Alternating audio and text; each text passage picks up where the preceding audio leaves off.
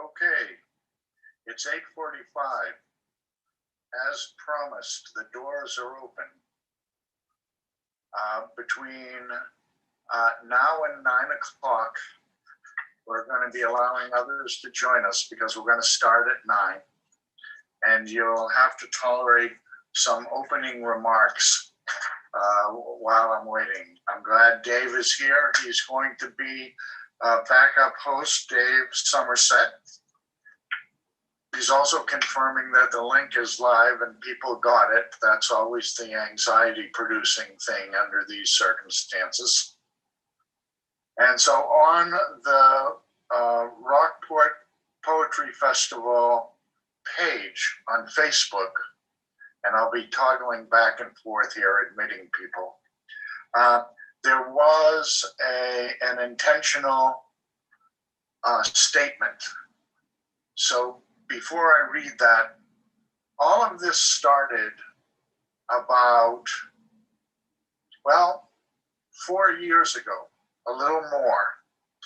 And I had an experience following an election where I was depressed and a little bit upset and trying to think of when had I ever felt like this before. And I realized it was during the period of my life after John F. Kennedy was shot, and then Martin Luther King, and then Robert Kennedy. And this is not the life I expected to have at this point in time. So then I realized that anger would hurt my health and have more problems than I already have with it. And I couldn't do nothing. Then I realized we have to develop an environment where authoritarianism and racism and limits on freedoms can't get nurtured. And so if people have strong voices and an aesthetic sense and move towards beauty and speak up and speak loud, that will be the right kind of environment to have the best kind of garden. And so we started with open mics, and then we went to a festival. The first one was live. It got a huge response, much more than expected. Last year, we had to, at the last minute, go to Zoom because of COVID. And that gave at least the impetus to realize we could go much bigger. We have a much larger audience. It's an ironic silver lining to the cloud we've been through. So this year, there is, in fact, a completely international festival that, thanks to all of you and every participant, it's working, and you realize the community that you're in. And I really appreciate it. And so the statement is, this event is an intentional space to recharge, not to forget, nor turn a blind eye to the trauma of this world. We look forward to a time for safety, renewal of minds and spirits, and kinship that's found in creativity, unity, and language. So I'll now declare this bridge open. I'm going to open the reading with a poem that I use for, that I use for all the live events, and it's called 5 Minutes. 5 minutes. It's what you get to recite your entire being, your poetry, the essence of experience expressed in 5 minutes, no matter how many years you've been on the planet, no matter how long you've traveled or where you have journeyed around the globe. You've got 5 minutes. Plumb the depths of your soul or soar to the height of ecstasy. Map the human heart, explore cosmic consciousness, transmute the everyday into the universal. It must be completed in 5 minutes. Isn't that what people say when indicating an instant shall pass? Be there in 5 minutes. Isn't that how long it takes for you to drown? The amount of time you can survive without air? 5 minutes. Can't you boil an egg in 5 minutes? It must boil down your lifetime to 5 minutes. But isn't that what poetry is about?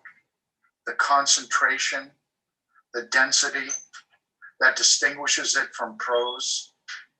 That point so sharp, it penetrates atoms between particles, allowing everything to be understood all at once. One simple touch that feels all. Isn't the quality of an entire existence reduced to moments? You've got 5 minutes. So we will start, and we're going to start in Asia, and let's see, I need to have a better, okay. I think we'll start with Jennifer Compton because she's here from Australia. She's born in Wellington and lives in Melbourne, and she's a poet, playwright, and author. So can you get started, Jennifer, and unmute your mic? I've unmuted myself. Can you hear me? Absolutely. Oh, that's wonderful. I'm here in Melbourne. It's quite late. I may not hang around for very long. I'm actually not feeling very well tonight. I had my AstraZeneca shot about a week ago, and I'm just hoping I'm not having one of those bad after effects. I've got a bit of a headache, and I feel quite shaky and wobbly. Well, I'm very sorry for all of that.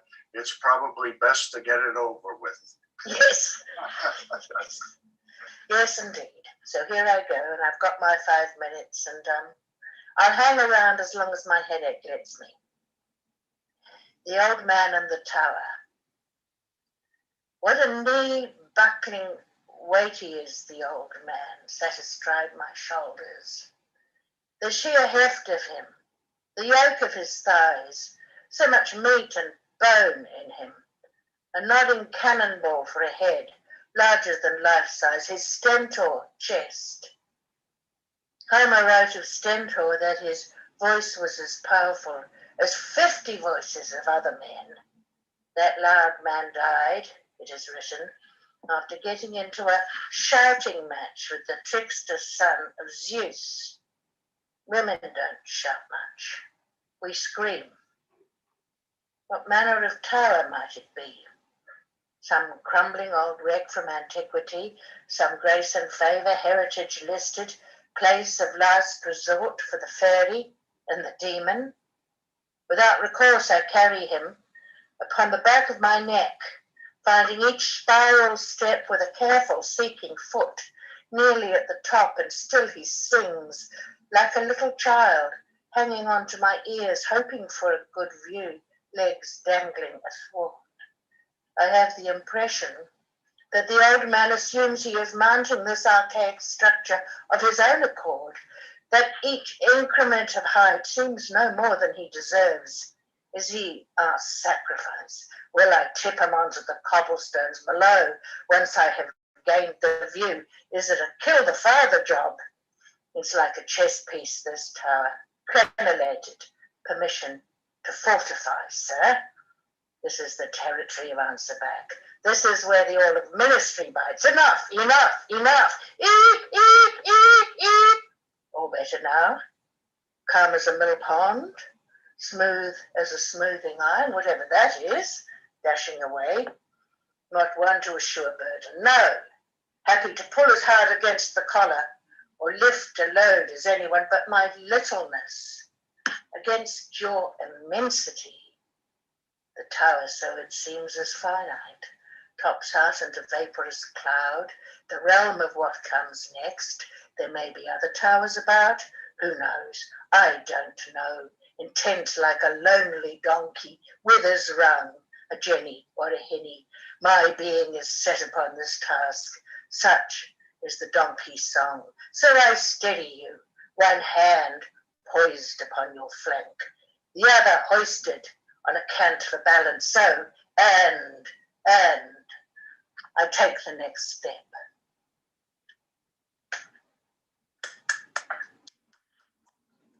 I'll mute myself again, and now I'll listen to everyone else. And that was terrific. Kelly Van Nelson is just coming on board. She's also from Australia. She's in Sydney, and she's an award-winning contemporary poet and the #1 author of 6 best-selling books. So can you hear us, Kelly? And can you turn on your mic and come forward and read, please? Hi there. Yes, I can hear you. Can you hear me okay? Indeed. Hi, everyone. I am going to dive straight in, and I have got 2 pieces to share with you today, if that's okay. The first piece is called Cube, and it's from my second book, Punch and Judy. And it goes like this. Multiple dimensions formulate the shape of a cube, just as multiple dimensions formulate me. This is my one-sided story. When I was a struggling high school kid, mean girls used to call me square, assuming it a flat two-dimensional insult. But I knew it was the basis on which I could build a pyramid, or a cube, or whatever wonder took my mood. On the surface, I flash smile at passers-by, showing only the angle I want them to see. People who know me well see my other sides, loving every corner of who I am. Others kiss my cheek with their tongue and their own cheek spreading gossip, ignorant of the fact that they are two-faced.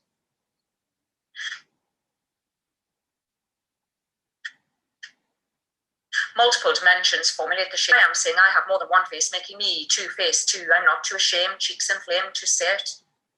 Every person needs more than two sides to have any fun when rolling life's dice. And while socially, three is company, it's far better to have a fourth wall. Hey, you, I'm not alone in thinking this, am I? Multiple dimensions formulate the shape of a cube. How many dimensions formulate you? Only I can be held responsible for the shape my life takes, moving 54 pieces in combination through 43.2 quintillion variations of a Rubik's Cube, making moves in the right order to create harmony amidst chaotic disorder. For a while, you helped me build a fifth side, adding bricks of confidence cemented with superficial friends paying social dividends. An architecturally flawed structure trespassing on the solid square base of my solitary childhood. You framed the future as sturdy enough to keep a roof over my head, allowing me to call your house our home. Until I realized I had a sixth sense, a waterproof silver lining within the roof, keeping me dry from the storm of lies, muting the sound of incomprehensible cries, brimming with enough instinct to know the only love I ever saw, smelled, tasted, heard, and could touch meant nothing if sixth sense curdled my gut. From the certainty of knowing you'd put a roof above another's head and flexed your muscles inside their bed, and I hadn't misread the diabolically dire situation. You were convinced my cube would cave in when I made the move to demolish every brick you ever laid atop my foundations, collapsing our roof to ground zero. But I'm still here with 43.199 quintillion new moves to make. And now I've removed the toxic side of my life that was you. I've discovered it's easier to think outside a box with no ceiling, looking at blue sky. Multiple dimensions formulate the shape of a cube, just as multiple dimensions formulate me. This is my one-sided story. I'm not asking you to take sides. Thank you very much. That's my first piece called Cube, and it's from my second book, which is called Punch and Judy, and it's all over the press at the moment in the UK. It's going to be given in the swag bags to the Oscars at the upcoming Academy Awards this weekend, which is quite cool. So look out for that in the press. I've got a second piece, a bit shorter, and this is from my sixth book, which is about to come out at the end of April. The book is called Retrospective, and the poem goes back to my childhood working class roots in Newcastle upon Tyne. This piece is called Don't Look Back in Anger. We were all born under the same rock, but some were airlifted out to manicured gardens of posh estates behind electric gates with private number plates in their drives. The rest of us were abandoned beneath the shadow of the stone in the heart of the cancelled drop zone, everything on loan, in a confidence homegrown. Down in the earth with the worms, the tough got tougher and the rough got rougher. Decapitate the head of a worm and it regenerates. Nobody looked back for fear of seeing one of the amputated tails unable to be revived, leaving PTSD and guilty tendencies at being the half that survived. We were the ones that got away, living in the present, where a 10-pence cigarette went far, feasting on one puff before passing on the tar, and a bottle of scrumpy was shared with Jack. We knew how to make fish and bread feed the 5,000. Camaraderie stems from wriggling together in the dirt under the turf. Every kid knew your name. Some used it, others called you worse, but we all wrapped around each other when wriggling in the hands of the police. Eventually, we grew into snakes, shedding our hand-me-down school uniforms and growing a thick new skin for work where we soiled our hands and coiled our wallets around the minimum wage. Even if we wasted the coins on too much venom on a Friday night, you could always take a loan from your bestie who never called in the IOU because it was always paid back, gift-wrapped in loyalty. When the going got tough, we retreated to the clue, tunneling deeply into the soil, churning, yearning for better times. We were the resourceful generation, mixing reality with topsoil, or secretion generating enough nitrogen for plants to grow. Don't look back in anger. Linger in a place when the nutrient of life is formed and the worm is transformed and reformed. That's me. Thank you very much. Thank you. Thank you. That was wonderful. I wish I had an Oscar to give you. I don't, but take a virtual one. Thank you. Thank you. Bye.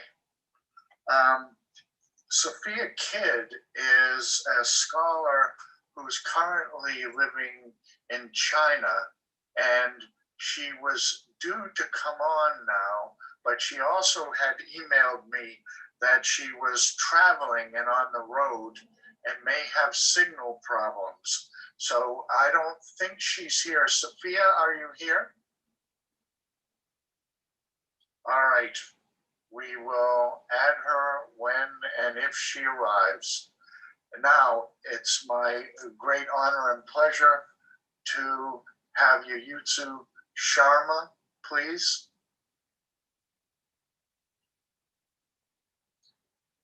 I want to give you your due, and he's the recipient of fellowships and grants from the Rockefeller Foundation, Ireland Literature Exchange, the Trubar Foundation, Slovenia, the Institute for the Translation of Hebrew Literature, and the Foundation of the Production and Translation of Dutch Literature. He's a world-renowned Himalayan poet and translator. Thank you. Thank you, Bob. It's so wonderful to be here. I'm very glad that I can make it because the weather is very bad, and anytime I'm afraid lights might go. Himalayas are very erratic these days, and especially in this season, a lot of thunder and a lot of storms. And I'm so glad to join this part of the world. Am I clear? Is my voice okay, Bob? Yes, yes. So I come from Kathmandu. I'm in Kathmandu at the moment. And, Kathmandu, we have top of the world, Everest. So we have a lot of tourists who come here. The first poem that I want to read is about these tourists and the porters who carry their load into the mountains. Poem is called Mules. And Mules. On the great Tibetan solitude, they meet me again, old forsaken friends. On their faces, fatigue of a drunken sleep, their lives worn out, their legs twisted, shaking from carrying illustrious flags of bleeding ascents. Age-long bells clinging to them like festering wounds, beating notes of slavery that modernism brings, cartons of iceberg, mineral water bottles, solar heaters, Chinese tiles, tin cans, carom boards, sacks of rice, and iodized salt from the plains of Nepal Tarai. Butterflies of the terrace fields know their names, singing brooks, tempests of their breathless climes. Traffic alert and time-tested, they climb, carrying dreams of posh peacocks, pamphlets of a secret religious war, built of an ecologist trial seaman, entire kitchen for a cocktail party at the base camp, defunct development agendas of guilty donors, the West's weird visions lusting for an instant purge. Stone steps of the mountains embossed on their drugged brains like lines of aborted love, scratched on the story crooks of the water's spouts. Starry skies of the dozing valleys know the ache of their secret sweat. Sunny days along the crystal rivers taste of their bleeding eyes. And the greatest fiction of their struggling lives lost like real mules, clattering their hooves on the flagstones, encircling the cruel grandeur of bloodthirsty mule paths around the glaciers of Annapurna. So this was the first poem. It's about the Himalayas and the porters and the animals and mules who carry the load. And so next poem, Himalayas is very holy place. Everything is holy. Mountains are holy. Animals are holy. Human beings are holy. The gods and goddesses. It's a very sacred place. And in Himalayas, we have a name in Sanskrit. It's called Devatatma, meaning place where soul of the god lives.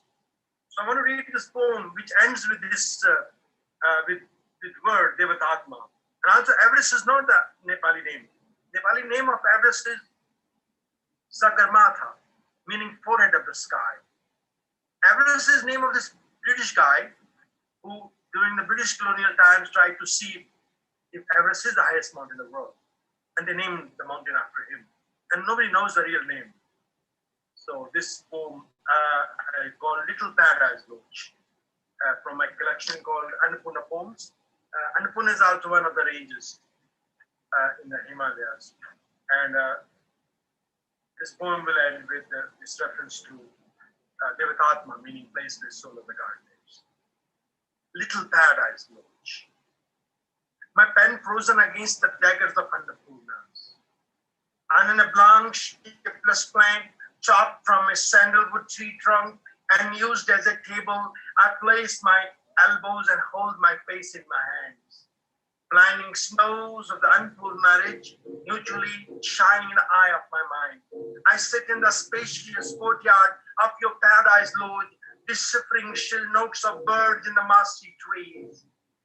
One bird initiates the lilting note like our meeting, while others let loose a racket of death vessels, ending with question tags. Can I stay longer? At least one more day in your little paradise lodge. Two birds playing in the crimson cherry tree stir a chord that seems like opening up of the blossoms of our bodies. Would you take me away and marry me? But what about this electric whistle? This cicada's constant cheer, cheer, cheer, the struggle of our breathless body against the dark suit of the night, the pigeons strutting freely in your courtyard, cool like exhausted putters, climbing the mule pass in the singing gorges, their guttural quint quint quack, quint quint quack, quint quint quack, quint quint quack. We seem to be using a human language, a kind of hush speech robbers might use. Love, in the courtyard of your little paradise lodge, I see silence turning flowers into daggers. A herd of cows shuffles past me in a joyous mood, festive like young girls going to a hillside fair, saying, "Don't you go away, brother, don't you go away. We would be back until dusk with presents." A cuckoo passes overhead. It's distinct caw, caw, caw. Please, do not leave me alone.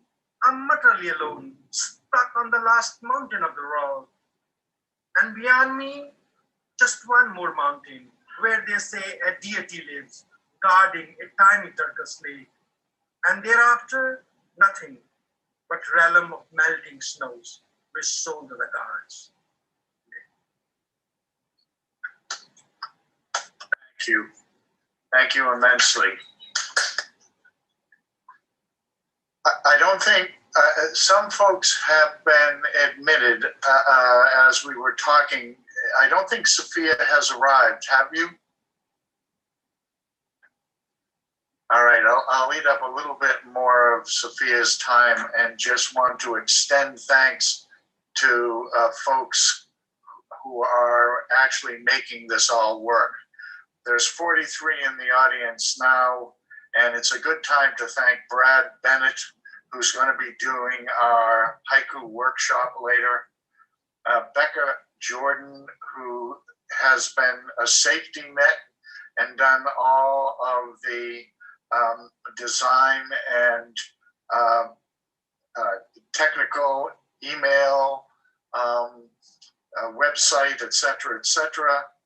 I don't think they're here, but Jenna Jordal and Mark Henry of Intelligent IQ that put up with me having freakouts over the technical stuff.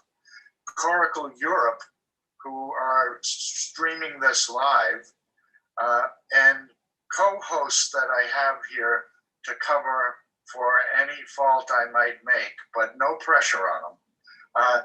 Dave Somerset, Lee Eric Friedman, Mark Borer, and Becca. So thank you all for being there and being you. And next we have from India, who was probably worried in the waiting room. Manju SM, are you there, please? Yeah, I am here, Bob. Hi. Okay. Yeah. So I have two pieces today. The first one is titled Shed Your Exoskeleton. It goes like this. Those skeletal coverings on the bodies of those arachnids, they are essential for its safety, saving it from its predators and preventing desiccation. Those exoskeletons are real vital parts of those arachnids. However, it is the same skeletal system, thanks to its rigid and resistant nature, that limits the growth of those arachnids, growing heavily on it. Once those arachnids realize this, they make a daring leap and shed those heavy and outdated skeletal systems and develop new ones that are flexible and permitting its growth. This leaves them vulnerable to attack by their predators for several days, yet they dare to shed a part of their own bodies, for they know that's how they are bound to grow. Your belief systems are similar to those exoskeletons. They provide you a vital framework to make your decisions upon. They are focused essentially on your safety and your well-being. Yet sometimes they become so rigid and resistant that they end up limiting your growth and progress. That's when you need to realize the time has come to shed those beliefs and develop more empowering ones. Yes, it might bring in uncertainty. It might get you uncomfortable, but remember, it is outside of your comfort zone that your growth really happens. In fact, it's not your comfort zone. It's your exoskeleton, those limiting beliefs that's become rigid and resistant, restricting your growth. Go shed them right now. That's the first one. The second one is titled Maslow's Hierarchy. Maslow's motivational hierarchy says, after the need for food, safety, and sleep, does one look for love and family needs. But ever since I fell in love with you, I have no motivation whatsoever for food, safety, or sleep.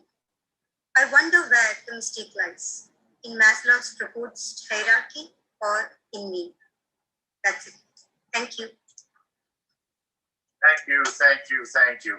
Wonderful. And thanks for your patience while I'm juggling things here and waiting in the waiting room.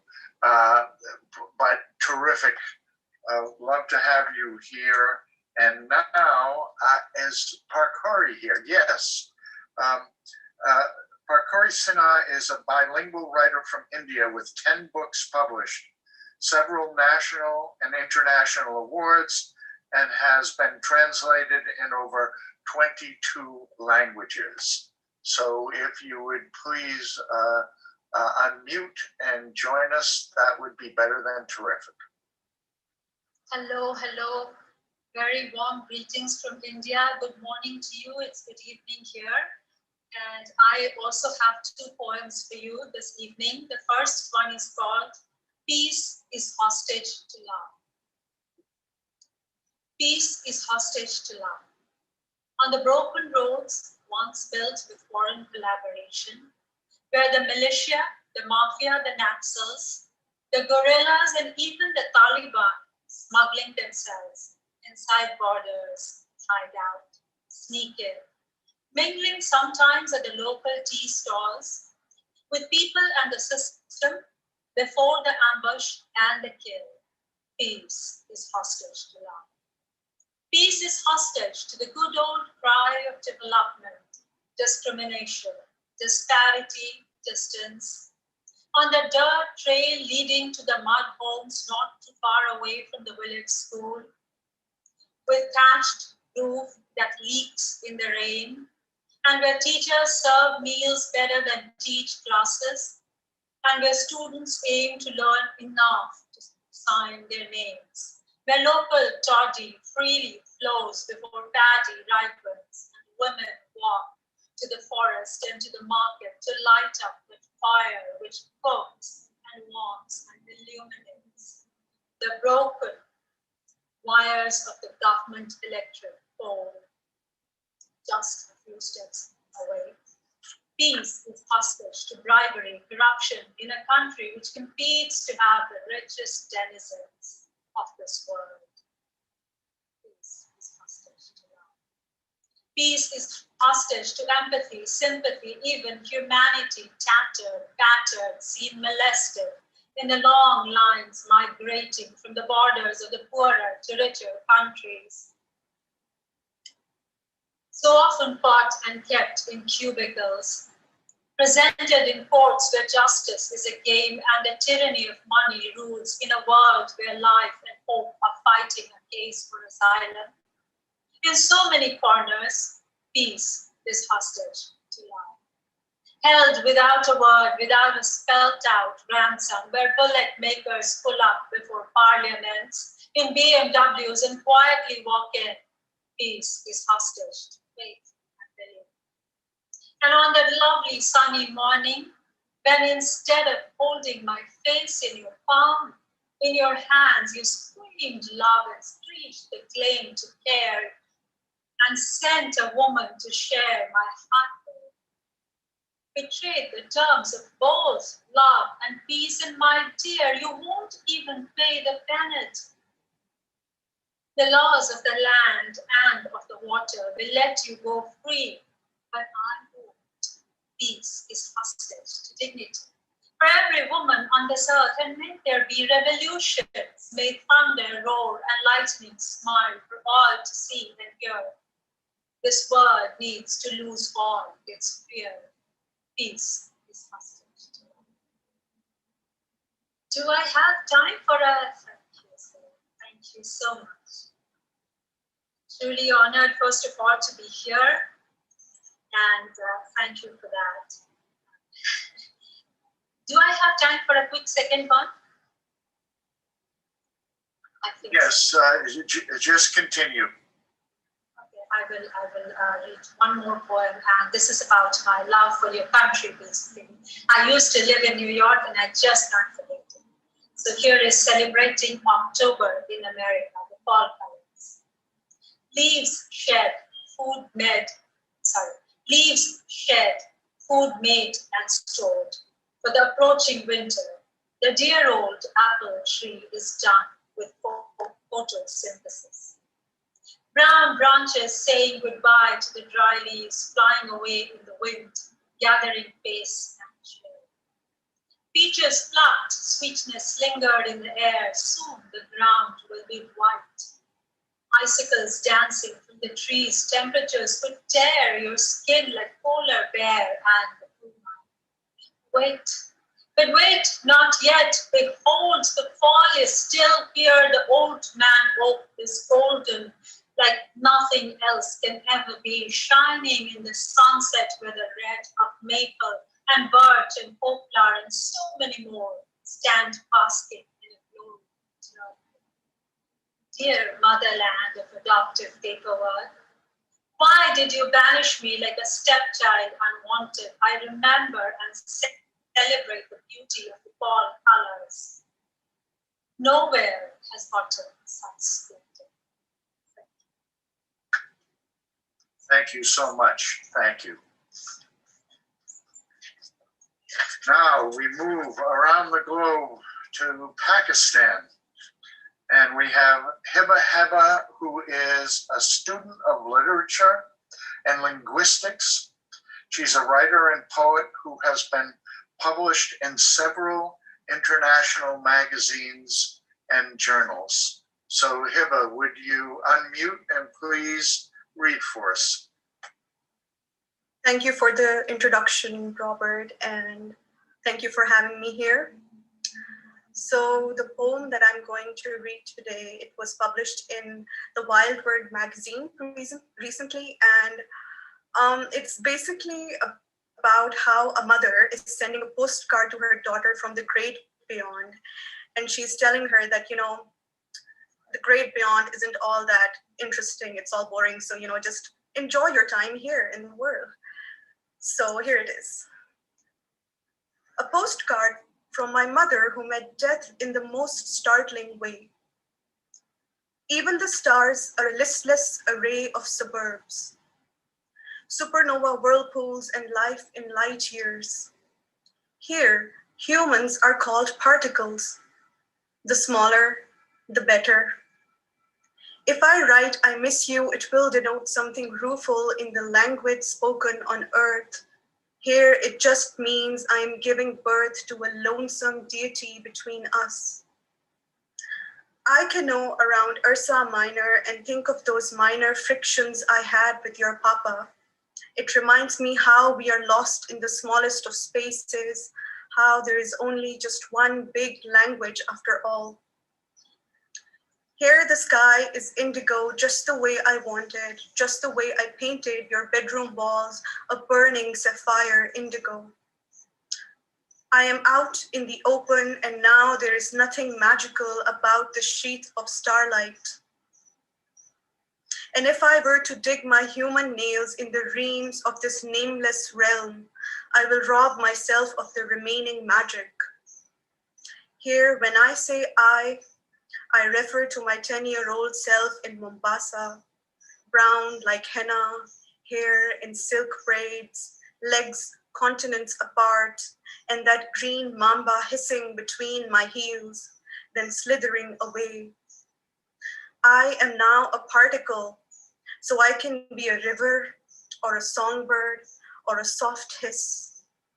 Here, rain brings no poetic sadness.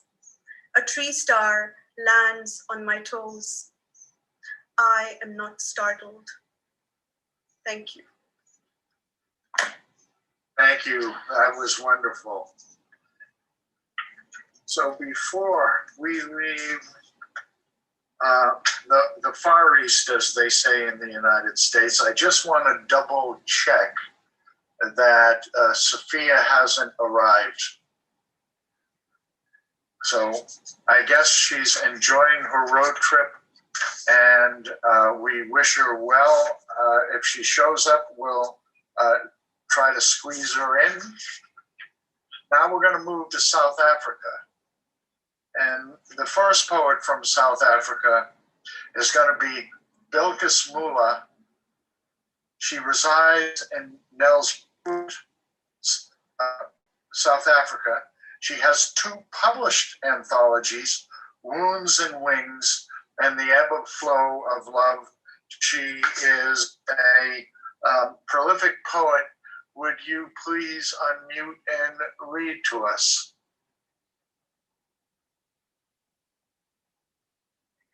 Thank you for having me here, and it's wonderful to see familiar faces once again. It's excellent to see you, Pankuri, as well as Hiba, Genevieve, people I haven't seen on the platform where we all met a long time ago. Right, the poem that I'm going to read today is titled New Beginnings. Light pours from the sun, filters through dark carts of sordid memories, conflict, the pebbles and rocks of crushed dreams. It was the year when history begged for recovery, appealed a vaccine, buried bodies stricken from a virus that showed no mercy for those afflicted, ransom to oxygen tanks and the struggle for breath in short bursts, unemployment and paltry wages, the shutters of windows shut to commerce, ailing economies in the throes of lockdown. Dark clouds smeared eyes in terror, here trapped behind masks, the veneer of helplessness against the pandemic that held the world to a cage of imprisonment. The solidarity of humanity clasped visions of fingers that allowed for no touch, hugs and kisses forbidden, from lives on the brink of the abnormal. Sunlight poured life for hope to prevail in the midst of a storm that raged in corridors of hospitals where the dead were buried in plastic bags of normal. The year ends in a war of worry for a new beginning, where compassion reverts selfishness to selflessness. Light pours from the sun, for a new beginning, the entrance of life within hearts of forgiveness from the year when the transformation of humanity dripped tears of remorse from regret, words spoken and unspoken, actions harnessed for solidarity, charity, and mercy, for the birth of life ignited by rays of sunlight, for the dissipation of hatred in the brief carriage of time, when life and death collude the new beginnings. Thank you. Thank you. Thank you. Now, if folks could mute, that would be great. And I have Connie Nahambi from South Africa, who has been, along with Alexandra Baku, who will be later, also hosts an incredible international open mic, as does now Parkuri Sinha. Hers is Poets Without Borders, and the other is the virtual poetry reading. So if you would be so kind, Connie, as to unmute and read to us, that would be great. With pleasure, Rob, and thank you very much. Greetings to everyone from South Africa. I have one poem that I'd like to share with all of you, and this is one of my favorite poems. I really do hope that you enjoy it. This poem is called We Were Once Kings. Gather round, my children. Let me tell you my story. Let me remind you of a time before time when I was royalty. Ruler of kingdoms, vast and wealthy. My subjects were strong and healthy. My lands were prosperous. Tributes were paid to express loyalty.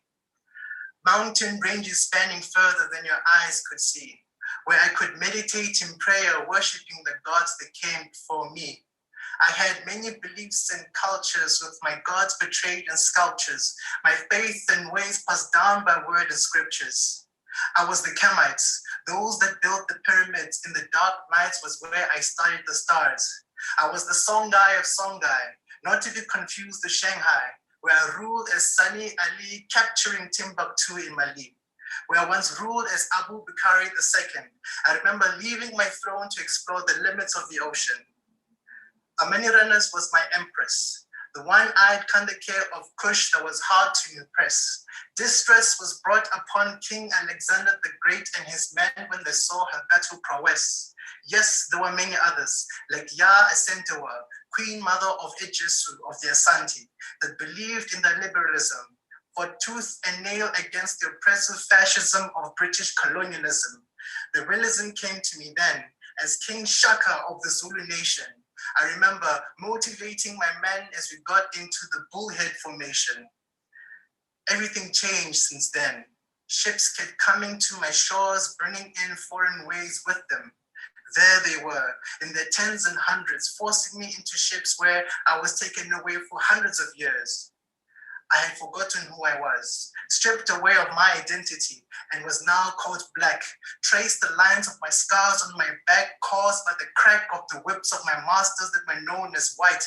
Forced to serve and be polite, will I continue to believe that this was right, teaching myself to be powerless until I became Frederick Douglass. My influence grew steadily, then I was Marcus Garvey. I regained my identity so I could remember.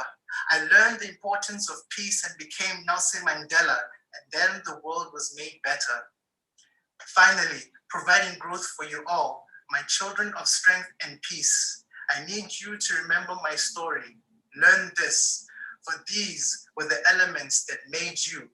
Never forget who you are, for you were once kings. Thank you very much. Bravo, bravo. Thank you. Great, that was absolutely terrific. Thank you. We will continue now also from South Africa. And we have Nina Pariachi, who is he's a medical doctor who's been awarded the Nadine Gordimer Olive Schreiner and Quill Literary Prizes. So if you're not in surgery, could you please unmute and read to us? Great, lovely to be here. Thank you so much for the invitation. I really appreciate it. And I must say, my fan club in South Africa is all agog about this recital. So it's wonderful. And greetings to everybody from across the planet. And Robert, thank you so much for organizing this. The first poem is called Homemakers. I've got two. The second one's a bit short. It's a poem of homage to the great ladies and women and the female sex that were the backbone of the resistance to tyranny, and are still the backbone of everything that's good and beautiful in our country. So it goes like this. They were homemakers, never home wreckers, the ladies of our childhood. They nurtured everything, children, flowers, gardens, homes, even errant husbands. The ladies. Their benign wisdom ensured that everything blossomed. They wasted nothing. They valued everybody. Sari-clad goddesses, they understood our weaknesses. They helped us overcome our silliness. They loved us no matter what. They accepted us, wanted us, needed us. Never undermined us no matter what. They sustained us while everywhere we experienced legal rejection, rudeness, and racism. Their elegance matched the dignity of their homes, homes that knew the impermanence, the instability inflicted upon them by the Apartheid Group Areas Act.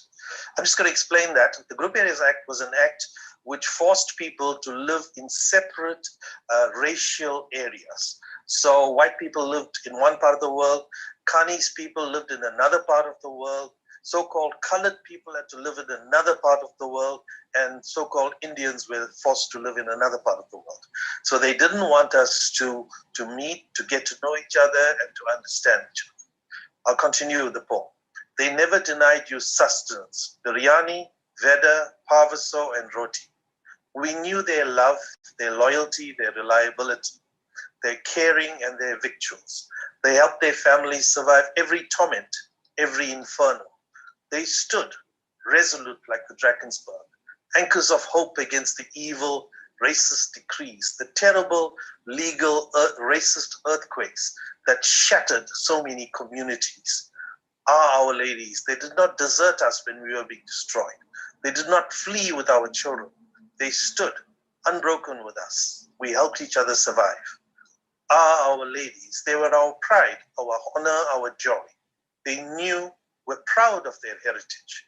They were like stone to temptation. Petite, they held the honor of their people in the palms of their small, delicate hands. They filled us with great pride. The racists could dishonor, humiliate, castrate, incarcerate, incinerate our fathers, our leaders, us. They could steal our land. They could make our little enterprises, us, illegal. They could violate, burn our lives, but they could never steal the honor of our ladies. They could never stop us loving, respecting each other. Our ladies, their smiles, their grace, their knowledge, their dignity, their respect, their hospitality, their values, their ethics, their femininity nurtured us as we challenged the ethics of a civilized law. They were the blood in our hearts, the strength in our muscles, the fiber in our spirits, the essence of our souls. They were the very center of our beings. They were our ladies. In a time of intimidation, intolerance, irrationality, gangsterism, devastation, bigotry, and barbarism, they are still ladies. Thank you. The next poem is called Homo Sapiens. This is a tribute to the people who resisted apartheid during a very, very difficult time when the entire legal system was weighted against the people who were fighting back against tyranny. So it's dedicated especially to the following people: Dr. Goodham, Dr. Neil Agate, Professor Dennis Brutus, and attorney Cyril Ramaphosa, who is now South Africa's president. Dr. Neil Agate was a medical doctor who was incarcerated by the apartheid people and died in custody. This poem and the previous poem were published by Glow Mag, which is published by Glory Sasikala in India. This poem is called Homo Sapiens.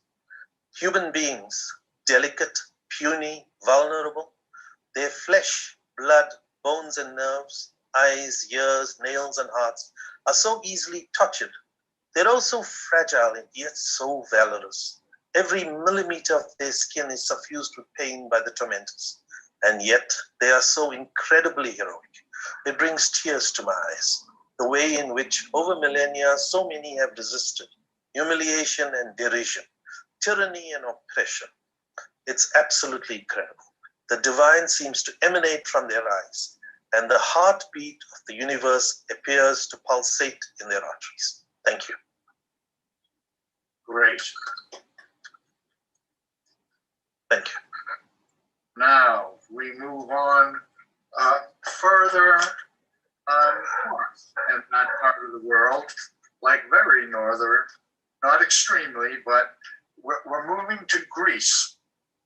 And we have Zandi Androukilo, who was born in Stuttgart, Germany, but is currently living in Greece.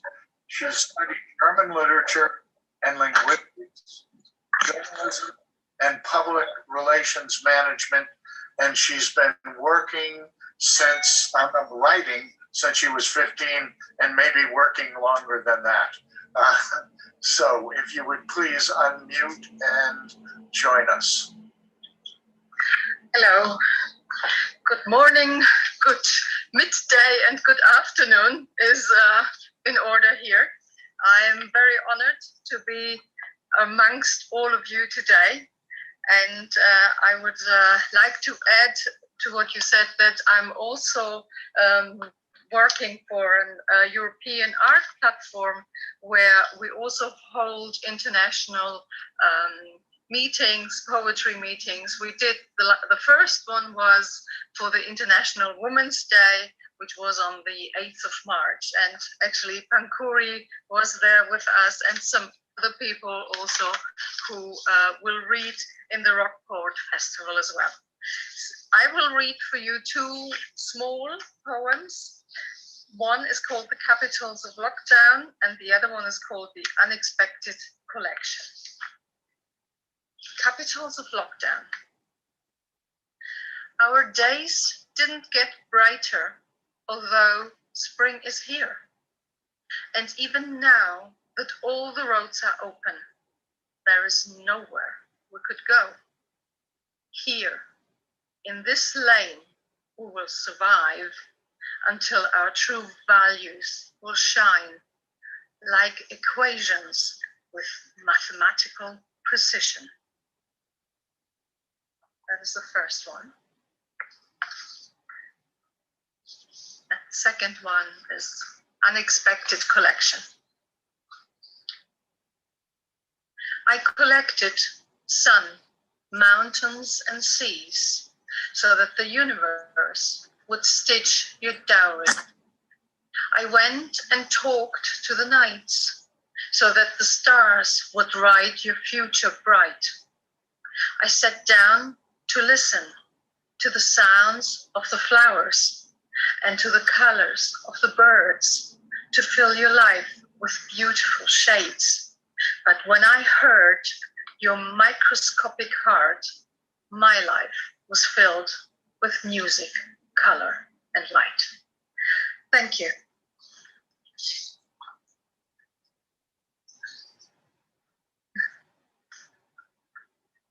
Now, I'm not sure, is Claudia Mihai here from Romania? I can't see that you're here. All right, given how broadly we're doing this, there are bound to be technical problems from anywhere. So I'll go back to Claudia if she arrives. So we'll move to Ukraine. Now, Alexandra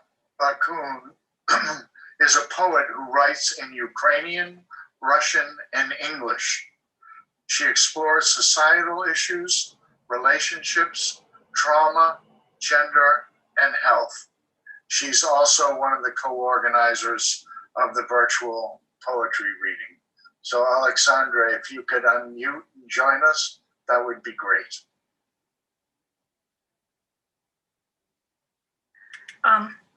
Thank you. Yes, it was actually a little bit unexpected and a little bit earlier than I expected. Sorry about that. Okay, so I will say a little bit about myself first. My name is Alexandra or Lesia from Ukraine. I write poetry since childhood. For 8 years, I raised intercultural awareness of European youth through European Commission's Erasmus Plus program. Some of you might probably have heard about it. For 4 years, I published fiction on Amazon, and this year I'm involved in organizing a seminar of creative youth, Seminar Tворчої молоді in Ukraine. Twice a month, I co-host international virtual poetry readings together with Hani that you have had an honor to hear. I'm thankful for Robert for hosting today, me and some other people from virtual poetry readings. And today I'll read my poem, I Know You Well Enough, in English and in Ukrainian. I know you well enough to want, desire, to know that I want to be with you on so many levels. Get to know the world with you, dancing, laughing, devouring, holding it firmly and moving calmly with my eyes closed. Putting my breasts under your lips to feed your thirst for knowledge, recognition, acceptance, enough to greedily touch you, mine, only mine. This time is for me only. It's time for me to feel and get to know you by the touch, by the look, the smell, to greedily learn and find like pearls unknown parts of your life, to build understanding of you like a jigsaw puzzle. Oh, here is a story about your family when you were very young. It explains so much about you and at the same time raises more questions. Here you have suddenly shared the fact of your life which you are ashamed of, the mistake of you that limits your world forever. And it opens my pupils and at the same time makes me think, how does it shape you? I'd collect drops, grains, crumbs of knowledge about you, creating a physical image from them, running my tunnel on its curves, imagining how you would shudder and laugh and leave you fully filled. And now in Ukrainian. Я знаю тебе достатньо. Достатньо, щоб хотіти, жадати, знати, що хочу бути з тобою на так багатьох рівнях, пізнавати світ з тобою, танцюючи, сміючись, пожираючи, міцно тримаючи його і мірно рухати з закритими очима, підставляти груди під твої вуста, щоб годувати твою спрагу пізнання, визнання, прийняття. Достатньо, щоб жадібно торкатись тебе. Мій, лише мій, це лише мій час. Час мені торкатись і пізнавати тебе на дотик, на погляд, на запах, на смак. Жадібно дізнаватися і знаходити, як перлини, незначні частини твого життя, вибудовувати розуміння тебе, як пазлів. О, ось історія про твою сім'ю, коли ти був зовсім малий. Вона так багато пояснює про тебе і заодно піднімає більше питань. А ось ти раптово поділився фактом твого життя, якого соромишся, яке ставить тобі межі, помилка юності, що обмежує цей світ назавжди. І він розкриває мені зіниці і заодно змушує задуматись, ким це робить тебе?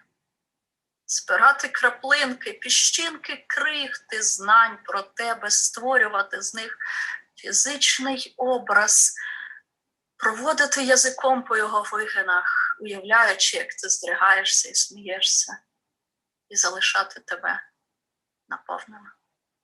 Thank you. Thank you so much. That's wonderful. That was really wonderful. Now we move to Romania because Claudia has arrived. I think she just checked in. So if you would be so kind as to unmute your microphone and join. Yes. Okay, Claudia is from Ploesti. She's a psychologist who began writing poetry when she was a mere 7 years old. And she is now in many literary circles there. So please, glad to have you. Thanks for being here. Thank you. I will read the poem, Ridiculous. Ridiculously deep, like the sea that falls on your eyelids, like the rain filled of heavy meaning that washes you, like the angel shut but your profane thought that wanted to put you to sleep. Ridiculously sweet, like your picture on the packaging of a vanilla ice cream. Terribly unspeakable, like the extreme turmoil arisen from your presence. Thank you. Thank you very much. That was beautiful. We're going to see if Jana Orlova is here from the Czech Republic. Are you here? All right, we'll head back when and if she arrives. We'll now go to Italy, Switzerland with Lucilla Trapazzo, who studies German literature, film and video, theater, and she's an award-winning poet published in international anthologies and magazines. So if you'd please unmute and join us, that would be great. Hi everybody. Thank you, Bob. It's nice to be here and to see many faces that I know, many people that I value and consider friends. It's not easy to talk about oneself. So I do write poems, different kinds of poems. Some are more social, feminist, and some are more playful. For today, I chose to read one poem I wrote a couple of weeks ago. It's much more intimate kind of poem. And I will read in Italian first and then in English. White Room. C'è una stanza tutta bianca sul fondo dell'acquario. Le pareti sono bianche e l'armadio e il comodino sono bianchi. Ecco, ti presento il letto bianco ed ecco il gatto bianco. Si riconosce appena tra le pezze candide, se muove il muso zenzero. Ecco una donna morbida, si spoglia e lascia sulla soglia pantaloni neri. Candido il seno enorme, forse un po' cadente, valli e montagne bianche e cumuli di zucchero. si spoglia, si espone nuda a te che guardi dall'altra parte dell'acquario, intatta, indivisibile, e resta seduta sul margine sottile della tua mano bianca. Poi alla luce alza testa e collo, Savassandir in bianco. La luce, un lampo di chiarezza e diventa bella. E io sono un qua di pietra, scrivo segni orfani e non so più perché. White room. There is a room all white at the bottom of the aquarium. The walls are white, the closet and the nightstands are white. Here you are, the bed, white. And here is the white cat. You barely see him among the white rags, just when he moves his ginger snout. And here it is, a soft woman. She undresses, leaving on the threshold her black pants. Huge, her candid breast, maybe a little droopy. White valleys and mountains and piles of sugar. She undresses, disclosing herself naked to you, who are looking from the other side of the aquarium. She's whole, undividable, and she stays sitting on the thin edge of your white hand. Then, to the light, she offers head and neck, Savassandir in white. The light, oh, the light, a flash of clarity, and she becomes beautiful.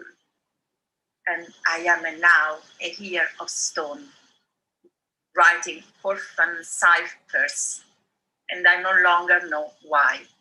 Thank you. Thank you, thank you. Very beautiful. I really appreciate that we hear poems in different languages. It enhances everything and it gives a beautiful song to it.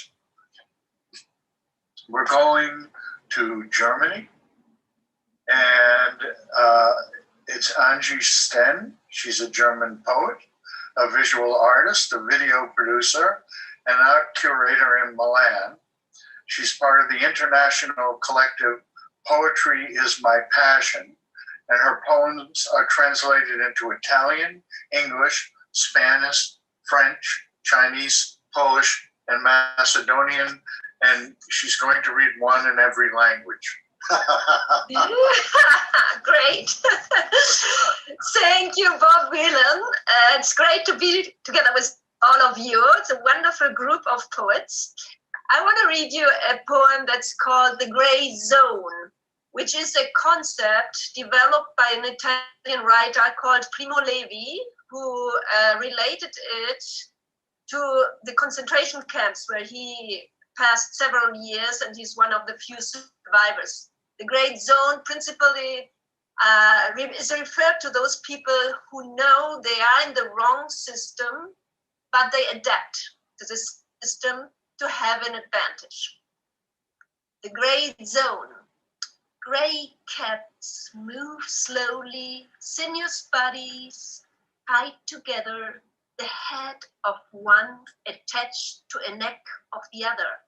They rub each other like mall-tuned radios with a hum of a solid purr.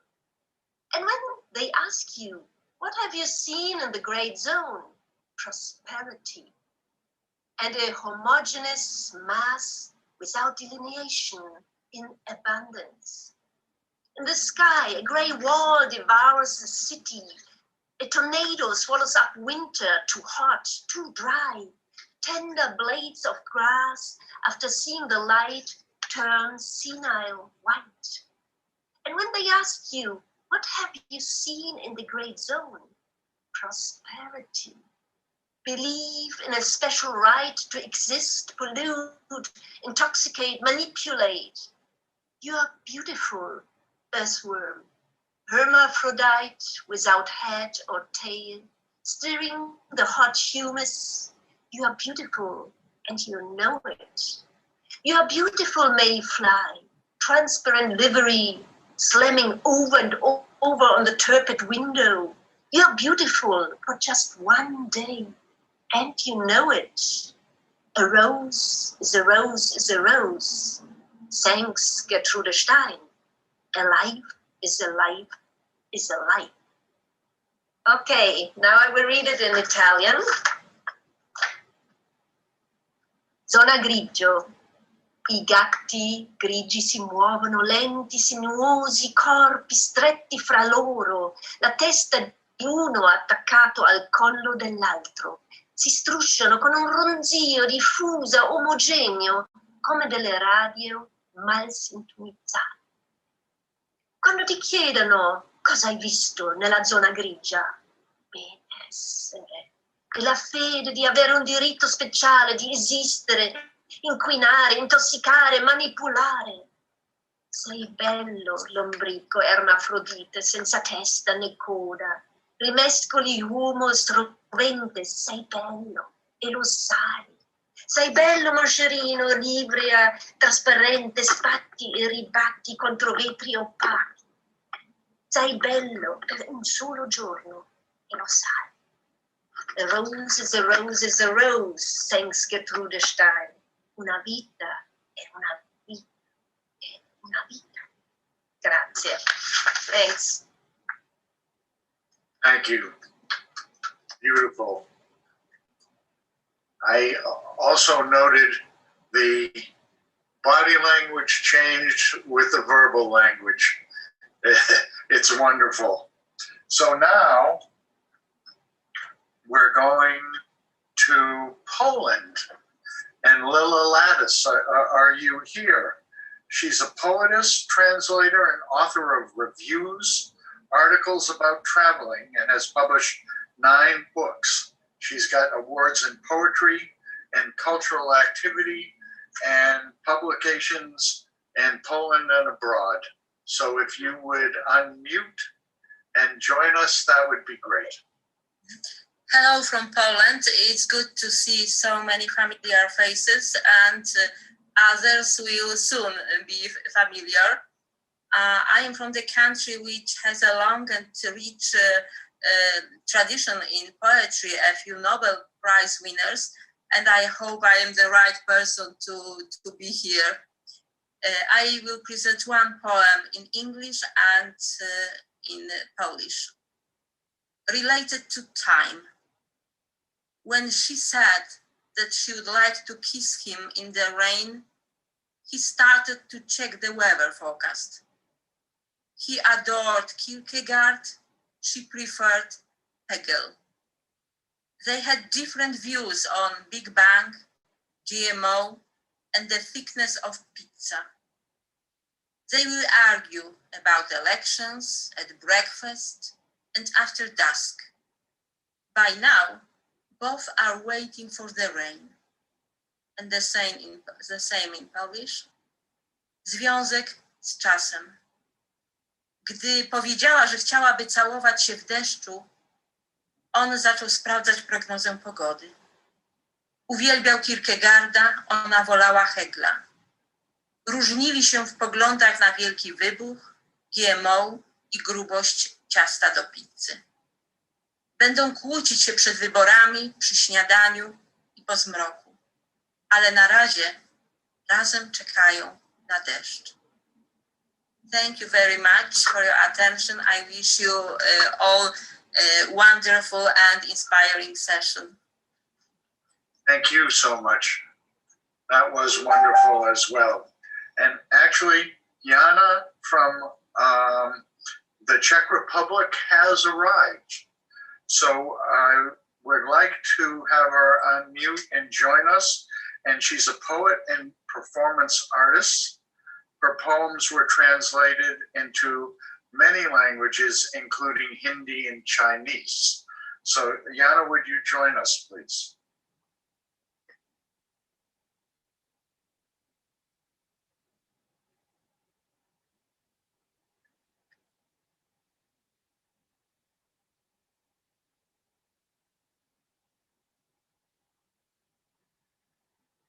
Oh, maybe there was a signal problem. She was there, And now she's not. Let me double check again. All right, we'll have to try again. But for now, let's move to Denmark. Paul Lundgaard Damgaard is a member of the Danish Authors Society. His work appears in publications and anthologies worldwide. So Paul, would you join us, please? Thank you so much. Now I'll read the poems first in my mother language, and then I'll read them in English.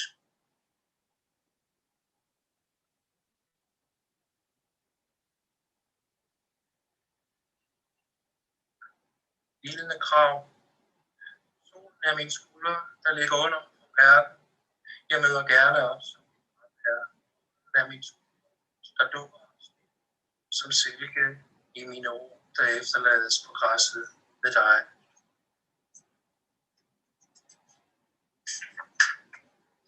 Åndedræt fra kyst til kyst. Duen er så tung, at træet hænger ind over mig, og den lader træets blade glide ned mod solen i forgrunden. En anden lander på en anden gren, og jeg står på enden af landet. Jeg er en menneskemængde, der visker mine bekendtskaber ind mod et sted, hvor en andens intentioner, mens en lue flyver. Tavshedens voksne græs i det skarpe lys, træet kan ikke følge med. Vi er i budskab.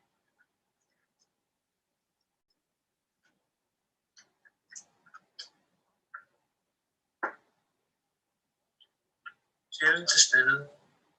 Tårnet står ud til gaden. Det har fået fri luft. Det er midt nu uden sammenligning i et alibi. I besøg i rislende solnedgange i fuld fart. Jeg glider gennem territoriet.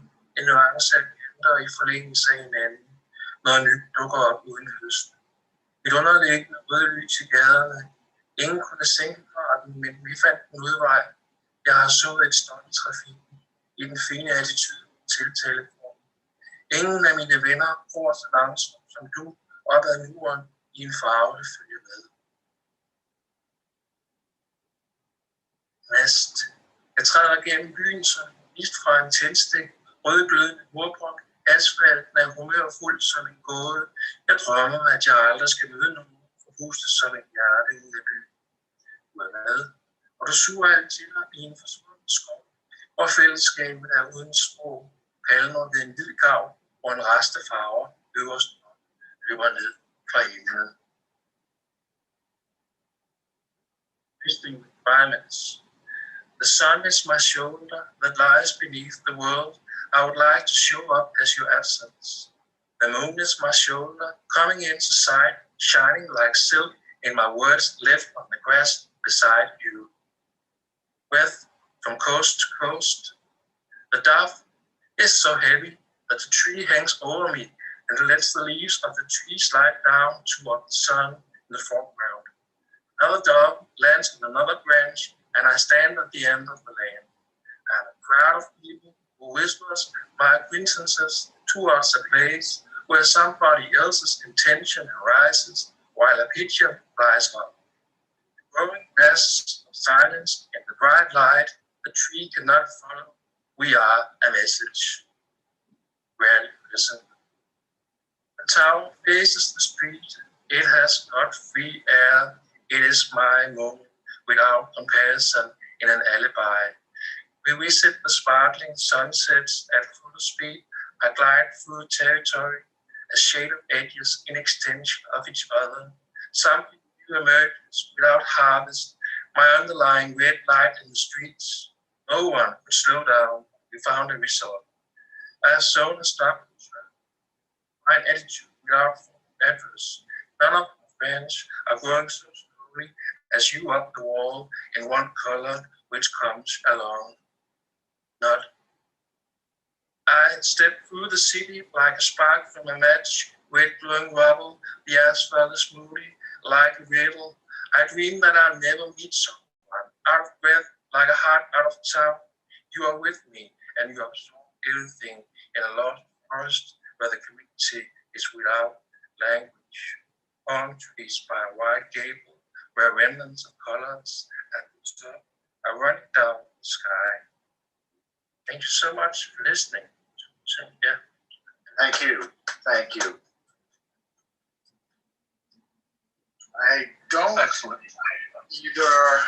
think Yana has arrived, and Sophia is still on the road in China. So we have a bit of time before we move to the haiku workshop. And that's going to be at 10:30. So that is a bit, but what I would, oh, there you are, Yana. Thank you. Can you please unmute and join us? Yeah, thank you. I've got some troubles with connection, so I'm so sorry, but I'm here. Yes.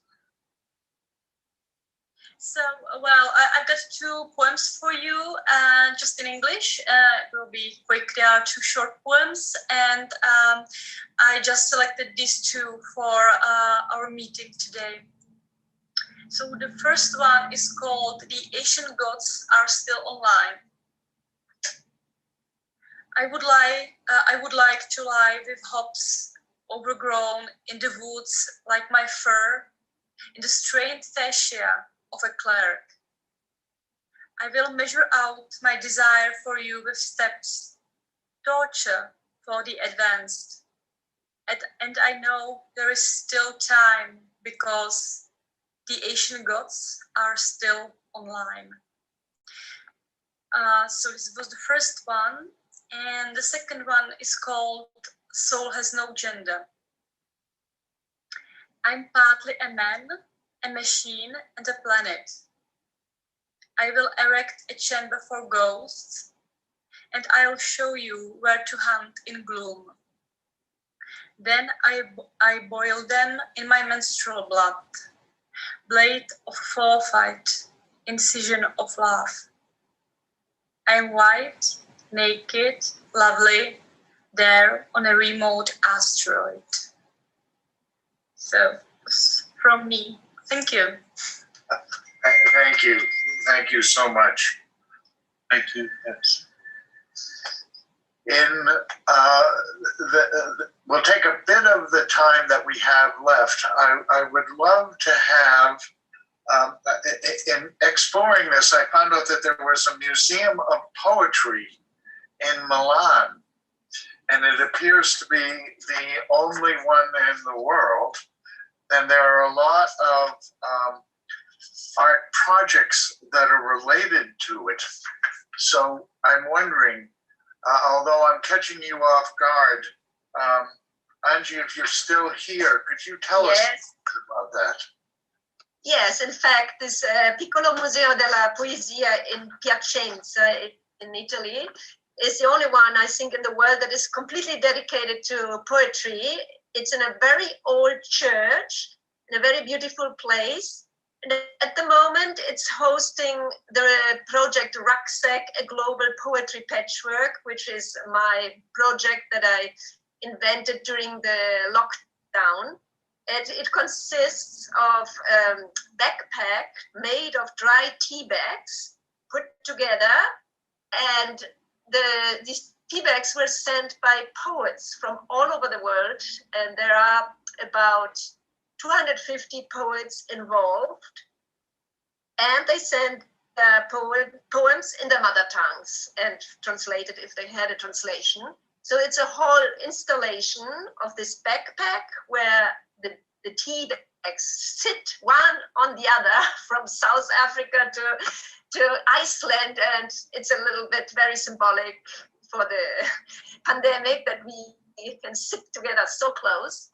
And then there are these poems exhibited all over this church. And then there is an audio installation where all the voices from the whole world are mixed up in the wonderful languages that we have, and it's an incredible sound. So this project is an open project. Whoever is interested to enter into it can contact me on Facebook, and I will send him the call, because it's a project that is growing. Suddenly, more and more people come in, and people, the thing is, what we do now, we do readings like this one in different parts of the world. So last week we were in New York with 8 poets. Then next week we have an Arabic-Italian meeting, always bilingual. So it's something, it's kind of a social sculpture, as Joseph Beuys, the German very famous artist, developed this concept. No, it's an art piece that becomes a social thing. And we don't know where it's going to go, but in this moment, it's a very exciting project. So it sounds terrific. I want people to know that after this festival is over, we'll have we're calling it a book catalog, and it'll be posted. All of the authors and poets here will be in a listing that shows contact information, projects, and their publications. Too much to introduce today. If everyone did that, we'd be getting around to the first poem about 6 o'clock tonight, my time.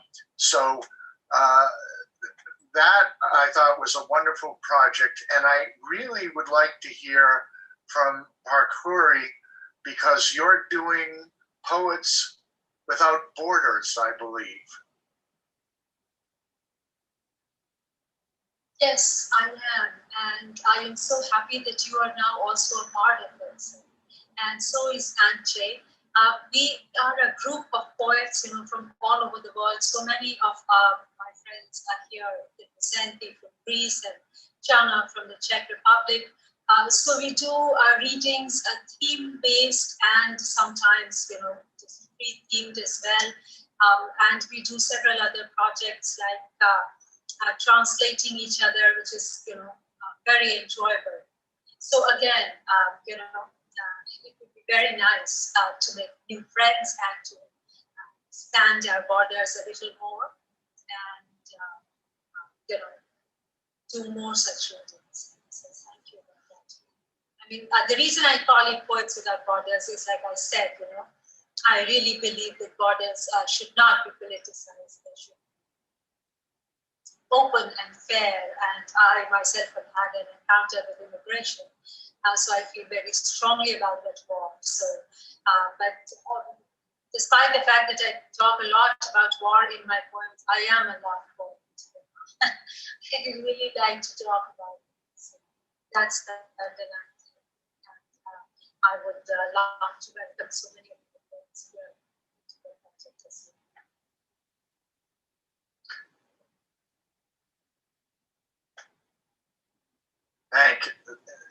Thank you. I think your voice connection might have faded there. There. Yeah. Okay. Well, it's faded again, I'm sorry to say. Oh my goodness. Can you hear me now?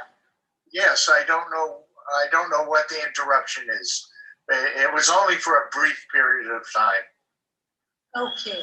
Well, anyways, just a warm hello to everybody and a very warm welcome on behalf of Poets Without Borders as well. And as the name suggests, we're just about opening up of our borders, and we're just about making new friends and fighting for human rights also. So it's not about just political activism, but we do have that faith that immigration should be fair, and it is a part of our life today. So that's the organization all about, and I would actually love to have more and more poets join us. So warm welcome. So we'll have information about that. It is wonderful. And there is one other international poetry reading, and I was wondering if Connie or Alessandra would say something about the virtual poetry reading. Yeah, I would love to. I was actually thinking about it. So virtual poetry readings, we are organizing them since June last year. And it used to be every week on Saturdays, but now it is twice a month on Saturdays. And it is It begins at 10 a.m. Eastern. And we welcome poets from all over the world. We have had poets from 5 continents. And people say that in these uncertain times, virtual poetry readings have been providing comforts, and kind of acts like group poetry therapy for people, because you share, you get feedback, you get support, and we really welcome everyone. It kind of feels like a family, to be honest, at this point, when you meet people that you have known for many, many months every week, and you follow them in all the things that are happening, and we also support each other's publications. We are preparing now the first anthology of the virtual poetry readings that we will publish on Amazon. So several of you present here now are from the virtual poetry readings. It actually began from the poet from India, Adrian David, and now Hani and I have the mantle of the host and admins and moderators. Hani, would you like to add something? Just a few words, nothing too much to say that has already been said. So I serve as co-admin for the virtual poetry reading, and I would say one of the nicest things to see on this platform is to actually grow with the performers, the poets.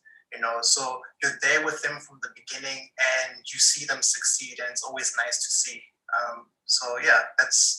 I think that's the best thing that I really like about this platform. So thank you all. Like I said, we'll have ways to connect. If they're not in the chat, they will be in follow-on. The web is rockportpoetry.com. The Facebook pages are Rockport Poetry, and then there's another one, the Rockport Poetry Festival. The live reading of today will be on the Rockport Poetry Festival page, and it has been simultaneously streamed through Coracle Europe on their YouTube page. So just know of that as a resource. And before we take an intermission, I just want to say, as has been mentioned, this poetry has been, and the communities have been solace for many people during the pandemic. And if you think about it, and this has actually given us the time to think and decide what's important. If you think about it, the world turns to art when it has problems, when it has aches. And I would think that it would be obvious then that it has to be critically important, not a secondary thing that you happen to do, but maybe the primary expression. And so I'm just ecstatic that we have this platform today, and I wanted you to be aware of the other platforms that are ongoing, as well as Rockport Open Mic, which is the first Wednesday of every month. That's a totally selfish plug. Just connect. We're a global village, and we're a global village of really open hearts. So let's move on from here and build on what we've got so far. So I'm going to take an intermission. The stream will stay live but the live stream on Facebook and YouTube will take a break. And we're going to be recording this in segments. So later you can go back to the specific segment you want to see. Okay, so thank you to everyone. This has been intense. The poetry has been beautiful. And in about 7 minutes, Brad Bennett will be running the haiku workshop, and he'll be hosting that. And this will still be here if you want to check out chat. So I'll see you in a bit. All right, take care. We'll be in the UK after the, we'll move to the UK and the Caribbean and South America after the haiku workshop, and then to North America and across the US after that. So I hope you can join us. Everyone take care now.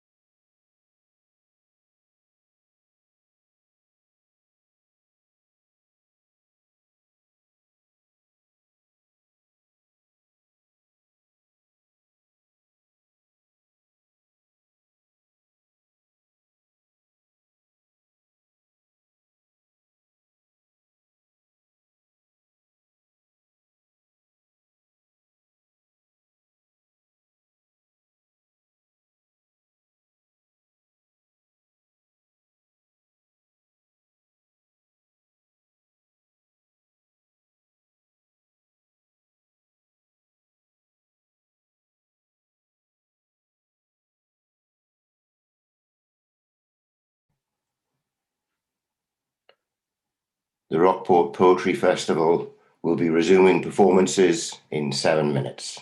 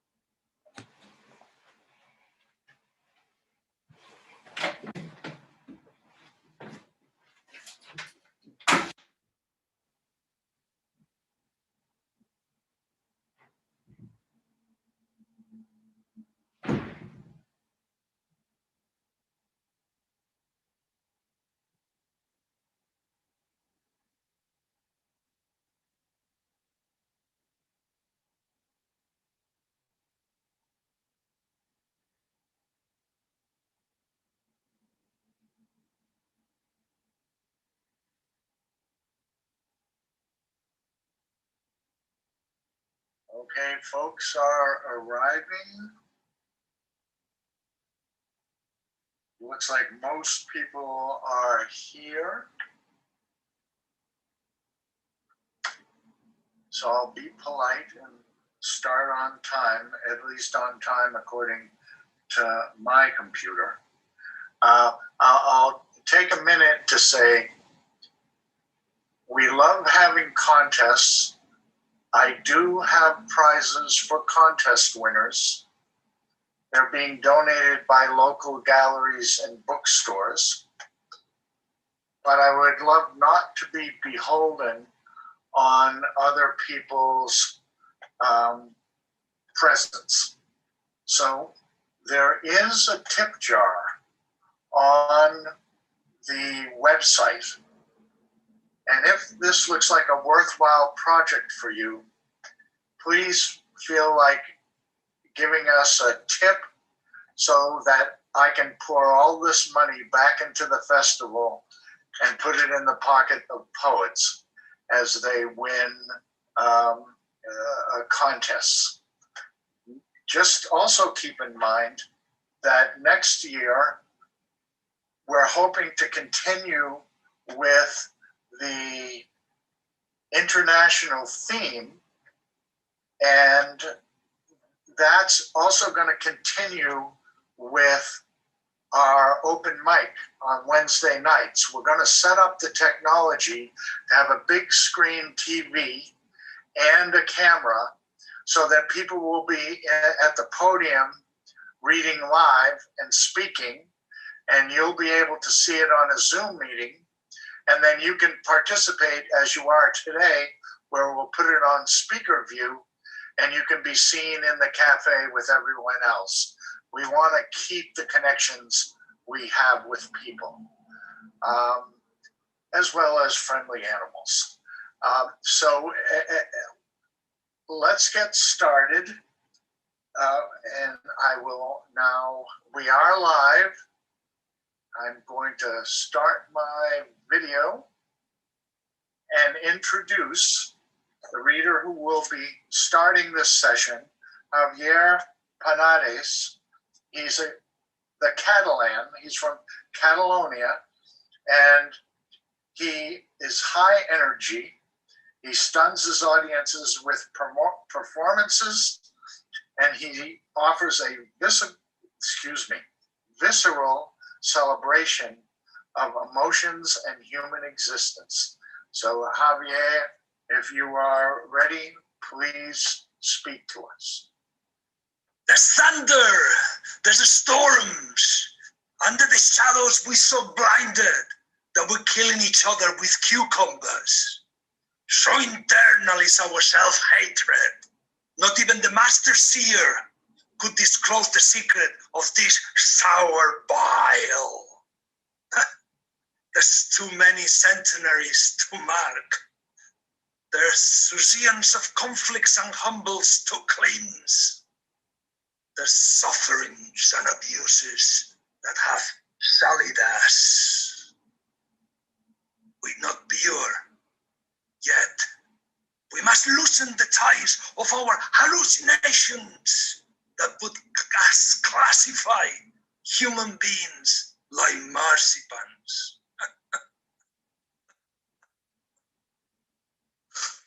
I cry, for yet I hear no sound of liberty. From nowhere, rivers of blood flow. Even then, we face neither eternal cowardice, not our enemies, nor the Inquisitor dazzling us into eternity with his lantern.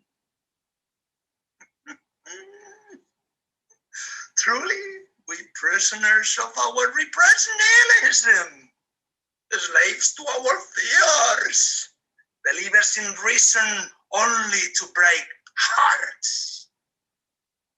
Some, with envy, tell me I'm not Catalan enough for pronouncing instead of Others grudgingly oblige me to be Spanish, as it says on my passport. What right you got to judge me without asking me? I'm neither a slave nor object, nor someone who follows the path. I'm a human being born in the Catalan countries, whose hurried by through the wall, who, with no need of comparison, has the right to say he feels Catalan. Thank you.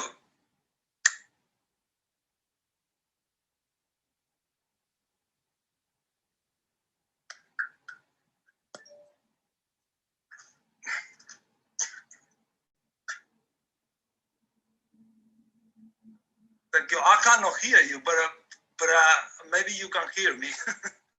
I don't know why I cannot hear you. No, that's all right. I know we are under pressure with the time. Bravo! Bravo! Thank you. Okay, it's so limited to the stream, but thank you. This is very important for Catalonia, as we are constantly repressed, you see, as you know. So thank you very much for inviting me, and I can, and all these under the bridge for the ones that know. Okay. I'm looking forward to listening to others. Bye. Bye. Thank you. Next, we're going to Scotland and Finn Hall. And Finn is from Northeast Scotland. He's a poet, a storyteller, a curator, a filmmaker. He had a film yesterday after our prelude. It was great. He's published online in several anthologies, and he's a host of Like a Blot from the Blue. Okay, so Finn, take it over, please.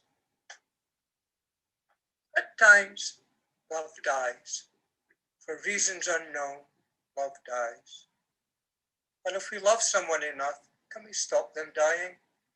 We hold them so much in our hearts, the hearts that beat in synchronized time.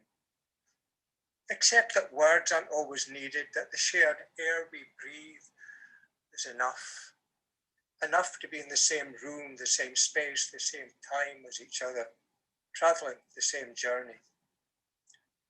I'm happy to be shipwrecked on your shores, to be the flotsam and jetsam of your life, keeping my head above the water in your vision. To know that we are always in reach of each other, always traveling on an inspirational adventure together, always floating on the same waves. For what if we drift apart? Still in love, but just out of reach of each other. Lifesavers hiding in the mist, fingers grasping, arms outstretching, reaching. Then beached up, face down in the sands of time, gasping for air, wanting to share the air with you, cast away, far away, so far. All I have is the memory and comfort of still loving you, even though your physical presence is no longer around. But at least I still have you still in my beating heart, a heart that once beat in time and rhyme with yours. Now, all that is around me and all here that surrounds me are sequins, glitter, and regret that we had unfinished plans of land still to see and places to be. At times, love dies. For reasons unknown, love dies. And I held you in my arms as you died. And now I hold you forever in my heart. And my heart will beat for the two of us.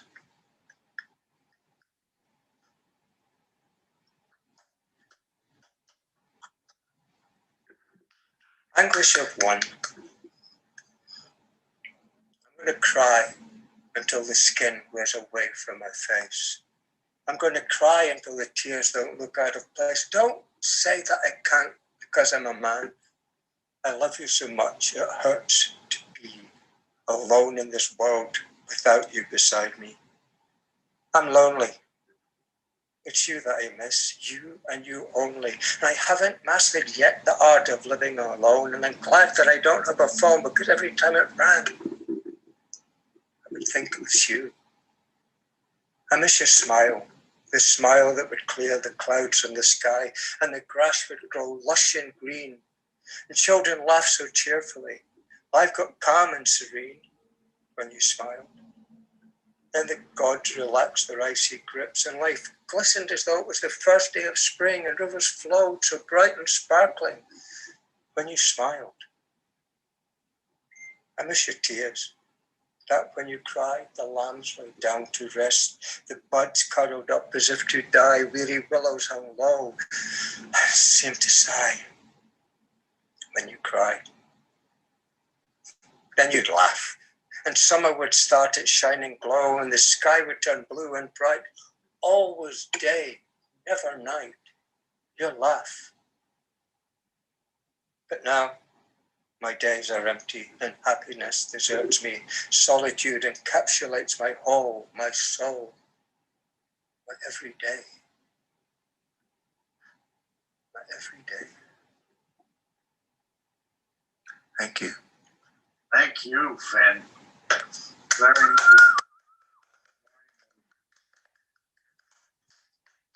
I hope we'll have a link to your film. So we've got the trailer up there on the website, and I'd like to have a link so that they could see it. It really deserves a greater audience. So thank you again. Our next poet,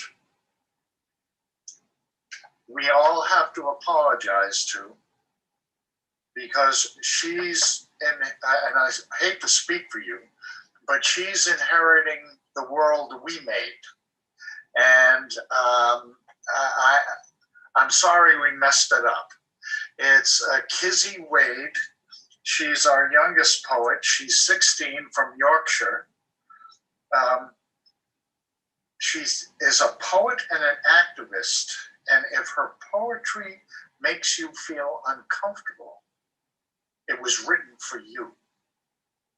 So, Kizzy, if you would please unmute and read to us. Thank you for the introduction, and thank you for having me. My voice sounds a bit funny today. I have a cold, but it's really cool to be here at such an international event. The poem I'm here to read is called Coming to Terms with It. And for a bit of background, I'm a full-time wheelchair user. When discussing disability, we talk about coming to terms with it, but we talk about it as a one-time thing. And although some things never change, like the physical implications of the issue, your life and how it affects you change regularly as you hit milestones. For example, I can't walk. I'm currently aged 16, and it affects me differently to how it affected me at 6.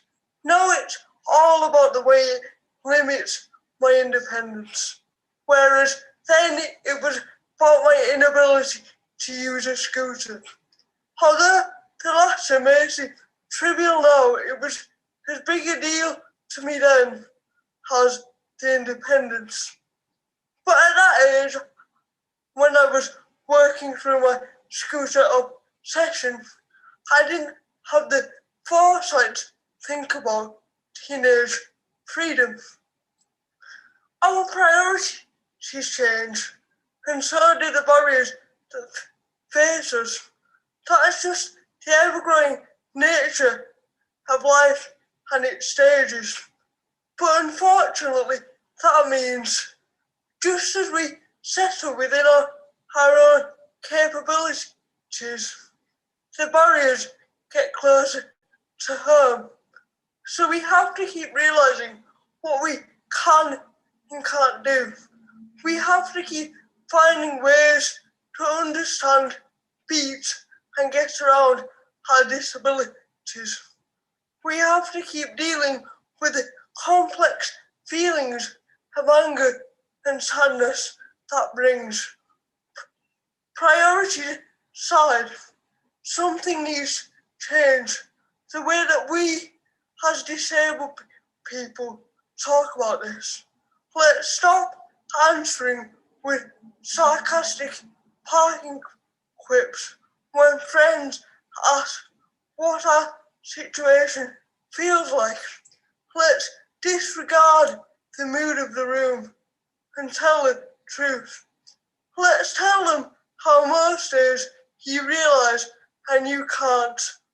And it's only on occasion you realise and you can. Let's tell them how it feels to have a mind that operates at 100 miles per hour and a body that barely accelerates to 1. Let's tell them how it feels to be able to achieve the extraordinary but never the ordinary. If this has felt like a moan, I'm not sorry. It's just, I think, 16 years without solitary toilet trip has given me a unique perspective that might open some frank conversations about real experiences without fake smiles. Thanks for having me. I'll put my social stuff in the chat.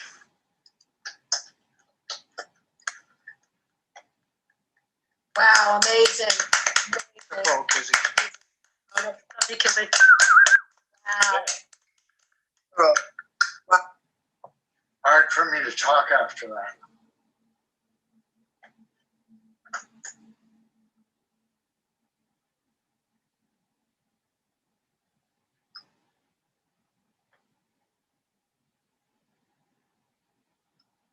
We have Genevieve Ray coming from England. She's a poet and a playwright.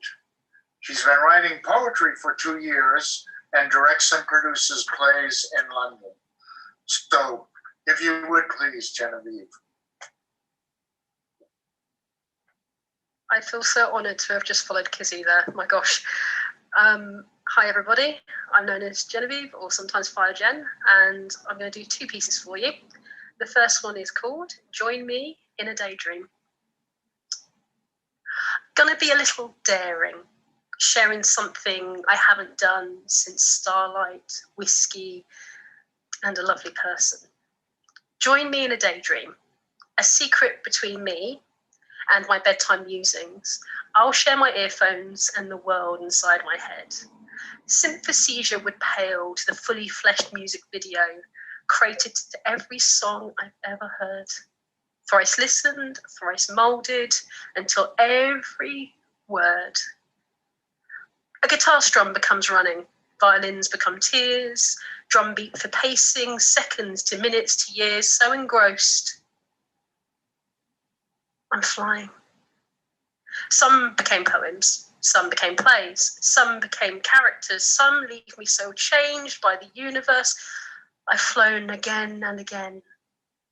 Songs for the screaming, songs for the breathing, dreams to rehearse every nightmare, every avalanche, till I know what I really want, to give this anxious self a chance. It's a lockdown secret, I barely spoken of. Inspiration out of nothing but 2 earphones, a phone, love, and the dreams that evolve. Thank you. Thank you. And number 2, if we're all right for time, Bob.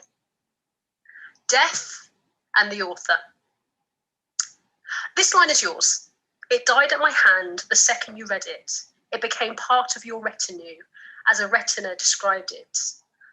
I could write you an 80-page detailed explanation of what, the very personal why. It would not matter. It's no longer mine. This line is yours. From the moment that I mouthed it, your neurons then had to accept it, even if you fought against it. A picture formed, a secured message, deciphered, detected. It's no longer mine. This line is yours. The second I pressed upload, even with the small C attached, I cannot control the message that you get, what you think of me right now, how you interpret the world as the message was sent, if it ever got to you at all. It's no longer mine, and that's the flaw. This line is yours as it widens growing out of me. My sentiments made reality. I must read it as well for it to relate to me, and she who reads will be another self, other part of the future as it dies past its death. It's no longer this self. This line is yours. So I wish it joy to the future, be it in a few minutes or another year. This word will stand the time, unless foolish hands cut the line, delete out of some form of shame. I won't, future friends, I promise. I can't anyway.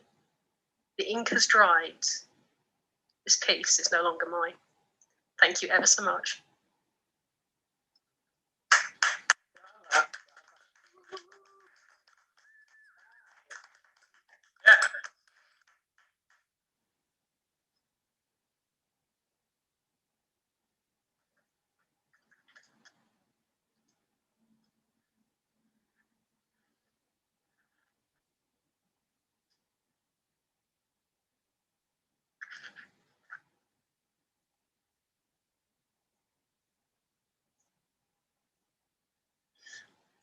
Rob, we can't hear you because you're muted.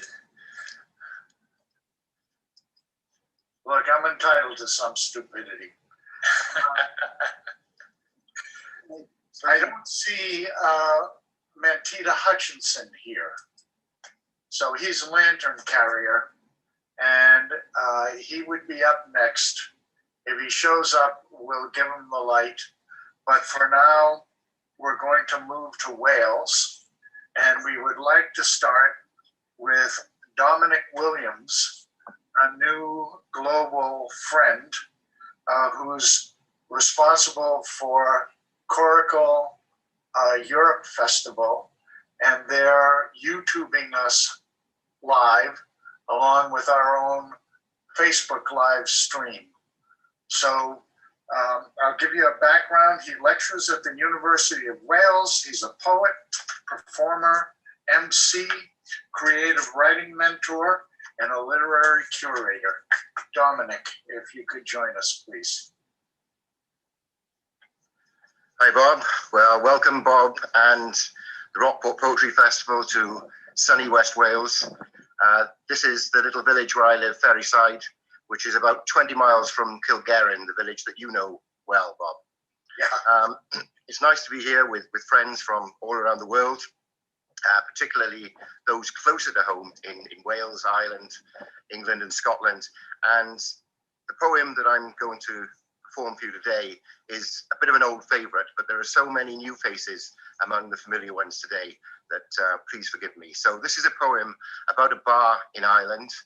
The bar is called Mary's Bar, and it's a little bit about the connections, the ancient connections between Wales and Ireland. And a coracle is referenced in the poem, though not by name. The woman waits. She is 8,000 years born and has flowed through Laurentide flows. A sage and a seer nursed 1,000 siblings of a species long since displaced. A sacrificial spouse cracked open a womb that spewed east, but migration matters no more. The stars navigate no longer, supernovas but moments, foretelling the arrival of a significant one, for the land to welcome home her sun-kissed litter. The vessel now at shrunken rest, matriarchal in urban anonymity, within a gift, a symbol, veiling an epistle, marks this rebirth. An installation, water sealed and hard knuckle woven, tough branches of rebellion bent and interlaced to bear safe a powerful force. The power of a creative thought, consummated at this predetermined time, in this predetermined place. The Berber flees, unsettled and unsure, carrying his name in his heart, an isthmus looking for land, sailing, mechanically propelled, pursued by lens and light to a darkened alley, destined to document his significance. And from the south, brushing shores, superficial trade, an unknown return, man laid naked, epiphany, and she who's waited, she dances like a child. Thank you very much. Diolch yn fawr. Thank you, thank you. There's a link on our webpage and on our poetry pages to Coracle Europe, so please make sure you take in what they're offering there. They were so kind to put us in today and squeeze us into the middle of theirs, so thank you very much, Dominic. We're going to go to Becky Lowe, because I know I saw her here, and I think I was supposed to meet Becky in April this year, but COVID has put an end to those plans. We're going to have a across the pond reading, and this is the best way I could give a consolation prize. So are you there, Becky? Hi, yeah, I hope we can meet face to face eventually. That'll be amazing. Thank you so much for inviting me along as well. It's fantastic. You've been in people from so many different places. So the first one I'm gonna read is based around Swansea. It's based around Dylan Thomas because I live just around the corner from Penonkin Park, very close to where he grew up. So this poem was written in dedication to him in his life. So this is called Dylan. He always had an inkling for the sea, that moondrift child with the whirlpool curls.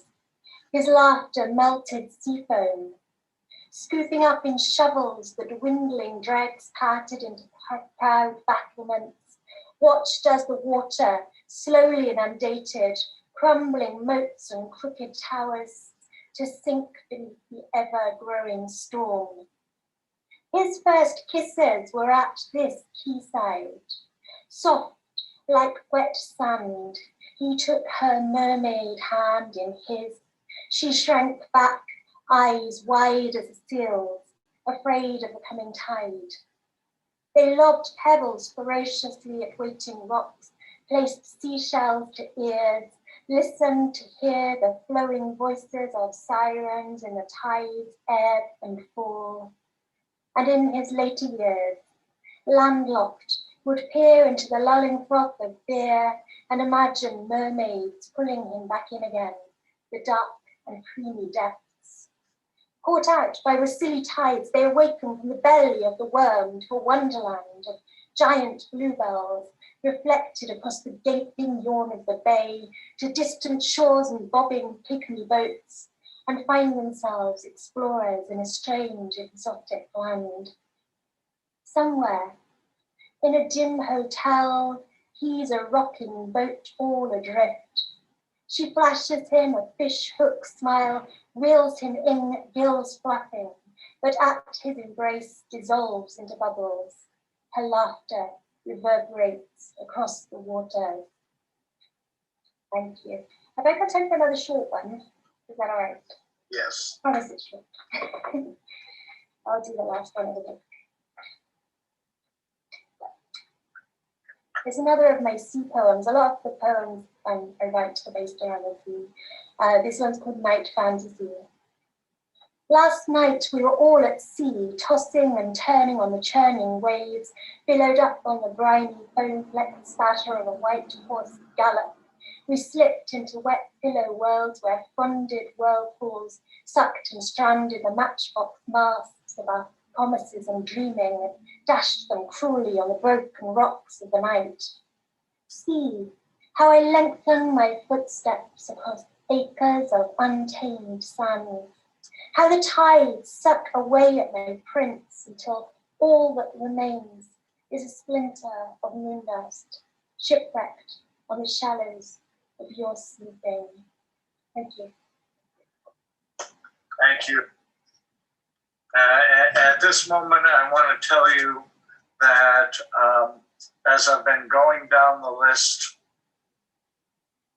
my eyes aren't functioning the way they used to, and I'm glad I'm across the Atlantic so I don't get hit with a baseball bat. I'm sure he wouldn't do it, but nevertheless, I missed Tom Verizon, and I want to go back and make sure that you meet a poet, a clown, a comic, and a happiness facilitator, engaging audiences in and around the south coast of England, and now for sure beyond. Okay, Tom, sorry for the oversight on my part. No worries at all.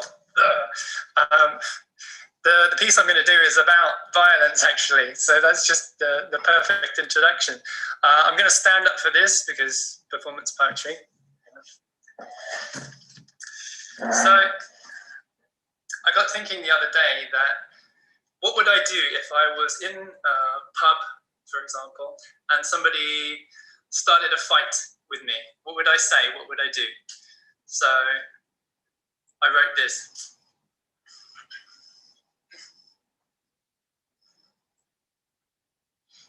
Yeah, you're making trouble? Want to take this outside?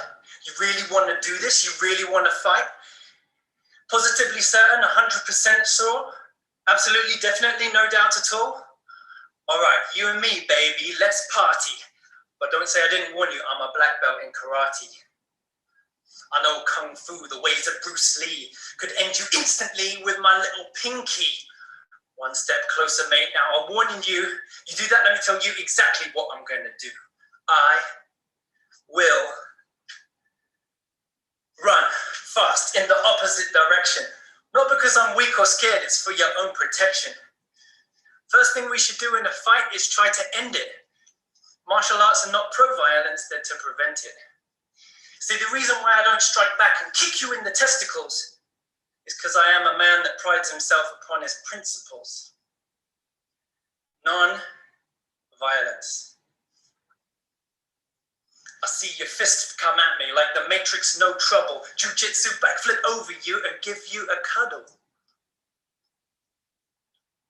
Now you're really mad, try kick my legs from under me. Want to see my PowerPoint presentation on Gandhi? He said violence just makes the roots of hatred grow. Martin Luther King knew the same too, deep in his soul. Think this through, we fight, go to court, become a felon. Imagine this, I'll get my piano and we can sing like John Lennon. Don't get me wrong, don't misunderstand me, really. If you were standing there and actually trying to kill me, I'd grab the nearest object and knock you out, but later you'd wake up, look in the mirror, and your teeth would be straighter. I love you, man, so damn much. Let's not fight, let's go and feed the ducks. There's a pond in the park. I'll bring the bread. We can see the faces of the ducklings instead, water sparkling under the sun and blue sky, the beauty of a leaf, a butterfly. I'll listen to the things that make you mad. You can cry on my shoulder, I'd say it ain't that bad, but I know statistically violent people have suffered from it. Let's heal, break the cycle. I'm here for you, I'm on it. Then we will be free to see the powers that divide us. If there's a better world, it's you and me that decide it. Not tolerate injustice, but go to the streets and act. Gandhi said it took more bravery not to fight back. Said it takes the greatest courage to fight with love. In the midst of bullets showering from above. Don't be fooled, my friend. Non-violence is not passive. It's an active opposition. It's resistance. It's disruptive. That's what peaceful civil disobedience requires. Just look back to history, see how it inspires. There's physical power, then there's the power to know, to understand how successful civil rights movements grow. You're the big guy, all muscle like Tarzan. But let's use our power for the greater good and consciously decide to be the bigger man.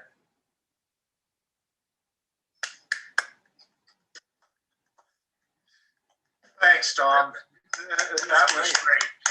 Thank you. I guess after hearing that, I can never again say Is this a private fight or can anyone join in? More the merrier. So thank you so much. Thank you. We're back to Wales, to Alice Sullivan.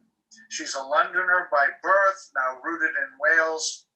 Her writings offer glimpses of place, motherhood, and madness. Those often go together.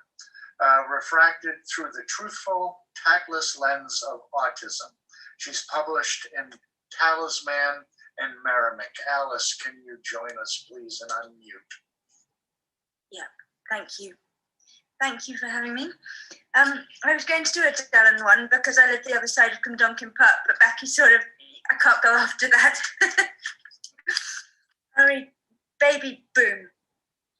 Welcome to the trenches. A hand grenade thrown blindly into a marriage. A violent metaphor for a peaceful, precious thing. Beauty exploding into hearts, destroying the life we thought we knew. Congratulations! Here's a helmet, friend. Pick your way carefully through the bomb craters of your previously perfect dwelling place. The rubble of plastic, terry squares and toys now littering your domestic landscape. Unsuspecting, unexpecting, I realize now the truth, for better or for worse, did not prepare us for the nappy bomb assaults, life-altering trial by fire that changed the very nature of ourselves. Our souls turned inside out by a tiredness born on the hurricane force of new love, powerful as a flood. Like a sergeant major tearing apart his new recruits before building them into soldiers. The baby broke us, flattened all in sight, and built us into parents, more than the sum of us, ravaged by the journey, but survivors, stronger, braver, wiser than we were. Thank you. Thank you. Time for I'll do Dylan after all, he's only short. Since we're here for Wild. Please. Dylan. Dripping with history, mystery, and legend, challenged but undaunted, I dare to turn the page. Your words cry off the paper into my Bible-black imagination, losing myself in fantastic yet familiar symbolism of a bygone era, filtering truth through smoke and mirrors and a Hollywood lens. At Cumdonkin Rise, park, terrace and road, around, through and down the ups, to coffee with the Cardoma crew, where sensuous scents assail my senses with olfactory overload, dual drugs of caffeine and conversation. No one can know the depths of you, the blues you plumbed through articulate alliteration, the extent of your tortured genius. Thank you. Thank you. Great, Alice. We're going to bounce over to Ireland now. That's going to be part of a double bounce. Layla Maroney is from Dublin. She lives on the East Coast. She reflects on life, people, nature, and the sea weave through which her poetry, and the sea which weaves through her poetry with heartfelt emotion. It's a part of Ireland I know. It's lovely. And Layla will read us some lovely stuff. So if you would, please. Thanks, Bob. I have 4 today. They're quite short, though, so we'll crack on. Pandemic prayers. The bell rings over a silent, gravelled avenue. Ground not yet disturbed. No mourner's queue. Evergreen sway gently in the mid-April air. A squirrel scurries up the branches unaware. The bell rings again, followed by the sound of tires on stone. In the distance, the priest waits at the wooden door alone. No handshakes, no guard of honour, no embrace. Rubbed mascara stains a masked face. A family of 27 extended through the years, now reduced to 10 plus 1, distanced on cold pews amid guidelines and fears. The eulogy cut short, it only echoes the pain they feel. Some say there will be time in time, and time it helps to heal. Time to hug and reminisce, time to raise a glass. Those so loved in life, their death shall not just pass. Sunset thoughts. I hope you shine like the sun, bright at first light, untainted by rain clouds and storms. I hope you dance like the white horses gently washing the shore, take flight like the seabirds. I hope you rest as the sun sets, the lights glisten on buildings under a pink sky. I hope you sleep when the stars are awake, the moon keeps watch, guiding you and the tides.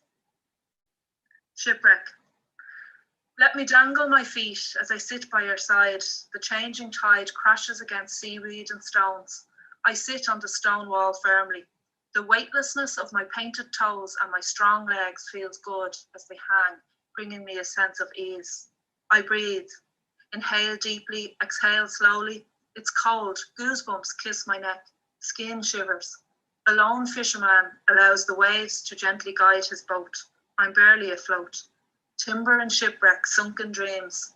Yet as I gaze out to the horizon, there is light, a beacon of sunbeams dancing on the crest of a wave. It beckons my smile, invites me to dive right in, even though I cannot swim. And this is the last one. Heaven Sent, in memory of my grandfather. The smell took me back today, once more. It's done it before, in the Botanic Gardens, Glasnevin. Aroma, scent, from heaven, from you to me. Again today in Farmley, my senses filled with your memory. Old hot glass, weathered, rusted, crumbling ornate iron, trusted to hold decades of pots, plants, garden tools. Watering cans, tin ones, filled from rain pools and story tales. Some escaped through the cracks over the years, passed from my lips to my son's ears. I'm glad the smell hits me today. For a moment, I'm a child at play in her granddad's greenhouse amongst the muck and the flowers. That smell has magical powers. I can almost feel him beside me, teaching me how to plant the seeds, tend the weeds, recycling old plastic bottles for plant pots, waste not, want not, sustainable, ahead of his time. Missed always by the little girl who loved him so, remembered forever, especially wherever flowers grow. Thank you. Thanks, Bob. Thank you. That was wonderful. Like I said, we were bouncing to Ireland, and now we're taking a big one across the water. Kiona, I think you're here, correct? Hi, yes, I am. Okay, so I think you're here from Trinidad. Is that true?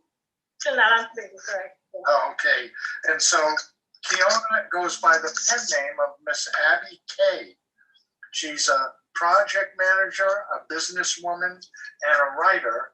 And I think, did you just recently have a book out? Yes, I did. It's called Of Life and Love. That's what I'm reading from today.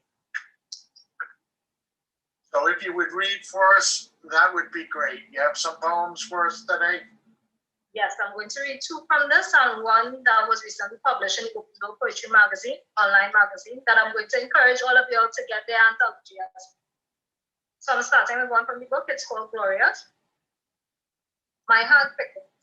My skin tingles as anticipation shortens my breath, pushing my chest out so the feel of lace against my skin hugs my nipples. All it took was a look. Your look. Intense. Piercing. It holds me captive. You move closer, holding my eyes, and I burn from you. Then you smile. And oh, that smile, full of mischief, hinting at a joke known only by you. But I can feel it too. It makes me smile. My body relaxes and I let out the breath I didn't realize I was holding. Your hand reaches out, touches my fingers, a light touch. You hold my hand and capture my soul. Your eyes never leave mine. Your thumb traces soft circles on the back of my hand and then caresses upward along my arm. Every hair on my body stands on edge by the time your hand comes to rest on my shoulder. You stroke my throat, the smile is gone, but the passion in your eyes remains. I'm breathless. You lean in and nothing else in the world exists. My head tilts up, your forehead touches mine and rests there briefly. My eyes close. The electricity between us sparks the full flame. As you close the gap and bring your lips to mine, I feel the warmth, the moisture. I taste mint on your breath. My soul becomes joined with yours. When we move apart, everything is different. I've never felt anything like this. That kiss. Glorious. My second piece is from the Open Door Poetry magazine, which was published in February, it was printed in the February issue. It's called Doused by Desire. I fell in love with water, but I was a burning ember, begging for the cool touch, knowing it would diminish me, knowing that one full embrace could end me forever. I gave willingly my warmth to expand and lift you higher. I provided the heat, even from afar. But in my yearning for us to merge my passion with your calm, darkness threatens to descend. You begged to stay away. I begged to have you near. You knew that we weren't meant to be, but were seduced by my energy. Douse me, I begged. My flames raging, burning away your will to abjure. Your geyser erupted, the long-sustaining hiss announcing my demise. Into the air and away you rise, taking all of me with you. Soon, the memory of my warmth fades away, and you return to your natural state. Never again shall I experience time or place, all because I fell in love with water and craved its embrace. And the final piece is another one from the book. It's the final piece of the book, very short. If this is how the world were to end, I'd fare better with my love give it up right now. If this is how life were to cease, I'd sacrifice victory in favor of peace. If this is all for the world to start anew, I'd shower all my love on you. And if nothing from this should be resolved, I'd bury my pain where you buried mine. Thank you. Wow. Thank you.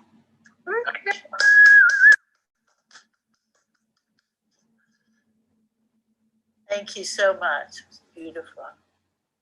We're supposed to have Gilda Castro from Brazil next, but in my juggling act here, I've been talking to her on Messenger, and she appears to be having some connection difficulty. I also haven't seen Lantern Carrier enter. So when we hit 1 p.m., which is actually a little less than 15 minutes away, we'll come up from the Caribbean and South America to North America.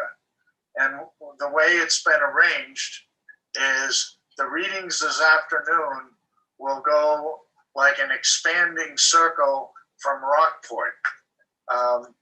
We will have Rockport poets and Cape Ann poets from Gloucester. We'll move along the coast through Marblehead and then inland to Hamilton and Lynn. And we'll continue through the afternoon, expanding from there. I'll just remind folks in the minutes I have here that this is really great. I appreciate all your participation and reading. And as Whitman said, you can't have great poets without great audiences. So I also appreciate that there are people in and listening. So if it turns out that anyone, even from China this morning, shows up in the next few moments, wait a minute, I've got Brazil. Hello, America. She'll be coming in. Gelda, are you there?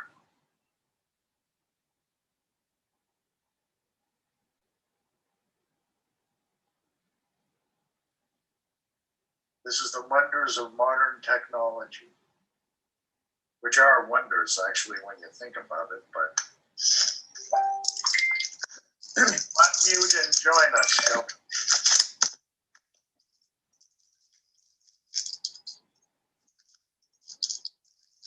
All right, I'll remain optimistic, but I don't see or hear again. The signal dropped. I definitely saw Gelda just now. You got her just now? She's there, but she's muted. Yeah, I see her too, Bob. She's there as just Gal, but she's muted. Right. Unmute yourself, Gelda. Let me see if I can do it from here.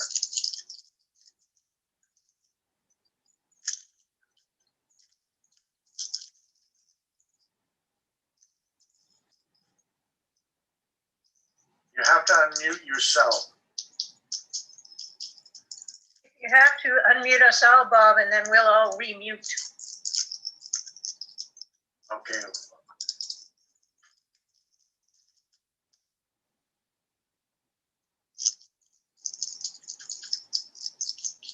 On my menus, it just says I can ask you all to unmute. I can't see any. Betsy, can you mute? It sounds like a good idea, Bob, because if you ask everyone to unmute, then they'll get a pop-up on their screen. All right, I'm going to ask you all to unmute. I've already asked. Hello, Bob. Hello, everyone. Hello. There she is. You're there, Gelda. Hello. It's my turn, dear. Okay, now I would ask everyone except Gelda to mute again, please. Oh, the sound is very loud. I almost hear you. It's your turn. You read. We can hear you fine. Okay. Can I start now? Please. Okay. First of all, I would like to thank you, Bobby William, for your kind invitation. And congratulations all you around the world. Okay?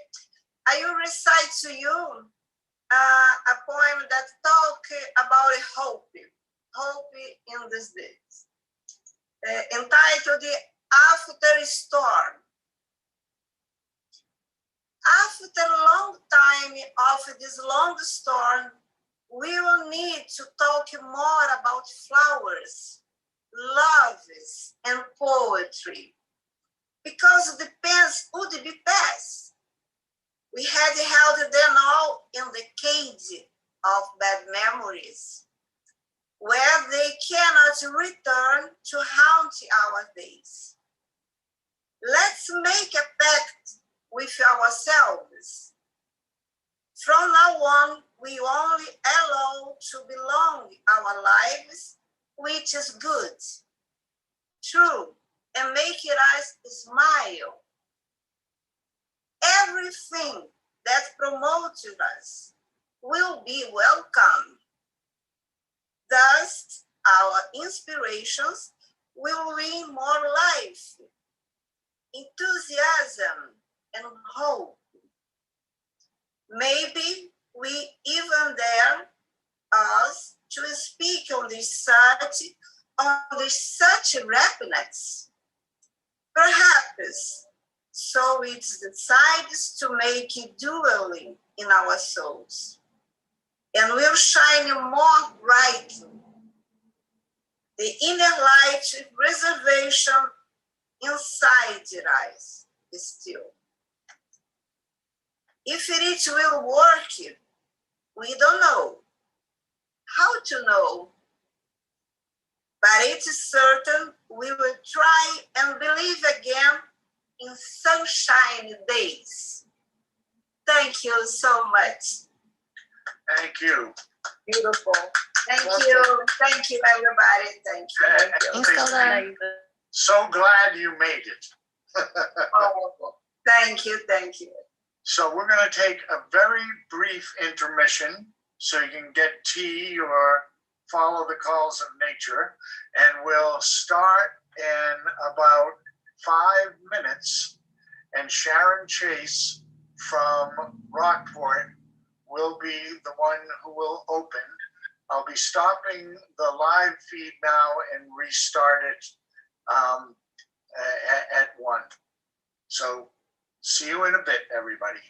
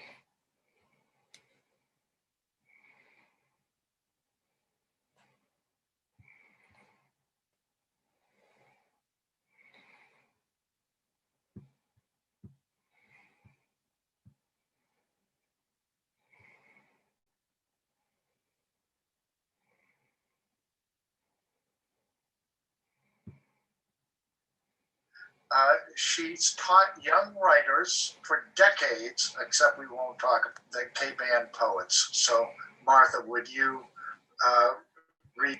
Thanks, Bob. I'm in agreement with you. It's a terrific group of poets here on Cape Ann, and I'm very glad to be part of this extraordinary day, this festival with this cohort of Cape Ann poets. Like many of you, I imagine, knotted by when I do not feel connected to the ocean. Recently, I wrote a portrait of someone who, in the hardest of times, struggles to make a living from the Atlantic. A man who digs clams in winter. When sky's arms fling wide, torching the horizon with light's wildfire, when sun's glacial face lifts and nods to the edge of the continent, the digger hauls his sled across the high tide line, inspecting the stitchery of rockweed fronds and shards of slipper shells, bronze domes of horseshoe crab, and ebony skate egg cases. He trudges through ice slicks and rivulets infused with dawn, long johns and jacket, hat, hood, and gloves. His body is heavy, pure ache. Feet and knees still bedlocked, too sore for colds numb. Breath steaming, he hunts for show, tiny wells where the bivalves drink and purge. He plants his feet to dig the crescent of a birth, and then he rakes his run. The rhythm warms and soothes his muscles and his mind.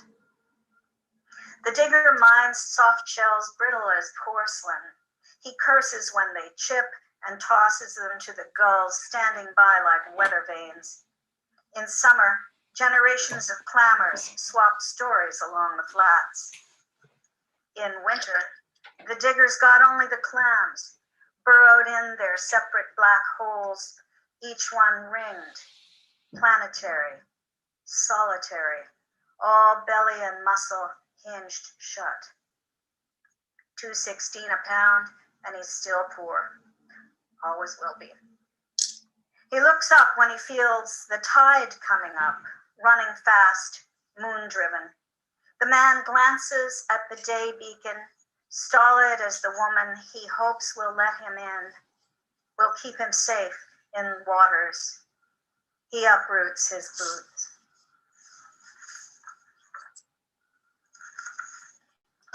So, snow yesterday morning here. A surprise, though not entirely uncommon for this season in Rockport. Considering the patterns of continuity, late snow, Ash Wednesday, the spring equinox, I wrote Winter's End. It begins with an epigraph by Wendell Berry. The soil is the great connector of lives, the source and destination of all. The yard is haggard, and my house a weathered face. Faded the clustered village, a smudge of wood smoke and exhaust from the snow's slow melt. Winter's burned out by wind from the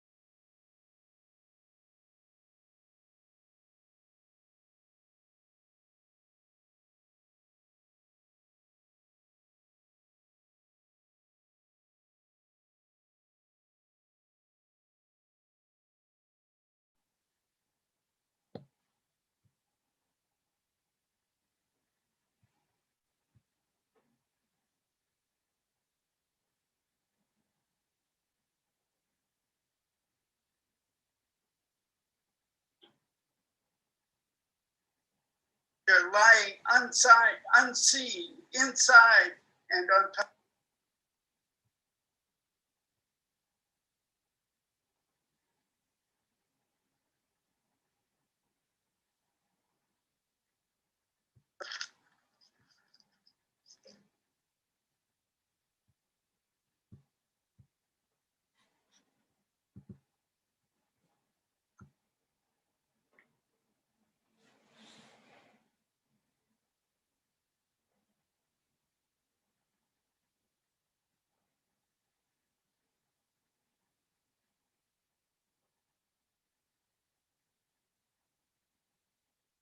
Mostly brown.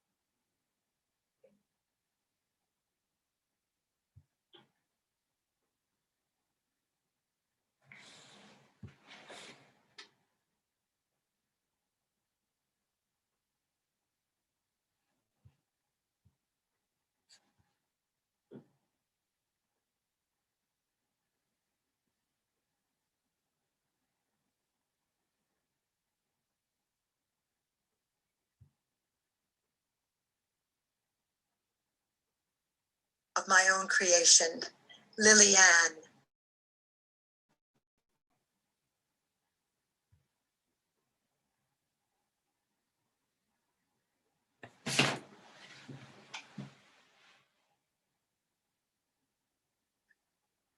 The letters long to be sent. In his last days, the old pants frayed, and he bought one new pair that came last hours in time. Lillian, I call you, and yet you are no more. To now, a spirit lingering, a spirit playful, a changeling in my soul, as amongst the bitter, the innocent lie down. And the last is a haiku. Spring sun of such bright, even hillside cave lets in light, one wax candle's worth. Thank you, everyone. This has been a splendid, splendid endeavor. Thank you, Bob. Thank you. Thank everyone for participating. Yeah, that's what makes it splendid. Joe Rukeyser is also from Rockport. He's got a site called Catfish Review. He's mostly a short story writer, and they're terrific. You should really check it out. Joe, if you would, please. Thank you, Bob.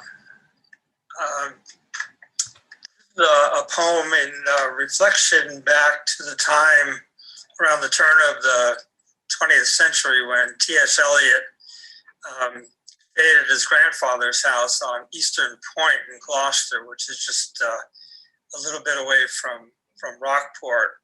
But he often came to Rockport, as I understand it, and walk the beaches and look out into the sea. This is a poem called I Saw Him Once Upon the Feathered Granite Rocks. I saw him once upon the feathered granite rocks, his leathered feet, speckled sand, mingled with lazy toes and strips of shredded, slippery, sea green kelp. The Eastern Point boy wore a wide-brimmed hat, his eyes in August shade, the sea all round him at the edge, on the furthest reach of sharp-edged stones, extended out into the water as a crooked arm flung out in the depths of sleep, pointed toward the Avery ledge and the dry salvages. In the lowing sound the ebbing water makes, I thought him a painter, brown knees and short white pants, though without the painter's gear. His hand raised to his chin, looking east, gazing into the past, the backs of his calves warmed by the low arc of the western sky that brings the weather and the unhurried, unfaltering future. Across his shoulders, a faded summer tunic, I think now it was, though I was on the headlands above, where the breeze was stronger. His fair hair damp, unruffled as swells like harbor seals, barely brushing by below the unbroken surface.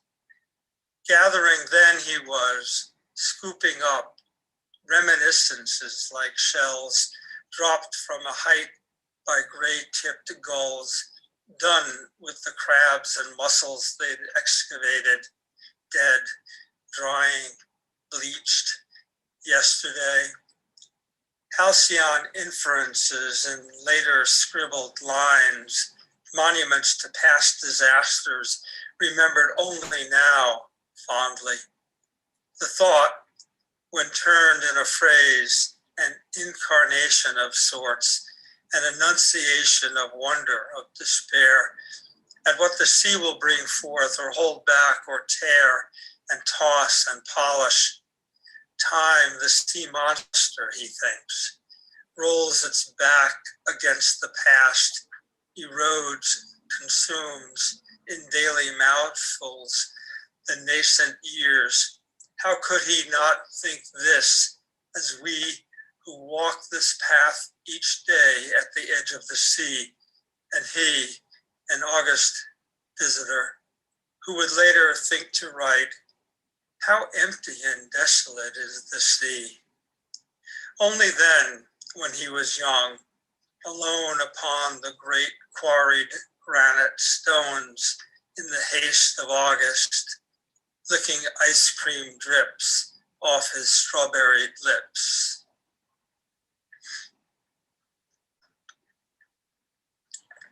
Thank you.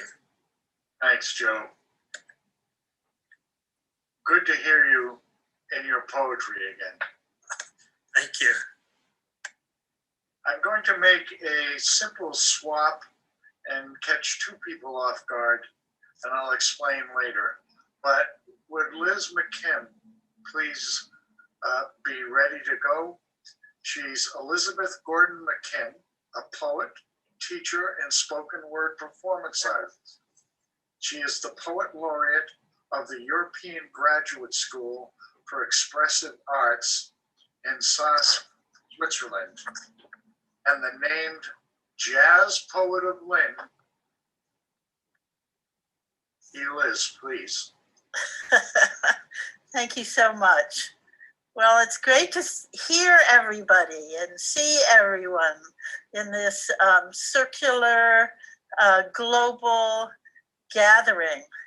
And thanks everyone for putting it together, and especially to you, Bob, and to Dave Somerset helping, and everyone else involved. I'm gonna give you a little bit of can you hear me? Yes. I'm gonna give you a little bit of my creation story, which is song, story, and poem, and it's called Mud Matters in the First Circle. When I first came here, I found my future free falling out of a blank sky, no moon, oblivion covering me like a tarp, till, still slumbering and somehow lapsed, I slapped down, wised up, slapped down, wised up, slapped down, wised up to the plausible earth.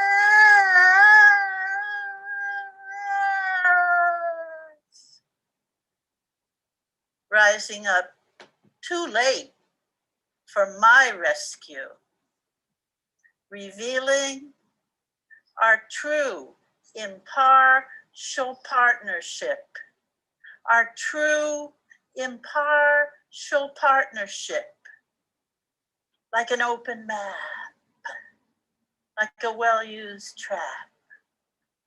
Lovers, lovers, lovers in a free fall, lovers in a free fall, lovers in a free fall now. Lovers, lovers, lovers in a free fall, lovers in a free fall, lovers, lovers in a free fall now. In the beginning, when the world was just new, everything was all wrapped up and covered over. The birds kept to their nests, and eggs their small wings furled. The animals never left their caves and holes, only their furred ears signaling in the darkness. Breath, breath. I kept you in, wolf chewing up the floorboard, old woman with your toes cut off, sullen child in a gray wool dress. Breath. I was doing okay. neat and leveled as a bonsai plant. Ooh, I knew how to please. But Breath, you had plans. Yeah, you wanted to ride the freights, play the drums, do the love boogie, let a hummingbird in, make green uneven waves. Breath, I wanted you so bad. I kept you tight in the cramp of throat, in the high unrealized sound, but Breath, you beat me. You came out, and you're good, Breath. You're good. You're good. You're good. House, earth, water, sky. La maison, la terre, l'eau, la lumière, la casa, la tierra, el agua, la luz, Ruma, bumi, ayer, langita, dama, bait, mayin, shumay, mata, bait, may, shumay. And the green, and the green, and the green, and the green. And the green goes over and over. The heart of the matter rests on the roof of the sky. We only go by. We only go by.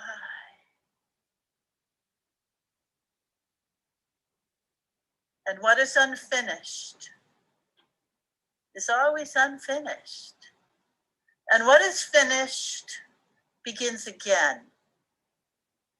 And the green goes over and over. We are scared and sacred. We are scared and sacred. We are scared and sacred in the hoop of the world. And the green goes over and over. Give the love. Give the love. Give the love. Give the love. Give the love. Give the love. The lasting pleasure. Give it in full measure. Find the fruit. Be at the special spot. Beat the drum. Be here. Be there. Beware. Be here and there again, and once again. Bear it. Wear it. We are it. What else? What else do we have? We do desire it.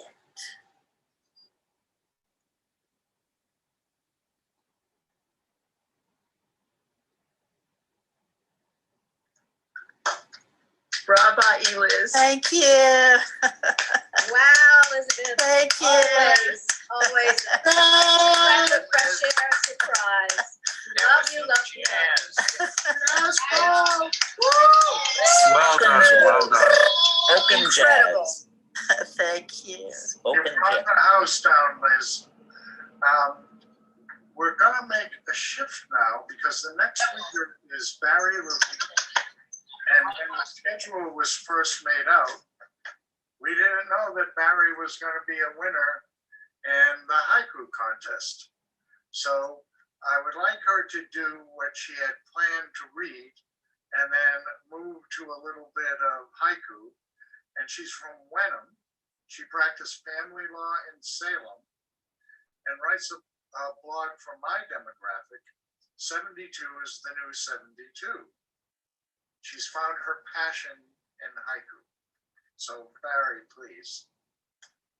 Thank you so much, Bob. And it's really an honor to be here with you and all of my poet friends.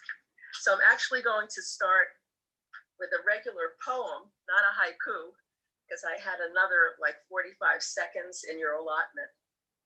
Oh, no, you have extra.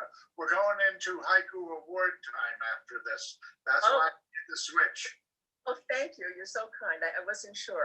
Okay, so I'm going to start not a haiku.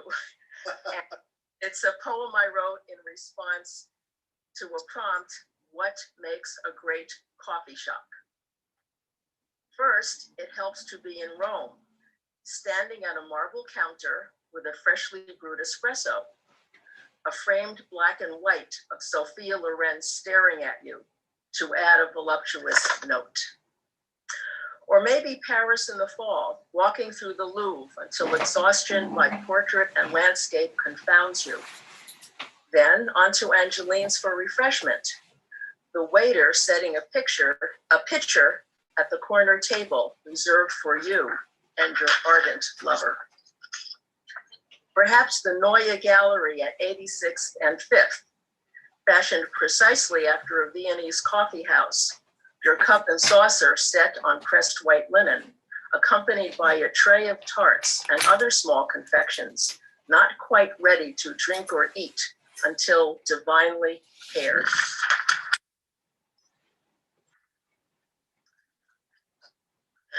Thank you. Now on to haiku. And let me interrupt first then. Oh, thank you.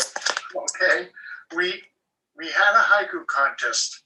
It was greatly received. We had a lot of entries, and Brad Bennett, who presented our haiku workshop, did the judging.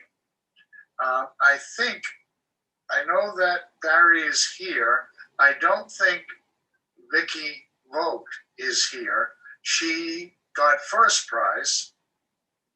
Then Willie Bong Karan from the Philippines got second prize.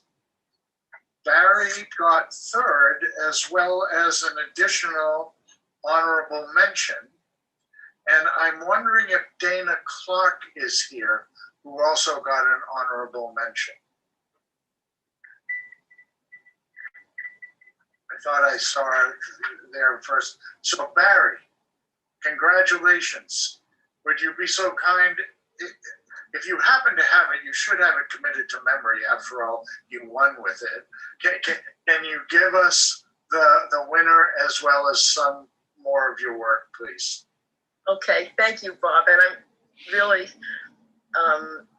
honored to have Brad Bennett read my work and select me and place me in the contest. So thank you, Brad. So the first one is basically an homage to Cape Ann. The closest, I actually have lived on Cape Ann in Essex, but I'm now across the border in Wenham. Grandpa's fishtails, a red dinghy moored to the moon. Grandpa's fishtails, a red dinghy moored to the moon. And the next honorable mention just has to do with the beautiful environment that we have on the Cape and in this area of the coast. Old estate gardener, fluent in the language of seasons. Old estate gardener, fluent in the language of seasons. Thank you. So do I continue on, Bob, with? Yes, you have to read about 300 more haiku. I hope you don't mind. So I'm only going to read each of them once because there are time constraints here. Yes, yes, indeed there are. Figured I would abide by that. So I'm going to start with the seasons, beginning with New Year, which in haiku tradition is a season, or a season word, kigo. Hanging the wall calendar. Fewer birthdays this year. Spring thaw, the glint of coins I lost in winter. Opening the storage unit, her Buddha statue squints in the light. What we didn't know when we bought the house, peonies. Oh, and my very first frog poem, which every haiku poet eventually gets around to writing. Fleeing the muck, the frog flexes his mighty quads. Moving on into the seasons. Summer vacation in grandma's backyard, cousins and fireflies.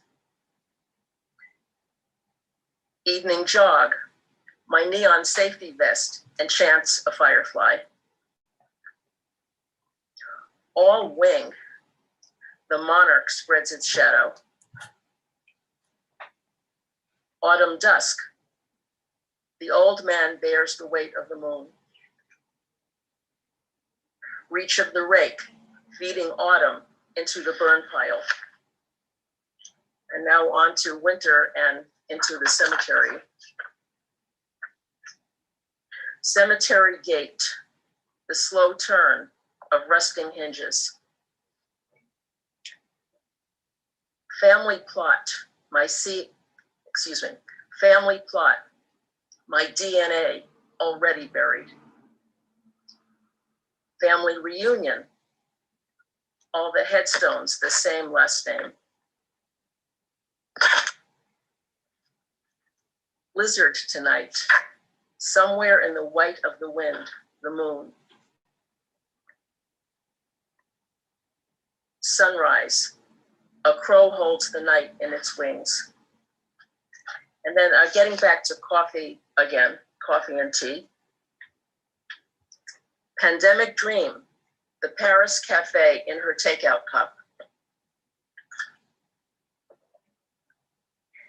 Yerga Shefe, the flow of the word through my morning coffee. Tea leaves, not settling for just anyone. I've got a few woman-oriented poems. This is a monocle. Highway argument, the terrifying speed of his anger. Highway argument, the terrifying speed of his anger. Venus de Milo, the mother of all broken women. Box seat at the theater, I am Juliet. My mother's night table, so many secrets to being a woman. My mother's deco brooch, pinning on her diamond light. And I will end with just a few of the haiku I'm writing for my two little grandchildren. Scooping snow, I throw the morning moon to my grandson's arms. Bouncing marshmallows, I write a silly verse for my grandson. Twinkling stars in grandma's backyard, fireflies. Thank you. Terrific, Barry. Dave, thank you. Thank you everyone for listening. Thank you, Barry. And Dana just came in, but I don't know if it's Dana Clark because I only have a first name. So. It's me. Okay, great. Dana also was, let's see, you took an honorable mention in the haiku contest, and I'm glad you're here, and I'm hoping you might read that to us. Well, sure. Thank you. Cold winter night, the wolf moon crawls past the clouds onto my warm bed. You have one or two more handy that you would like to share? I have a couple I read yesterday at the prelude.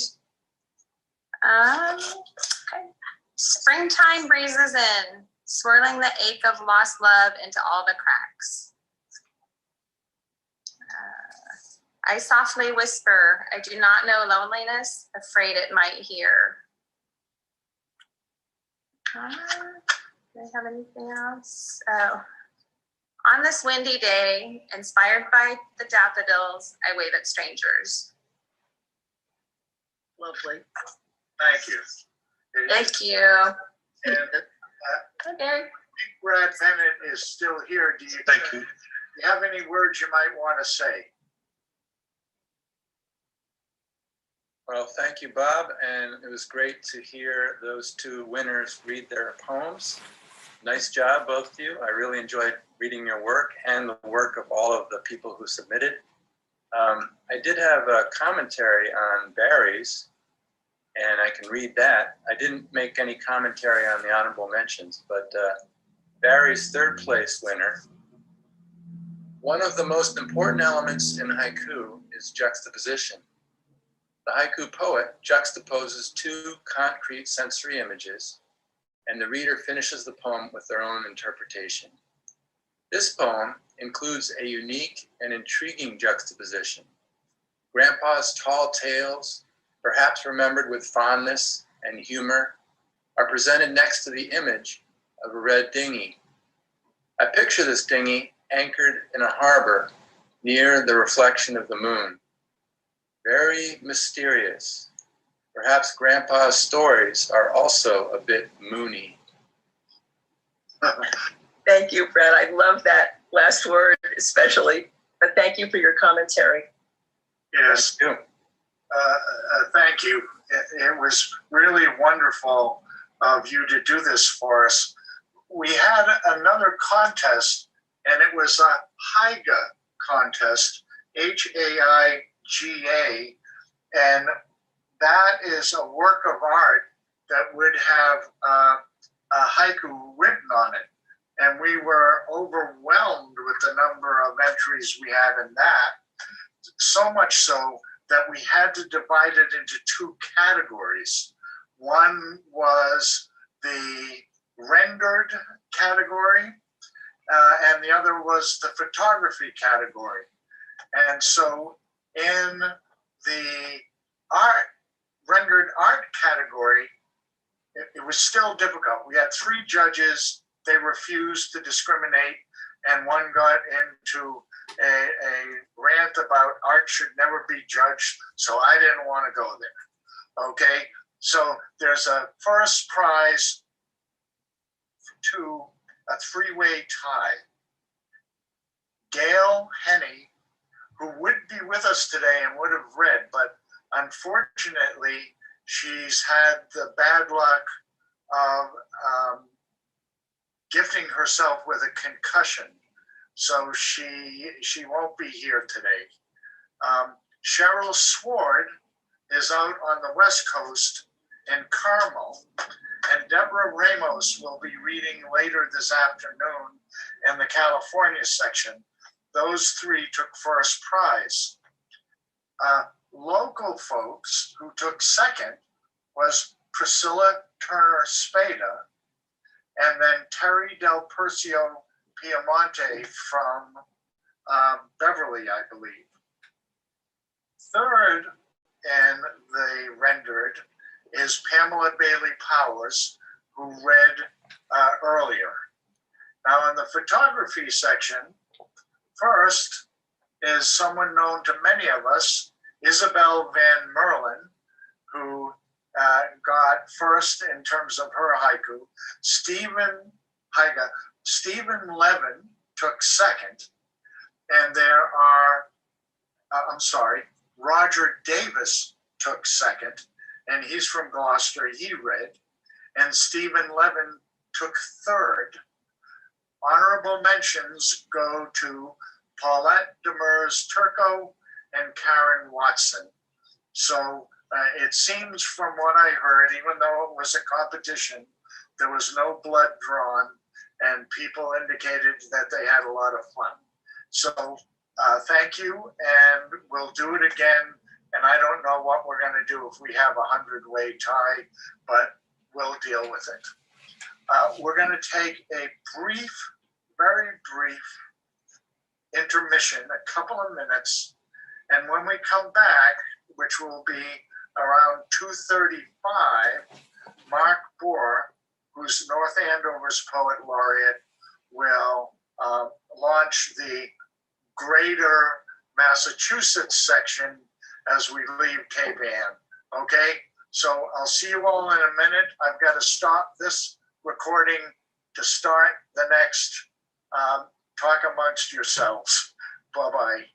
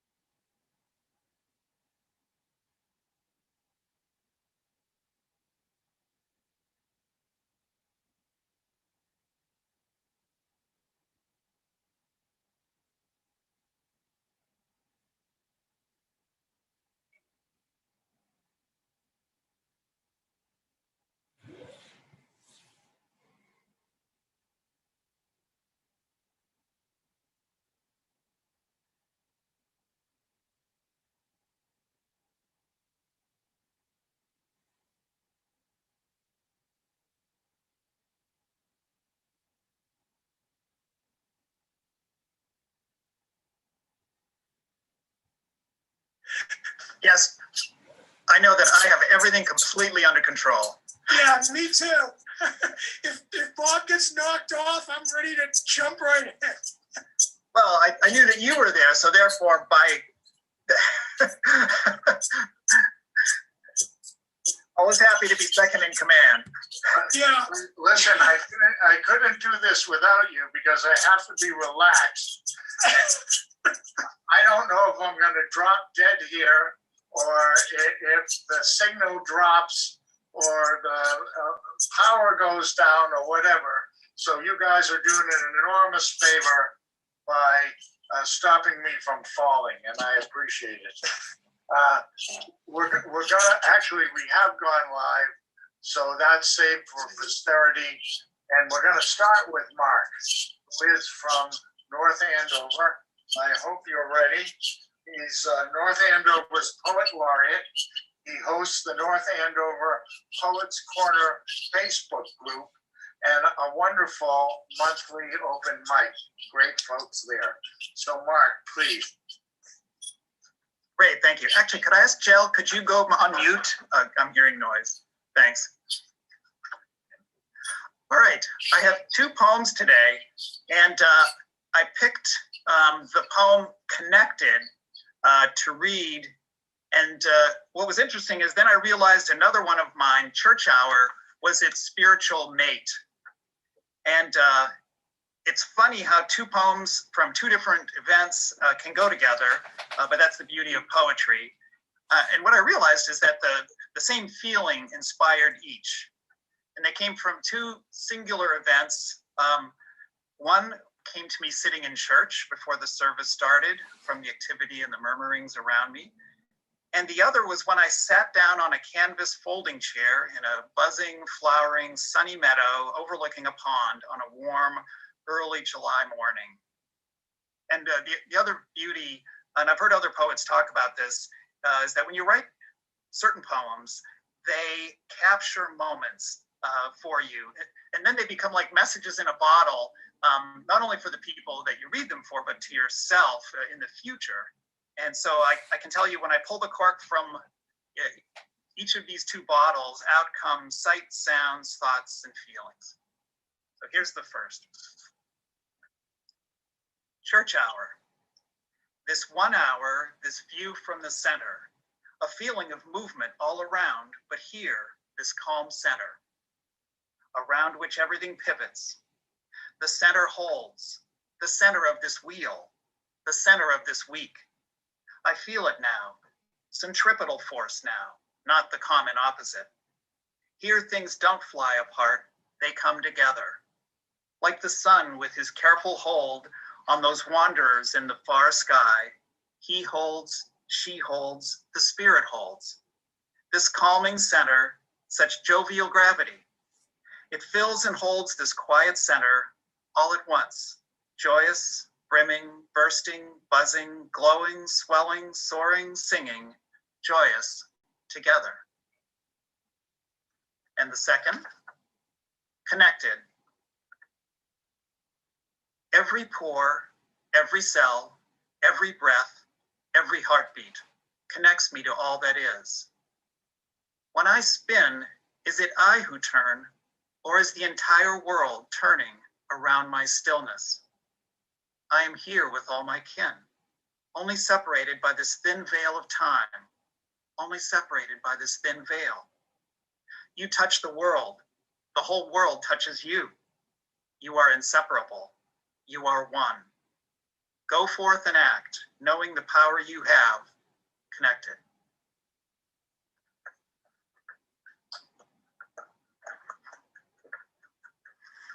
Thank you. That's it.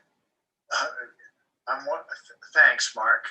It was terrific. I'm wondering, Lori, are you here at the moment? Here I am, Bob. Okay, great. Lori Lubeski is from Boston, and her most recent book is My Original Enthusiasm.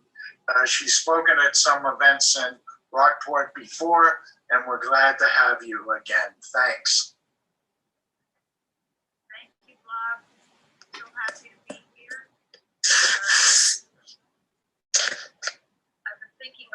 about addiction during this pandemic, and been a record for overdoses. Thinking about the role that addiction played in my life and sort of the universal crisis of addiction, especially during this pandemic. So I've written a new book. It's called Addict, Fail Safe, Bravery. And I'd like to read a few poems from this book. Pacifier, no consequence. Laurie, I want you to start again. I need Susan Taylor Designs to mute, please.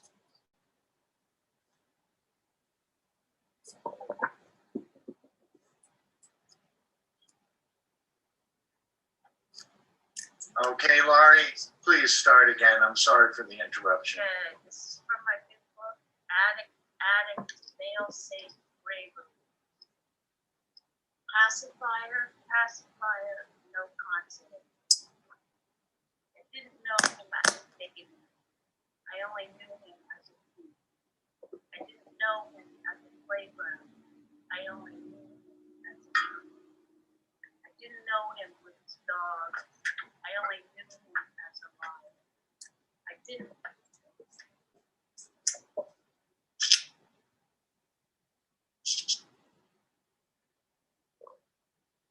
know him playing baseball. I only knew him in the world. Know him in the logo. I only knew him in the family. Know him at the waterfront. I only knew him stealing jewelry. I didn't know him playing go fish with his brother. I only knew him. I didn't know him clutching his baby. I only knew him. I didn't know him cooking with his mother. I only knew him in complete order. I didn't know him in person. I only knew him in theory. I didn't know him on video. I only knew him in I wish I knew him gently, but I only knew him violently. Sorrow, sorrow, long tunnel. This is the sorrow of addiction. This is the sprung of generation. This is no embassy of calm. Being brave is backbreaking. Breaking away is still being broken. Being alive is like tunnel. Moving like defense, multiple offense. String subject to verbs, string violent to birth, string cutting to self-defense, string brother to brother, string song to song, string emptiness to everything, string breathing to violence, string not breathing to love, shining carefully the lapse undependent light. Addict, pointless liar. Every walk of lies, every intrusion of lies, every combination of lies, every incitement of lies, every bear in mind of lies, forgot to pick you up lies, left you in a dress lies, last one there lies, sitting on the curb lies, remarkable loneliness lies, made up instantly lies, driving you home drunkenly lies, don't ask me how it was lies, why I believed in you lies, why I didn't lies, tremble me lies, tumble me lies, worry me lies, endanger me lies, kill me lies.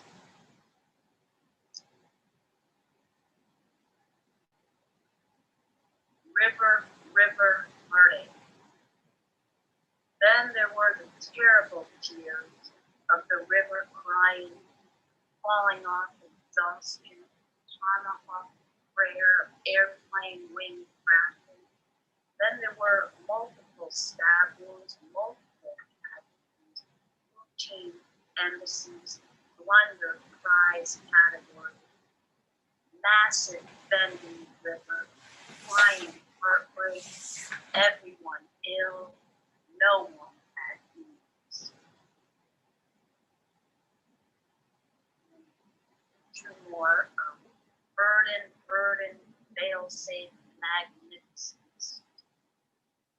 Every burden mouthful of every burden prayer, every burden landscape, and every burden house, every burden torn apart, of every burden dimming night, every burden aggressive failure, on every burden delicate child. And the last one is called carry, do over ginger. There's nothing that you can't hold.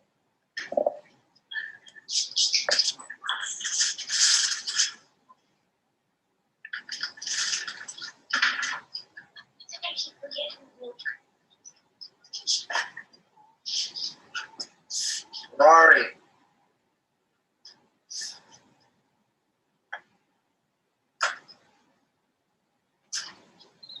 Laurie, you got muted.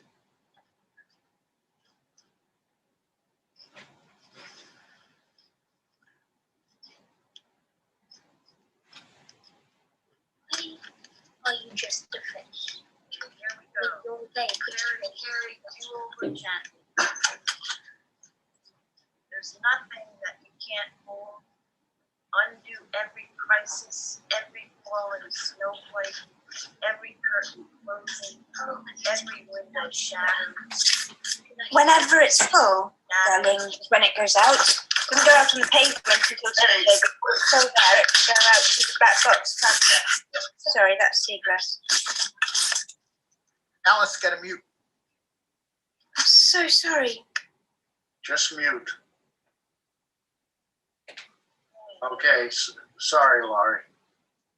Every averted tender aftermath of every averted attempted suicide, every averted threat of every averted overdose, every averted swimming out too far, of every averted drowning, every averted insanity plea of every averted criminal act, every averted sigh of relief, every averted jail sentence, every averted ambulance rescue of every averted car crash, every averted seizure of every averted withdrawal, every capture of every flag, every holler of every home run, every cheer for every tackle, every swimming of every summer, every savior for every sadness, every potion for every poison. Thank you. Thank you, Laurie. I'm sorry for the interruptions. I really would ask, please, everyone, be mindful of your microphone. It's like walking into a symphony or some sort of theater where there's a drama on and everyone's watching it and you're coming in, walking and talking together. So please, I'm going to admit a couple of people now and make sure that they're muted. I'm going to mute all. And I'm going to ask Joe Klaponis to unmute. Thank you, Laurie. It was terrific and you did great despite the distractions. So Joe, he's from north of Boston. He doesn't want us to know where he is, but we can see his picture at the post office. His poetry is online and in print, and his first book, Truth, is coming soon. So Joe, a great guy, please unmute and give us your work. Thank you very much, Bob. Good afternoon. There's 3 poems I'd like to share with you today. The first is a senru. Mackerel for lunch. Everybody has plans except the cat.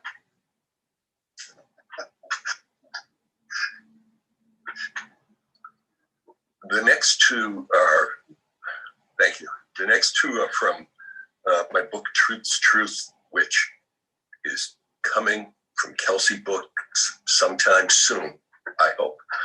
Okay. The next poem is called The Juggler. It's in the form of a tanka. Goes like this: Juggler.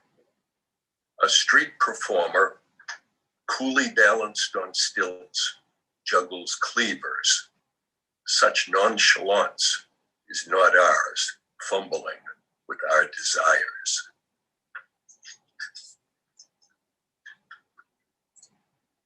And my last poem is also from my book, Truth's Truth, coming soon.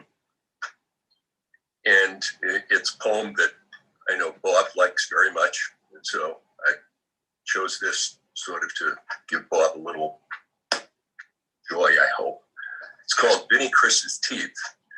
It's based on graffiti that I saw in my neighborhood of Roslindale that I used to see driving to and from work.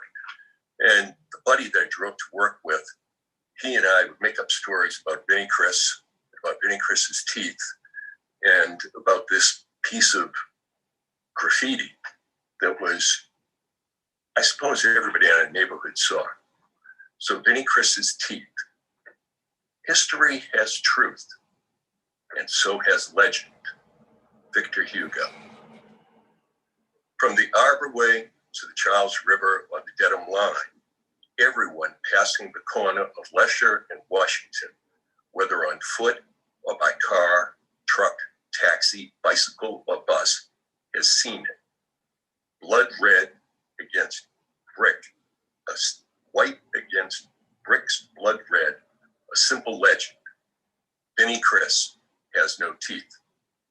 For over 40 years, Vinnie's toothlessness has been a matter of public record. But who is this Vinnie Chris? Why does he have no teeth? Is the statement literal? Is he a man who cannot eat a steak? Or is it the statement figurative? Is he a man with no bite, no juice, no influence? Who wrote this statement? Teenagers insulting an old man? Rival gang members issuing a warning? An angry, disappointed, bitter fiance, wife, would-be lover, sorry they ever got entangled with a willless, toothless man? Or is it merely a simple statement of fact, letting us know that now and always, Vinnie will be pureeing his lunch? Regardless of intent, Vinnie's toothlessness remains and his story grows. He was a Golden Glover. He came home stinking drunk and his wife whacked him with a wooden spoon. He caught a baseball with his mouth. He fell out of a chair and kissed the table's edge. Our lives progress. We graduate, marry, raise families. We migrate from job to job and leave the old neighborhood, only to return for a brief visit. But through it all, on the wall of a vacant store, there is one constant, a legend, a legacy, an epitaph, and historical fact open to interpretation, dispute, and possible revision. Vinnie Chris has no teeth. Thank you.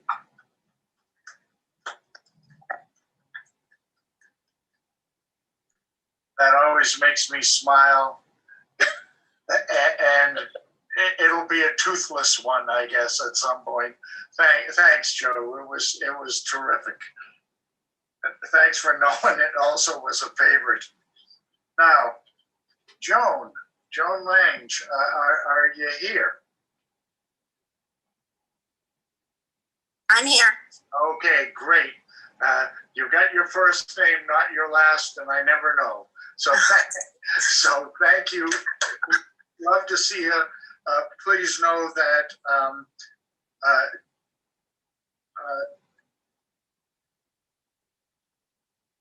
I messed up your intro.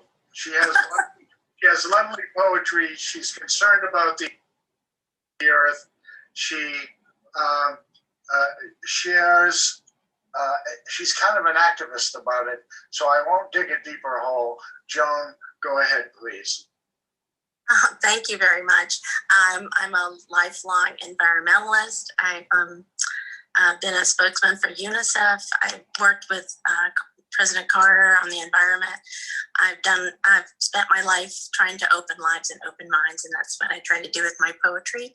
And I'm dedicating this to everyone who can't be with us today because they are fighting for their lives, their health, or they're fighting for justice out on the streets. And my poem is April Pink Moon. It is clear now, but at moonrise, it was pink. I didn't have a chance to see it, but I knew. I'm too wrapped up in what is happening. COVID-19 bearing down on all of us. Each one of us on high alert while trying to remain calm. Each one of us trying to not be hurt by its unrelenting charm. While needing to stay away, we see that what we say to each other is important. Being apart or kept inside in close contact, we can see in the light of this year's largest moon sky that words matter. And why it is clear now, each one of us is closer, no matter where we reside. We go outside and need to wear a mask, yet our masks lie on the ground. No need to hide our feelings. No need to keep it all in. No need to win, even in the games we play. Baseball teams compete in almost empty stadiums where we all win. As we see, though our individuality is beautiful and makes the universe amazing, we now find if we keep in our minds to love each other and be kind, we can all survive. And even though separateness, while scientifically will save us, it is our similarity to each other that will protect us from making this plague worse. The hate we have been seeing up to this date must be erased and has no meaning. Having a meal on our plate, a home, and friends that care are the only things that matter and are more crucial to survival than anything else on our platter. Every individual leaf tastes sweet, made complete with love. Gleaning more from this particular Passover than ever before. Easter resurrection is connected. Slavery is communal death. Ramadan too, all three of these holidays converging rely on the moon and light. Like all of our holiday candles together burning bright, we are all celebrating coming through the darkness, which is why, as we go through this endless night, reborn as the earth is now, the air so clear one can almost see eternity. Wildlife has no need to compete with our cars. This land is theirs as it is ours. The robin sits so still on my fence as if to say, how bizarre. I wonder what made these humans realize how valuable we are. We've needed dignity and clean air to breathe. And so let us remember and act as we see so much more, gazing at this orb which clarifies our earth luminously, that all beings are one under this sky. Earth is pleased. The lunar eye can see there are no real boundaries. Let this oneness and healing last. Let this current separateness bring us inextricably together. And may that be the only thing we remember when we join together again soon and soar high to the pink moon sky. Let there be love and understanding among us. Let peace and friendship be our shelter from life's storms. Let there be love and understanding among us. Let peace and friendship be our shelter from life's storms. I hope that you join me on a movement for kindness at kindnessiscoolclub.com, and you can find my poetry at poeticgazette.com and at Poetic Gazette on Instagram. And I'm so honored to be a part of this wonderful group because it really illuminates how we all are one. And that is my cat in the background. He likes to sing with me. Thank you so much. Thank you for your graciousness and thanks for being here. I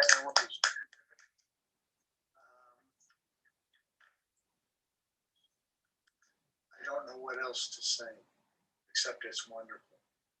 Thank you. So now, if I could find my place here, Karen Klein, I know you're here. Karen she's from North Andover, and she's a Robert Frost Society board member, founder of the Valley of Poets to encourage imagination and inspiration. And that group has presented programs in several cities and towns in the US, Canada, and Pakistan. So, Karen, could you read for us, please? Yes, well, thank you, Bob. This is so beautiful. Joan, that was wonderful. Congratulations. And I just have to say, I'm so proud of Mark. Mark Bohr is a wonderful poet, and he's our, I think, 6th poet laureate, I think. And Gail Henney was number 2. So there is a strength here in the Valley of the Poets, and that's why I named it that, the Merrimack Valley. You're in it right now. I'm just reading an old poem about a lady from long ago. I think some people will know who it is immediately. The title is Listen.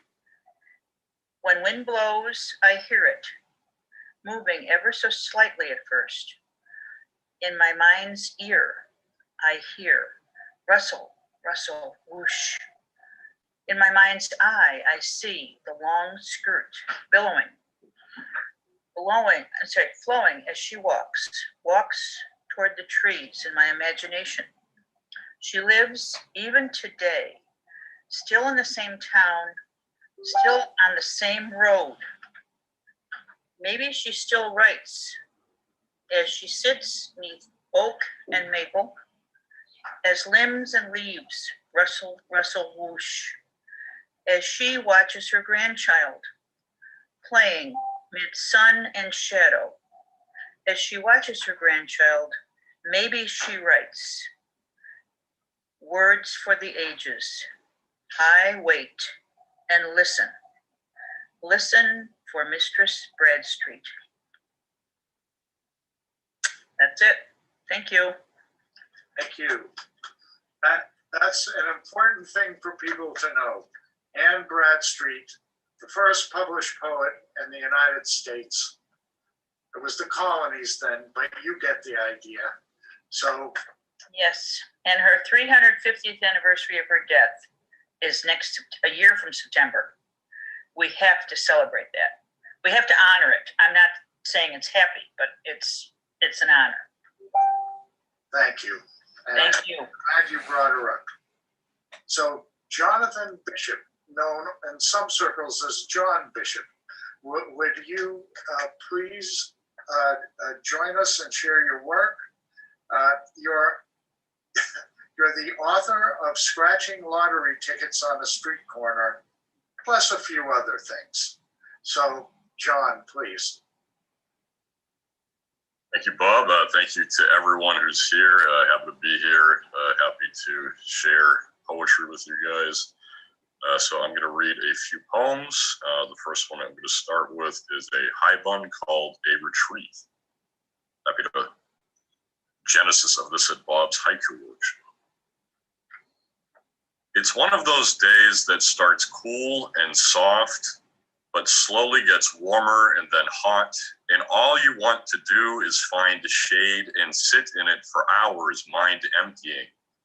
And there it is in the park, a spot haloed by tall, uncut grasses uncivilized, with a pond just beyond them, its unmoving waters blue bright and twinned with the sky.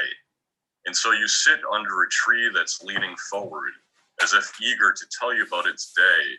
And then as you shut your eyes and ignore, hard at first, but you're able to do it, the gushing river of cars just ahead, you hear an aria and then the flapping of wings.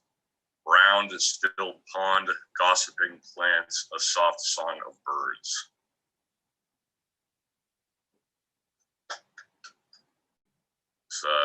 This next one is called Like Life.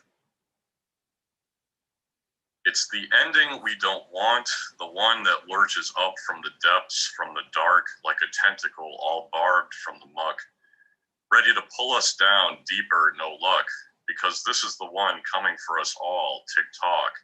An alarm set, ready to go, buzz, buzz, tick-tick-tock. Whichever you prefer, it's here or it's years away, ready to hook you, sink you, pull you hard. So breathe, breathe, breathe, like a child relaxing after thinking there was something lurking in the pitch of his room, only to find it was old sheets snarled on the floor. A guy I knew once told me it would hurt, and it looked like it did. I saw it smash through his window, hook him, toss him into the air. Then there was a woman who, when it grabbed her, lifted her hands skyward and talked about how much it all felt like flying.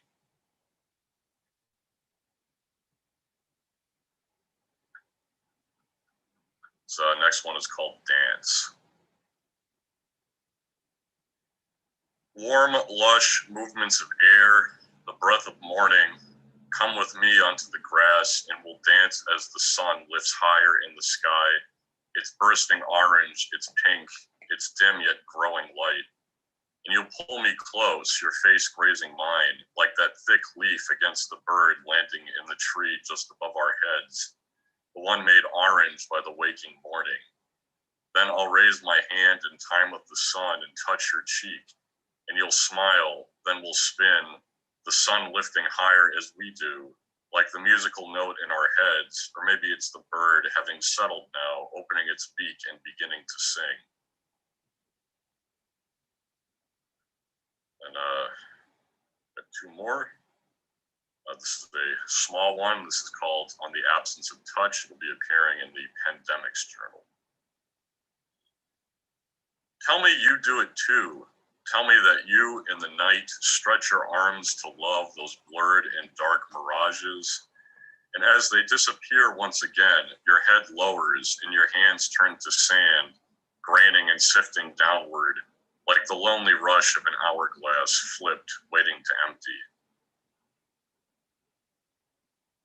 And this last one is called The End of the Game. This is in a journal that or anthology rather, that the Worcester County Poetry Association put out to honor the Woo Sox. They asked for some baseball poems. This one is coming out, or it may already be out, waiting for my contributors to I'll be able to tell. It's called The End of the Game. Orange evening purpling to black, but despite what happens outside, time is frozen here. The air hot, then cooling, and in the distance, the boom blast of light bursting before dripping down the dark.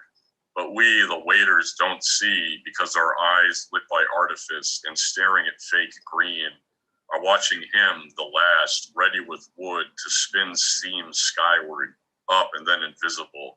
And he does, then runs, and we who were no longer waiting stand, cheer, and welcome our sputtering return to the slow tick of forever. Thank you, everybody. Thank you, John. Terrific. Harry Durso, are you ready? Harry's... Yes, I am, Bob. I'm all ready to go. Okay.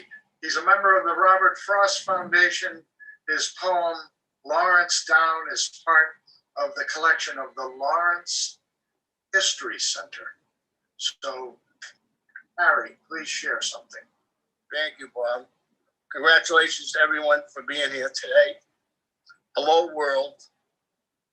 First poem is called I Need. I need to be forgiven. I do not understand the world I live in. I have advanced degrees. I've studied theology, philosophy, and literature. I taught for many years and gave lectures and produced TV shows and acted on stage. I need to be forgiven. I do not understand the world I live in. We throw children on floors with aluminum foil. We see videos of a man killed on TV. We see refugees flee with nowhere to go. We see thousands die from an illness and an age of modern medicine.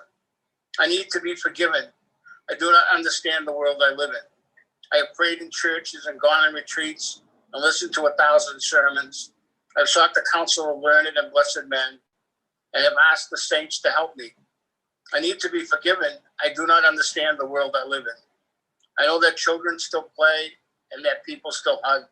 I know that babies are born, that friendships are still made. I see people in love and looking for love and remembering love. I still see smiles behind masks and see the moon and sun every day. But who will forgive me? What if I never understand? Maybe I need to give myself a chance to see one more good thing a day. Maybe that road will tell me, just forgive me. Please forgive me. That will count as a good thing. It's a start. It's a good start. I'm going to go on to another one, Bob. Yep. This one is called I See. Thank you, everyone. I see. Visual images surround me. They become liquid and drown me. They become gas that make me choke and unable to breathe. I go from room to room to get away, but nothing works. I see a baby floating in a hot, dirty river. I see a Capitol being sworn at and defiled. I see pornographic acts on a TV award show. I see images of evil words and evil deeds. I see millions of gallons of pollution rushing to the ocean on purpose. I see people telling lies that burn the air with acrid smoke. I see many who gather outside of churches and pray in the cold. These images attack me and I can't escape. They're not just on TV, but are radiated in the air with a life of their own. An unseen force of images overthought, surrounding us every day, causing us to put on a blanket of fear. I need to shut my eyes and hope they go away. I don't want this blanket of fear. I don't know where it comes from. It does not belong to me. I don't want it anymore. I'm going to keep going. Is that all right, Bob? I'm still on the time. All right. Stillness of terror. The stillness of terror enters our minds when conflicts find no resolve, and thoughts of salvation are crushed by simple thoughts of random terror. When newscasts don't stop and the media focuses on the obvious, but there has to be hope around. Hope hides well, but is always there. A sign of hope is sometimes all we have. Things will become clear again, someone says, without knowing. It just might be true. I believe it to be true. The smartphones and TVs and email need to stop. Only quiet will let us listen, to hear the struggling faint sounds that hope is still alive. I hope it cries out loudly soon. Joy needs to do a makeover on a world rusted over by doubt and lies and fear. Hope sounds like I will know it when I hear it. Okay, Bob. Thank you. Wow. Thanks, everyone, and peace to the world. Thank you. Nice. Thank you. Nice job.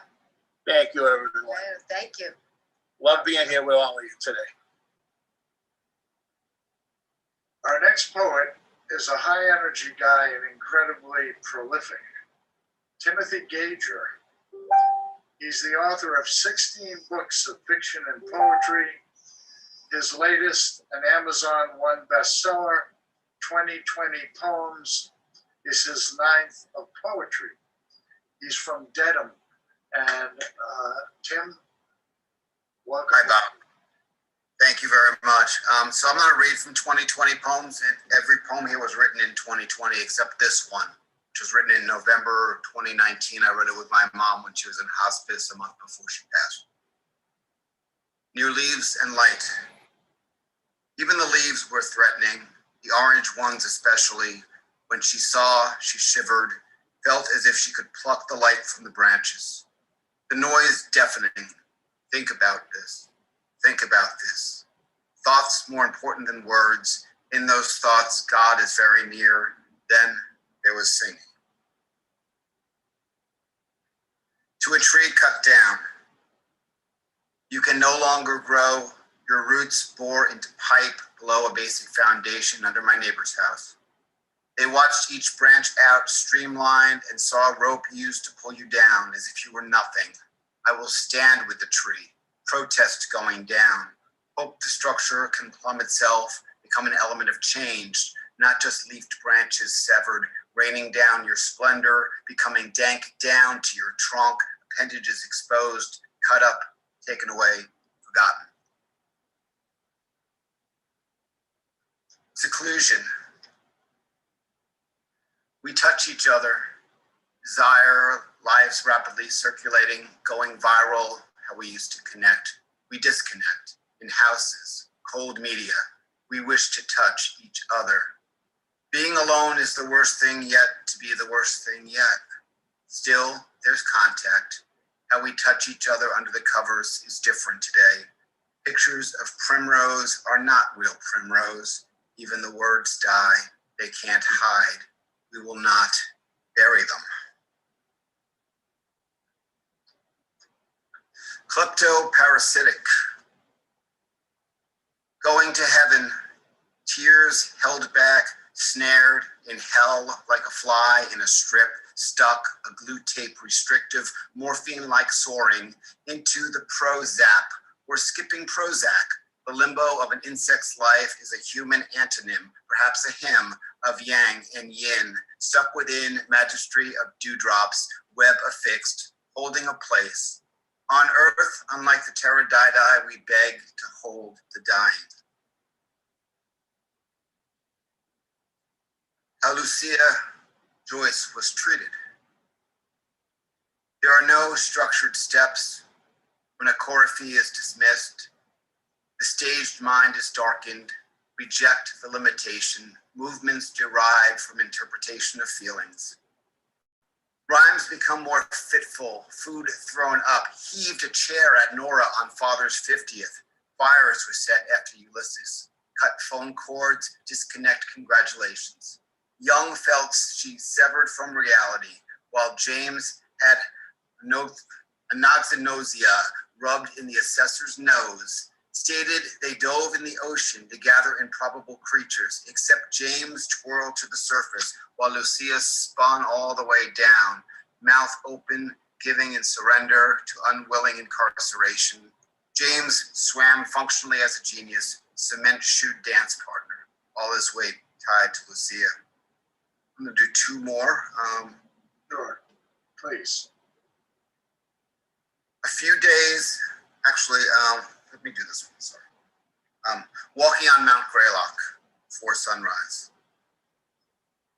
Yellow, orange, red streaked words, kiss our mouths have stars. The cold mountains tell us hope. Look up, crisp skies. Early breath evident, lips tonight become entangled. Seriatim composing discourse of shadowed trees still are the evergreen. And I will close with a poem called Acid Cat. Acid cat sees shadows on the walls, trails of color from 1,000 birds she has caught in her lifetime. It's fun for her to stay up all night, run the hallways, dance a waltz with the drapes. Acid cat is bored. The imaginary ball of yarn is really my Dell she has knocked on the floor. Like circling winds, shadows do pirouettes in the living room, figments to leap off the chair. And I wonder, does Acid Cat ever miss the man she used to sleep with? The man no longer here. But still, she eats, poops, stampades through the kitchen, knocking over the effing water bowl like a Tasmanian devil. She has broken everything I own when I'm not looking, as if I do, she is sitting, face scowling, accusing me about the things which don't exist. Thank you, Bob, and thank everybody for being here. It's great to see such nice, friendly faces, many of you I know. Wonderful, Timothy. Thank you so much. Now, Wonderful, Timothy. Kim runs the Dyer Literary Series on Friday nights. And you should go to it except for the first Friday of every month. And that belongs to, oh, wait a minute. Yes, that belongs to our next poet, who is also bailing me out, Lee Eric Friedman and Swampscott. Please, let's hear what you got. All right. Thanks, Bob. I hope everybody can hear me. I think it's gonna take me about 4 hours to friend request everybody who performed today. The celebration from a dream. When word is received, the late night crowd at Faraday's bar, huzzah and hurrah, shout and scream accolades and appreciates. Everyone who's anyone turns out to celebrate the celebration. The Hepcats, the Black Berets, the Snapping Kings, the Poets Laureate, the hipsters, hosers, scenesters and funksters, the wordsters, the do-gooders, the up-and-comers, the low-downers, the far-outers, the mutineers, the gothic punkers, the know-nothings, and those in the now, and those in the know, and those that defy labelization.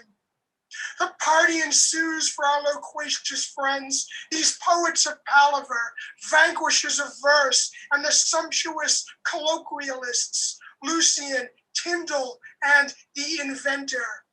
The crowd swells with many drinks drunk, and they climb aboard the marble tabletops, while Edwin and I sit lotus-legged underneath, quaff our craft beer, and trade our poetry best. Frank and Joshua, the Hawaiian shirt twins, yeah, they too are there. The mic rocks and roll while the brassy words flow.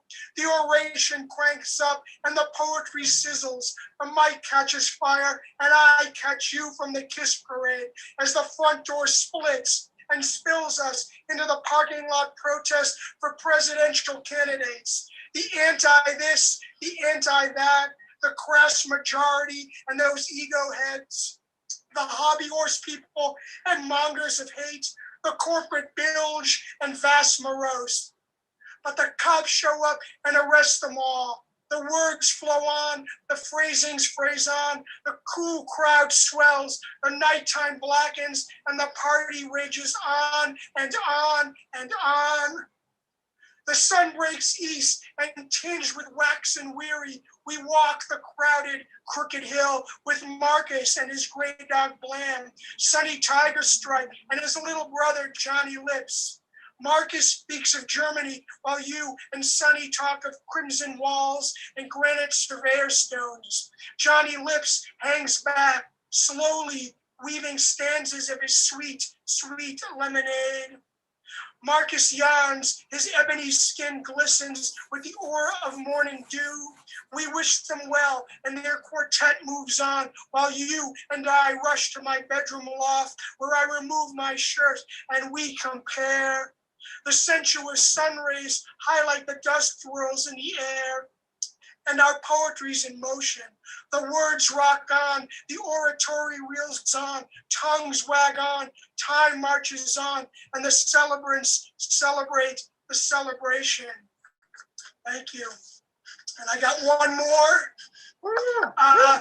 Thank you. This poem, I am honored, this poem that I'm gonna end with today kicks off this anthology, the Extreme Anthology, which was put out by Vagabond Books out of California a number of years ago. This is called Ecce Carmen. This poem's been written many, many times by you or some other famous poet. And this poem is inspired by that other poem written by you or that famous poet whose name escapes me at this moment. This poem began when time began and will last until time ends. This poem welcomes with a hearty hug. It tells the truth or blurs it blind.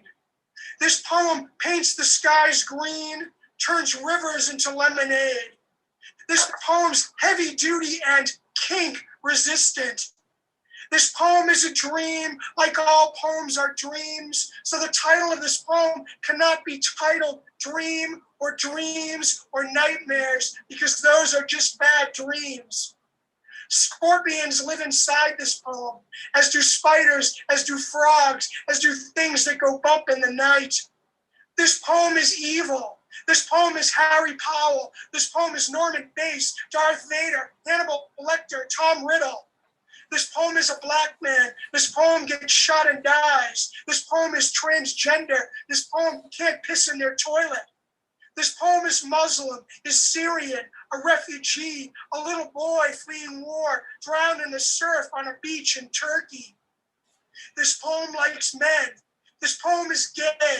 This poem is so gay because I hate poetry and poems so much they suck and they're gay. But this poem will rip your clothes off or beat you senseless so you're blue, bruised, damaged, and rearranged. This poem is Hitler. This poem is Pol Pot. This poem is Idi Amin. This poem is Donald. Or it could be if you or I wanted it, maybe. This poem is good. So good, in fact, there's too much good inside this poem to call this poem evil. This poem is Monet. This poem is Satie. This poem is Rimbaud. Ecce homo. Behold the poem. This poem screams. You'll love this poem. You'll hate this poem. This is the rule for all poems. This poem makes you reach. This poem makes you retch, makes you feel, makes you think. But this poem's a fraud, a scam, a lark, a fluke, a fake, a cliche. It's not a poem.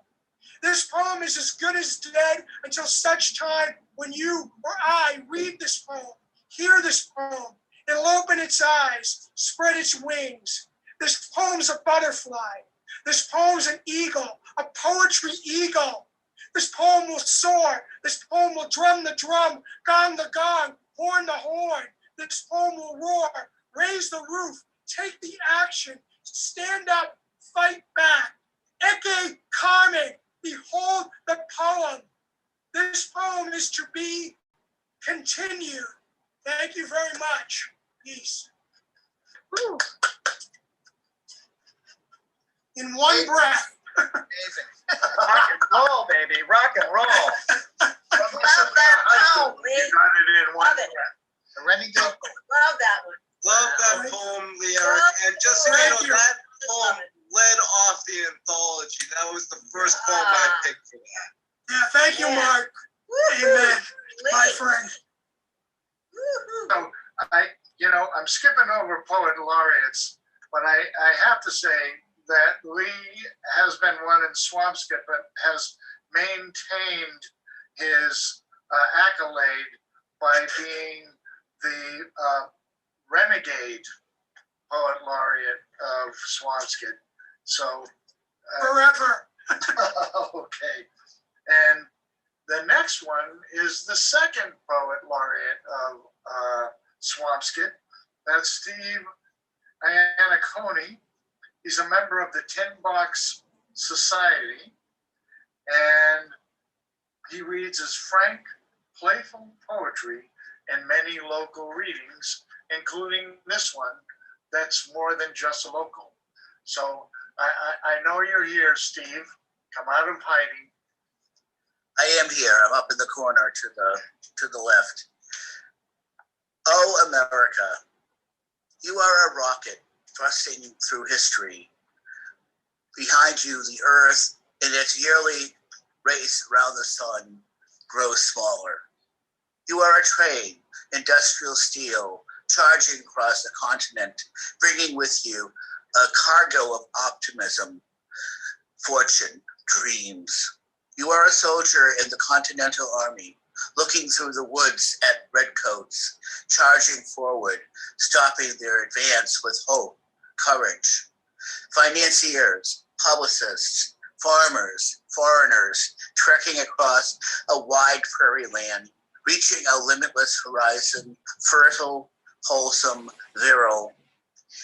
You are a destitute homeowner after a tornado sweeping across the flatland, upheaving civilization, wind-stoked fires, forlorn faces, homeless, frightening inner cities, truck stops, the sounds of idling engines coursing through the quiet night, race cars roaring along Indianapolis Speedway. You are seeking religion, obstructing justice, terrorizing peaceful families, awakening violence, the distant clouds flowing across mountains into valleys, flooded by rivers, reseeded dirt, ever-awakening energy, firecrackers bursting, B-1 bombers, black stealth, soaring into history, unwritten except by children in daycare centers, walking in twos into the park, jumping into hydrant water spray on summer days when you are hot, languid. You are a vast landless, Alaskan wilderness, New York City-ness, Alabama socialites, Texas cowboys, migrant workers, underpaid, grim-faced, entering each row of grapes or lettuce, counting each effort as a future time when flowing life will sweep them into American dreams, barbecuing chicken. You are as different as similar, united by Nickelodeon or Walt Disney marketing. You are not who you were.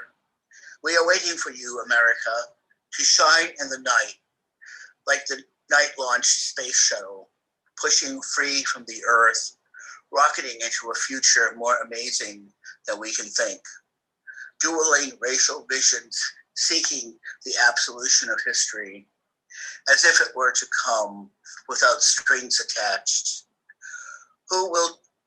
What will you sacrifice to come into future time, a forerunner of human entropy? You are the sunrise and the sunset, city upon the hill, magnet for those oppressed, the great salesman to the world. You are the Statue of Liberty souvenir, our marvel, horses running wild, Indian massacres, self-sustaining hype, incorrigible, undeterred. Thank you. And for a different poem altogether, meditation. Enter, friend, into the one, where for even a moment pure thought is present. A lone star in a dark winter sky. Watch as the flower grows. See the seed sprout. Wait for the leaf to push through the soil patiently as the leaf. And thank you very much. Thank you, Steve.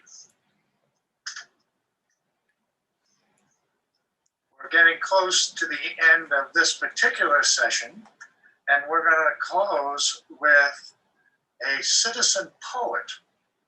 That would be Dan Spears. He's an original Haverhill River bard, and he's also an award-winning poet, writer, and expert in punditry. So please don't kill us with a pun. Please make us joyous with poetry. Thank you, Robert. I thought in honor of the event today, I would do 2 poems. One first prize in the international contest, the other in America.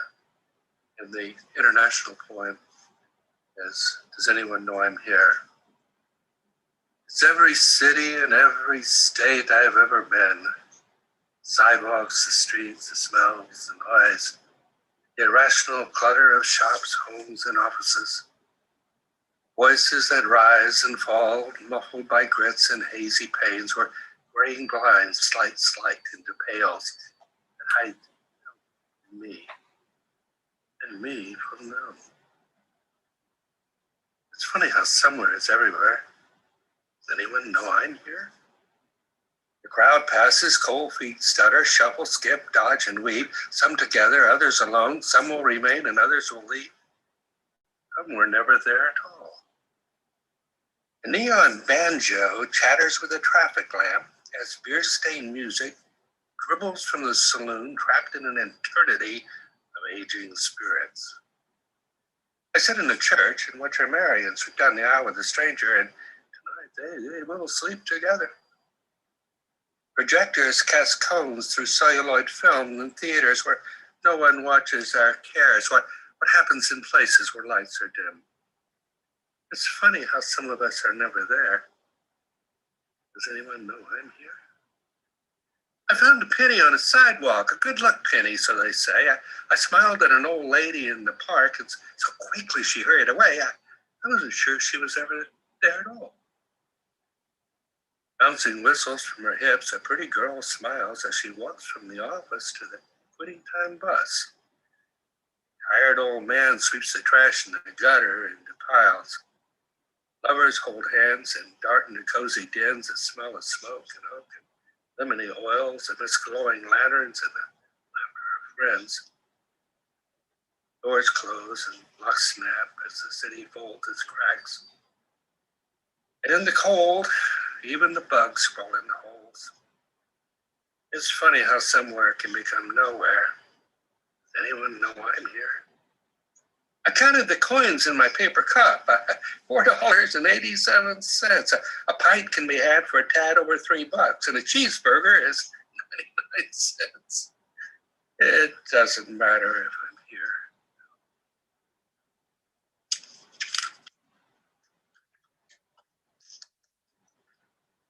And this one is was a selection from the, it's published in the Strong RX Medicine, Margie, American Journal of Poetry, selected by the American Journal of Poetry, and it's volume 5. That book. It's actually based upon something that I observed at a period of time here in the town I live in, Haverhill. Cold, it's so very cold outside. They came and took the dog away today, and they're going to put it to sleep because it barked, they say. A lady dropped a dime in the checkout line, and no one stooped to pick it up. She shrugged and said, "It's just a dime." An old man on a bench in the park watched a kid run about, tossing peanuts to the pigeons. The old man grinned and waved and nodded, and someone called the cops to check him out. Some teens made a giggling trip to the mall during that day, a school day, to shop for jeans. In the food court, they had burgers and a malt. A woman in a minivan, she hurried into the parking lot in the grocery lot. She never gave it a thought as she parked, ignoring the sign for the handicapped spot. An elderly lady sat in the library with a permanent spot. She was reading her book. She fell asleep and passed away. And for a day, a very long day, no one came to check her out. They came and took the dog away today. The veggie stand sold the last of the corn. Winter came and took the leaves away. Somewhere, somebody is popping popcorn. The smell hanging in the air like bacon frying. And in the hospital, another baby was born. On the news, they said an icy patch ended the lives and ride of the drunken man and the girl whose car he hit. We lit a fire today.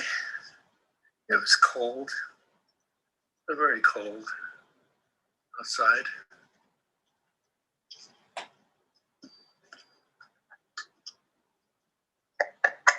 Thank you so much. Great Both stuff. were great. Both were great. Wonderful. Yeah, beautiful. Thank you, Dan. Wonderful.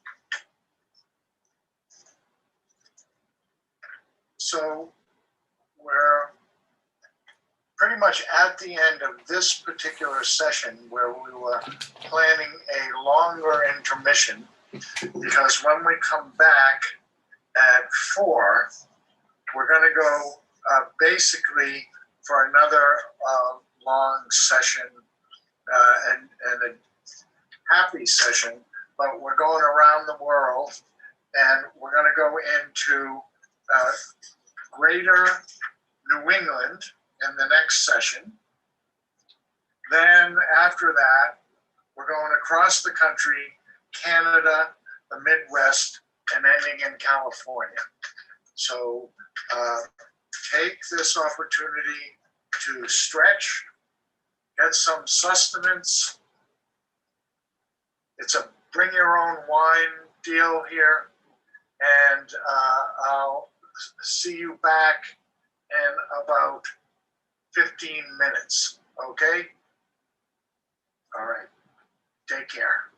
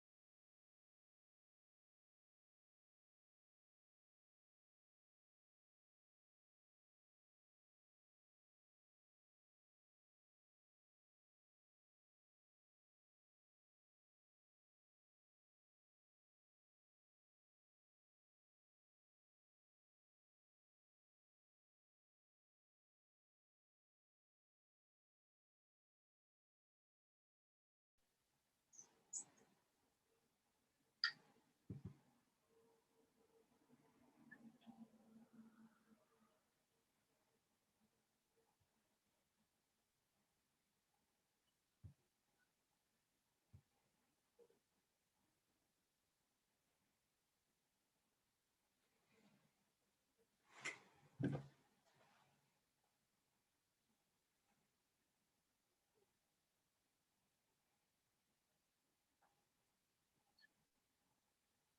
we are live.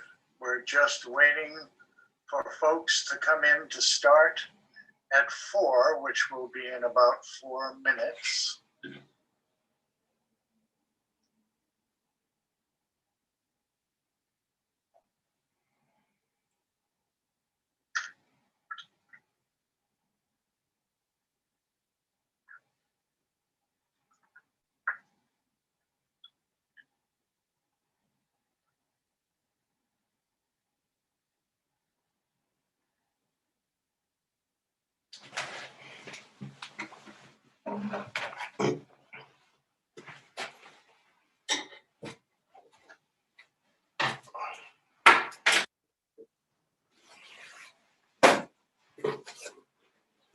When we start, we're going to begin with Becca Jordan. And I want to take a couple of minutes to say that she's a hero to old men who are overwhelmed with work. Putting together this festival has been great fun, terrific, and after it's over, I don't know what I'm going to do with my free time. However, I got to a point, especially with social media and website posts and design and handling the technical spot, and right at exactly that time, the universe again sent me Becca. She was instrumental in the first Rockport Poetry Festival, did an amazing amount of event preparation and made it a success, and it applies now. She is a poet as well, and in a minute I will introduce her as such. And we're just giving a couple more minutes for people to get in from the waiting room, okay?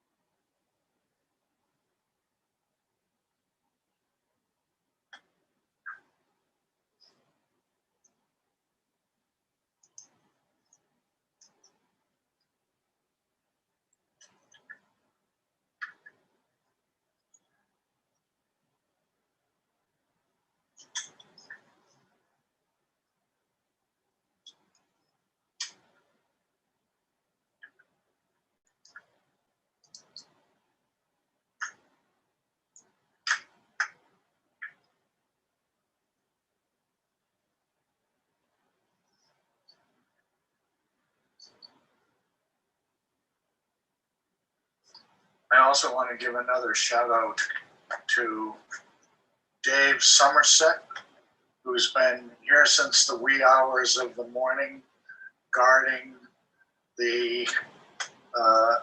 guarding us against disaster, and that includes Mark Bohr and Lee Eric Friedman. So if it wasn't for them, if I went down, this whole thing would go down. And they're as protection in 3 separate geographic locations. And one of my former lives, I was a technical writer and worked for also medical companies. And everyone was always worried about disaster recovery and redundancy. And so they bore with me as I harassed them with my extremely OCD preparation, and they've been stalwarts throughout the day. So thank you to you guys. So we're at 4 o'clock. We're going to be going into kind of sort of the Merrimack Valley. We started in the last session, and From there, we're going to move into New Hampshire and then across the U.S., but not northwest. And we'll make a stop off in Canada. So Becca Jordan is a collaborative artist, a writer, a director, a designer, a dreamer, a hoper, a prayer, a magic bean buyer from Massachusetts. And it's the last category which I sold her on helping me here. So Becca, would you please unmute and join us? Hello.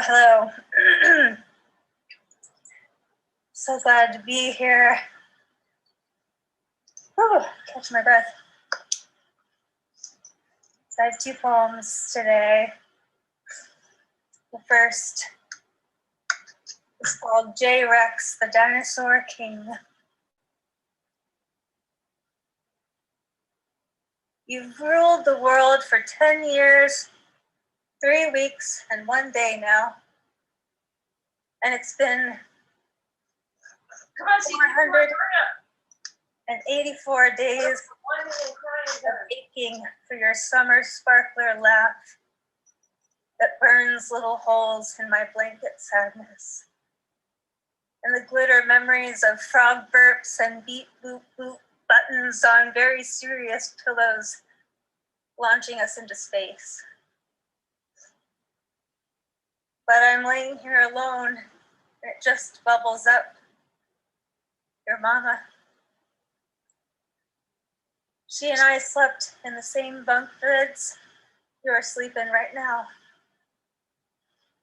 Those puppet show ice cream shop flashlight beds. From the bottom bunk, your little frog voice, Mama, had let out into the dark, quiet. Becca? Yeah. Are you asleep? No. We laugh about that for years. In my memory now, I say, I love you, I love you, I love you, I love you, I love you. Because maybe I didn't say it enough. Maybe I didn't take care of her enough, like big sisters are supposed to. With every fold I invert, in this origami Allosaurus, I undo some wrong, or I silent scream into the dark quiet of now. And some bit of me goes inside these little papers for you. And if they burn the way I burn, there would be only ash for miles in every direction. As the hurricane alights the coast and calms to a tropical storm, it peels up asphalt like a reptilian skin, all the same.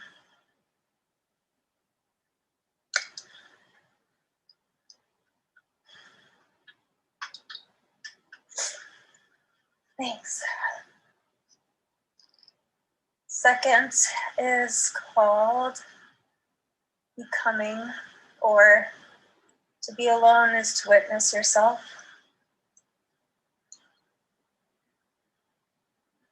The science of metamorphosis is in between your ligaments. That pupa enzyme that dissolves muscle fibers, unstacks and restacks your vertebrae bit by bit, unlocking the information stored there. Generations old, that mountaintop sand wind of tectonic plate dust, it's movement, love. Even if you don't feel it, the way the earth turns, the way we don't fly off this spinning sphere. That magic is stitching our healing wounds. Where there was brokenness, a stronger bind. Don't forget how you got here. When you inch along, you move. When you disintegrate, you unlock. When you feel soft, wet wings, you build. When you break those paper walls, you go through. When new blood spreads your wings, you fly. Thanks. Becca, that last one was a favorite of mine of yours, and your first poem was intensely moving. You're my hero, so thanks for joining us, okay? Bye.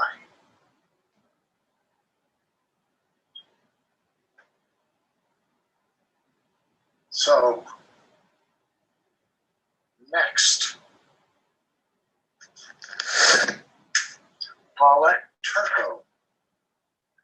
Paulette Demers Turco, editor of the Powwow River Poets Anthology, #2, out of Able Muse Press, and the author of In Science, Finishing Lines Press. She is in Newburyport. She's a familiar face to many. And Paulette, if you could please join us. Thank you so much. What a wonderful day this is. Thank you so much for organizing this. If I'm trying to fit in 3 poems, but I'll keep my time. The first 2 were just published in the Loch Raven Review, an online journal. The first has an epigraph for Black children at the end of the world and the beginning, spoken by Roger Reeves. I don't want the police to shoot me. Today, 10-year-old Jaden feels afraid. His seatbelt clasped, his backseat window closed, while uniformed policemen stand arrayed on Austin city roofs in sun and shade, well before the caravans composed. Today, 10-year-old Jaden feels afraid. He wears the COVID mask his mother made to keep him safe. Here, menace seems exposed. He's locked from uniformed police, arrayed, towering above him. They're portrayed as bold, hold power to kill. They're unopposed. This day, 10-year-old Jaden feels afraid. Mosquitoes buzz, cops aim as cars parade for justice. Jaden's friends, their families, posed below the uniformed police, arrayed while George Floyd's death brings thousands, so dismayed, down Austin streets to prove they are opposed to men and boys like Jaden being afraid. Yet fear, enough police will not be swayed.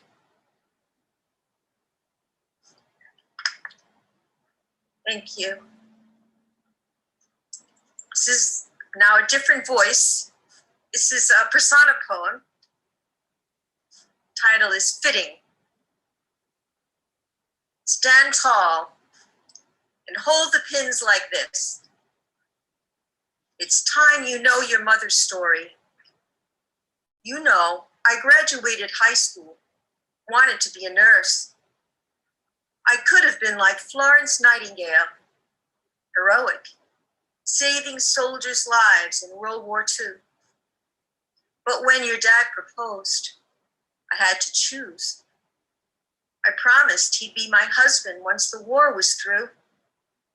Who knew 5 years would pass? His right ear was deaf from birth. Still, the army took him, proud to serve, but came home nearly deaf at 26. I loved him, knew I could manage motherhood. But you only see yourself. Here, I've tried to teach you, but stand still. You're proud. Believe that you can change the world. I learned to live invisible, and so must you. You've had too many graduations, and still you want more years in school? Marriage and career are not what girls are born and raised to do. You were not born to be in charge. Even on our wedding day, all women promised to obey. Look at me, for once. Our lives are lived invisible to everyone. You want attention? We can give each other hugs, then back to work. It's the only way this life can work. Obey, do your duty. Pray to be in heaven for eternity. Now stand straight. This final fit must be exact. This wedding dress, your shoulders are so wide. Oh, beautiful. Thank you. Just a very short, a triolet on a light note. Do I have time for the triolet? Shimmer. Sun rays shimmer in the air. Time melts as foam-topped waves crash down on sparkling sand out to the pier. Sun rays shimmer in the air. At high tide, castles disappear. A child's towel becomes a gown. Sun rays shimmer in the air. Time melts as foam-topped waves crash down. Thank you. Summer's around the corner. Thank you so much. Thank you. Which corner, left or right? Over the bend. We need to get to it. I'm trying to see. Yes, Alan Wessick. He's the regional editor of the San Diego Poetry Annual. He's published hundreds of poems and stories, and his most recent novel is The Enigma Brokers. Many of you might know him because there used to be marathon dancers in the 20s. He's a marathon poetry, Zoom poetry participant. So John, could you please unmute and join us? Sure, Bob. Thanks very much. The shaman in the library. Naked except for a loincloth, ritual scars, and streaks of red clay, he attends the staff meeting. Bowl, haircut, back straight, face impassive. Why is he here? No one knows. Since the library opened, he's pushed the loaded book cart and replaced Suzanne Summers and Gwyneth Paltrow in the diet and exercise section. Trembling patrons pay late fees promptly when he stands by the circulation desk. A few parents complain their teenagers shadow him, chasing rumors of hallucinogenic ayahuasca vines hidden in the botany section. And after the singed carpet incident, management forbade cooking fires. No more fresh rabbit meat, only packets of microwaved cassava. He pricks his fingertip at shift's end and fills out his timesheet with human blood. It's a good life. His employer provides health insurance and retirement plan. But when the wild parrots come to strip fruit from nearby trees, he remembers the land of his birth, his vision quest, fasting to the point of death, and how his spirit animal came to him. He remembers inhabiting the jaguar's body, its savage strength, and the power he gained, power to take life and heal. Free from culture and convention, he hunted at night, the heart-pounding chase, the taste of wild boar's blood.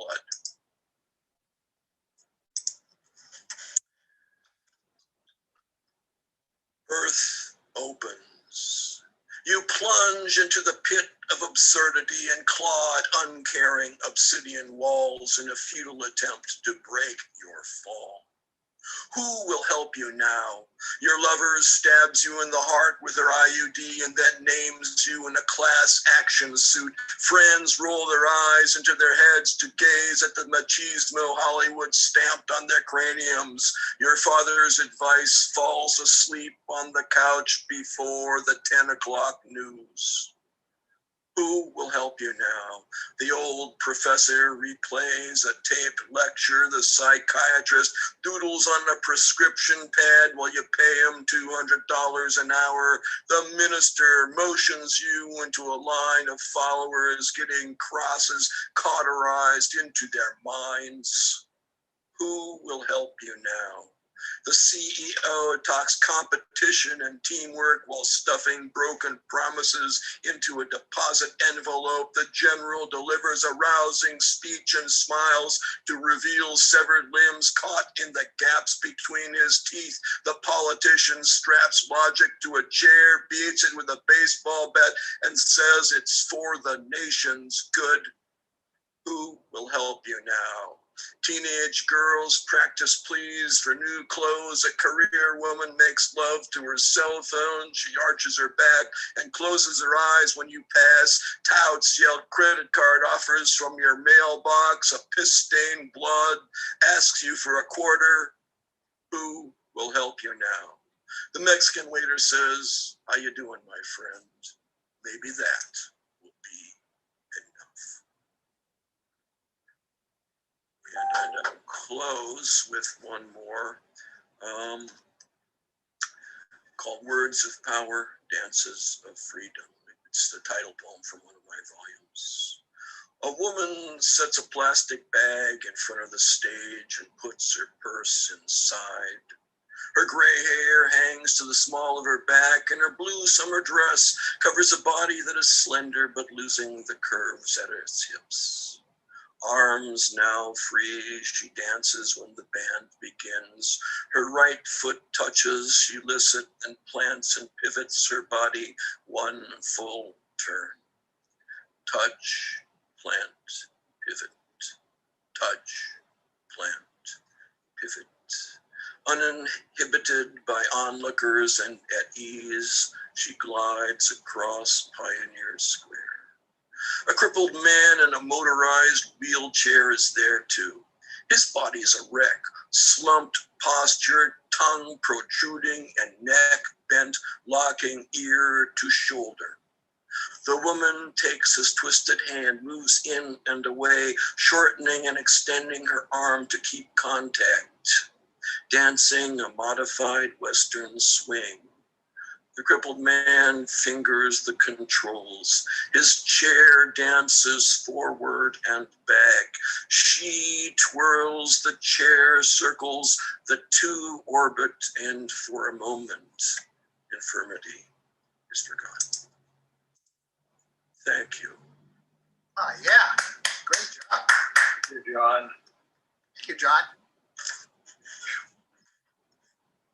Our next poet is Elizabeth Wolfe. She's from Merrimack, Mass., writes poetry to hone the truth. And she's got an interesting project. In 2020, she worked with the Prisoner Express and Writers on the Moon. And it has to do, at least in great part, with providing books and literature. We'll be doing some sort of program with Rockport Open mic to bring attention that effort of hers. But for now, Elizabeth, could you read us something, please? You. Yeah, I have just started reading the chapbooks that came back from the prisoners, and it's fascinating. And I'm marking the ones that I think they should publish themselves with Prisoner Express, so that's kind of fun too. But this day was so wonderful and so global, so I'm going to read a few poems, short poems from my book that was a Kelsey book, so whoever talked about Kelsey, they will treat you well. 3 years ago, my daughter was working in China, and I was able to travel to visit her because 3 years ago, if you remember that far back, we could travel. And this is called I Raised My Hand. I raised my hand and said I too was a poet. We sat at small tables overlooking the Bund, boats on the water, the red Chinese flag flapping in the breeze. It was lunchtime, a poetry panel at the Shanghai International Literary Festival. The readers were from Singapore, Mozambique, Cambridge, Hong Kong. We discussed history, colonization, how small towns anywhere in the world are alike, how people all over the earth need water, shelter, salt, a mother tongue. At home, a storm gathered up the East Coast. At home, a high school boy with a Glock shot 2 students and died from his wounds. We don't know who fired the final shot. And this is meeting the host family. There are smiles all around the table. Grandma Oma nods, encouraging us all to eat, eat. Grandpa is still in the kitchen, still cooking.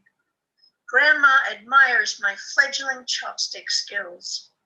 I am an American, Polish, Latvian Jew visiting China, where my Episcopalian WASP Jewish daughter is teaching English to a 4-year-old German Chinese girl who is proudly waving pink plastic chopsticks with pictures of Peppa Pig, a British cartoon, and crying, look at me, while she stuffs an entire yummy dumpling into her mouth.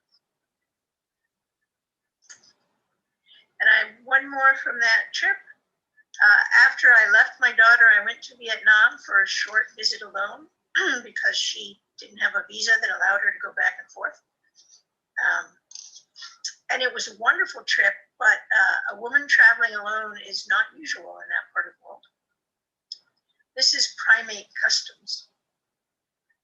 The nice young Vietnamese scientist working in the park with pygmy slow loris could not believe I was traveling solo. No family, no one to bring with you. He had a lovely British accented English and was clearly concerned. The next day, I checked into a charming hotel on the beach on the South China Sea, just beyond a fishing village. The room number was my mother's street address. I do not believe in coincidence. I am not traveling alone. Oh, love that. And I have a short new one. It started with a workshop from the Poetry Society of New Hampshire on character and poetry. They also do a really good group every Tuesday night at 7. And the prompt was, write from the point of view of your neighbor's mother. I am 41 and the twins are 14. There is symmetry in that. I remember back to my island childhood, fine white sand, vibrant pink and magenta bougainvillea, hummingbirds buzzing the hibiscus, sweet smelling air, and always, always the sea. We children ran about, dark with fair, until our mothers called us home and wrapped our hands. We are ladies, mother would say, as we chewed ice chips from sorrel tea. Slapping the table, our spines would snap erect. Ladies! Now I live with hardwood floors, somber brown, proper rugs, not a speck of sand. My veranda fronts a street where piles of snow and stripes of ice linger for months in the gloom of winter. I tell my girls to enter a room with grace, stand up straight and lower your eyes, but they laugh. I know they have lowered their tops to the hungry hands and mouths of boys. I hear them talking, their whispers shout.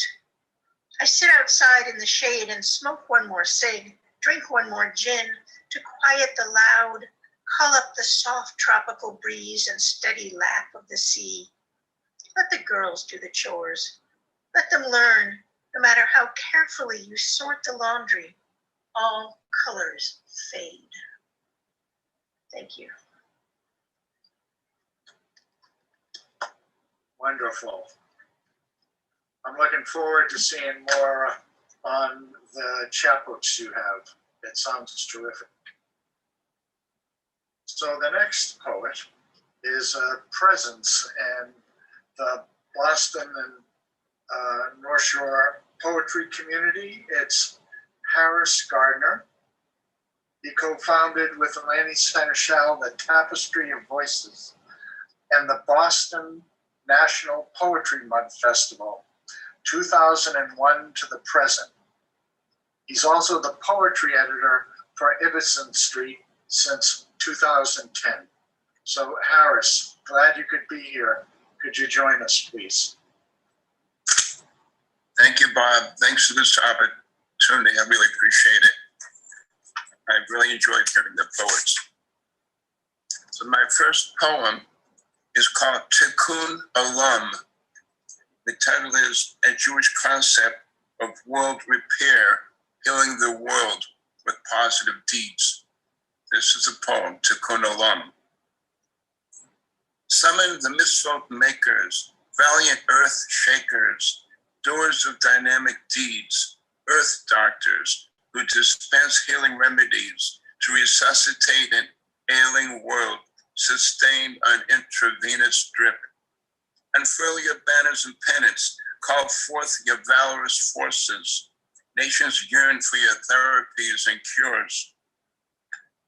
Line up your ranks, ready your roused battalions. General Mammon has bridled the haggard stallions. The 4 horsemen are mounted and lead the rampant hordes. Polluters, despoilers, and grasping greed merchants.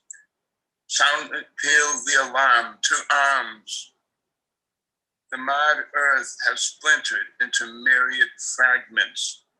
Wounds moan in plaintive reproof. Staunch the bleeding, launch the repair. Bring your potent restorative vials. Work your science, prepare your curative plants. You are the instruments, the menders, sewing the sutras with sureness. Leave no scars as the patient heals. Humankind hovers near the verge, outcome far from certain. However, sanguine prognosis surmises that the convalescent will endure. May a rainbow curtain rise on a not too distant dawn that will break into a wholly renewed at oneness. Let us be vigilant as we diligently sow the seeds needed for the globe to thrive with regeneration of deeds that nurture the search for Tikkun Olam.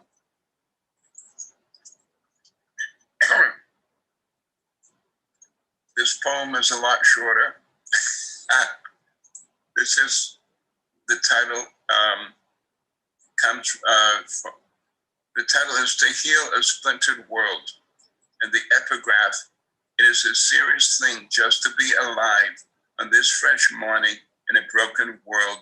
Lines from Mary Oliver. This is my poem, To Heal a Splintered World.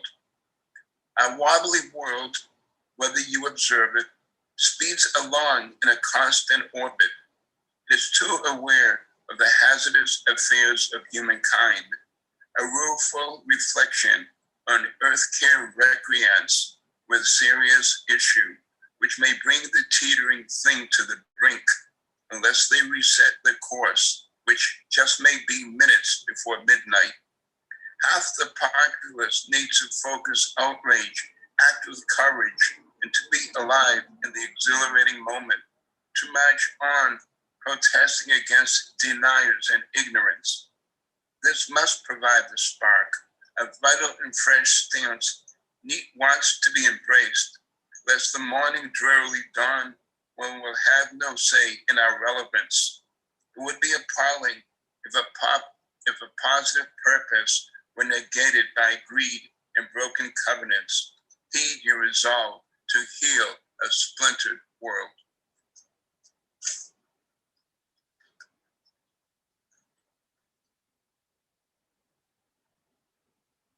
Thanks, Harris.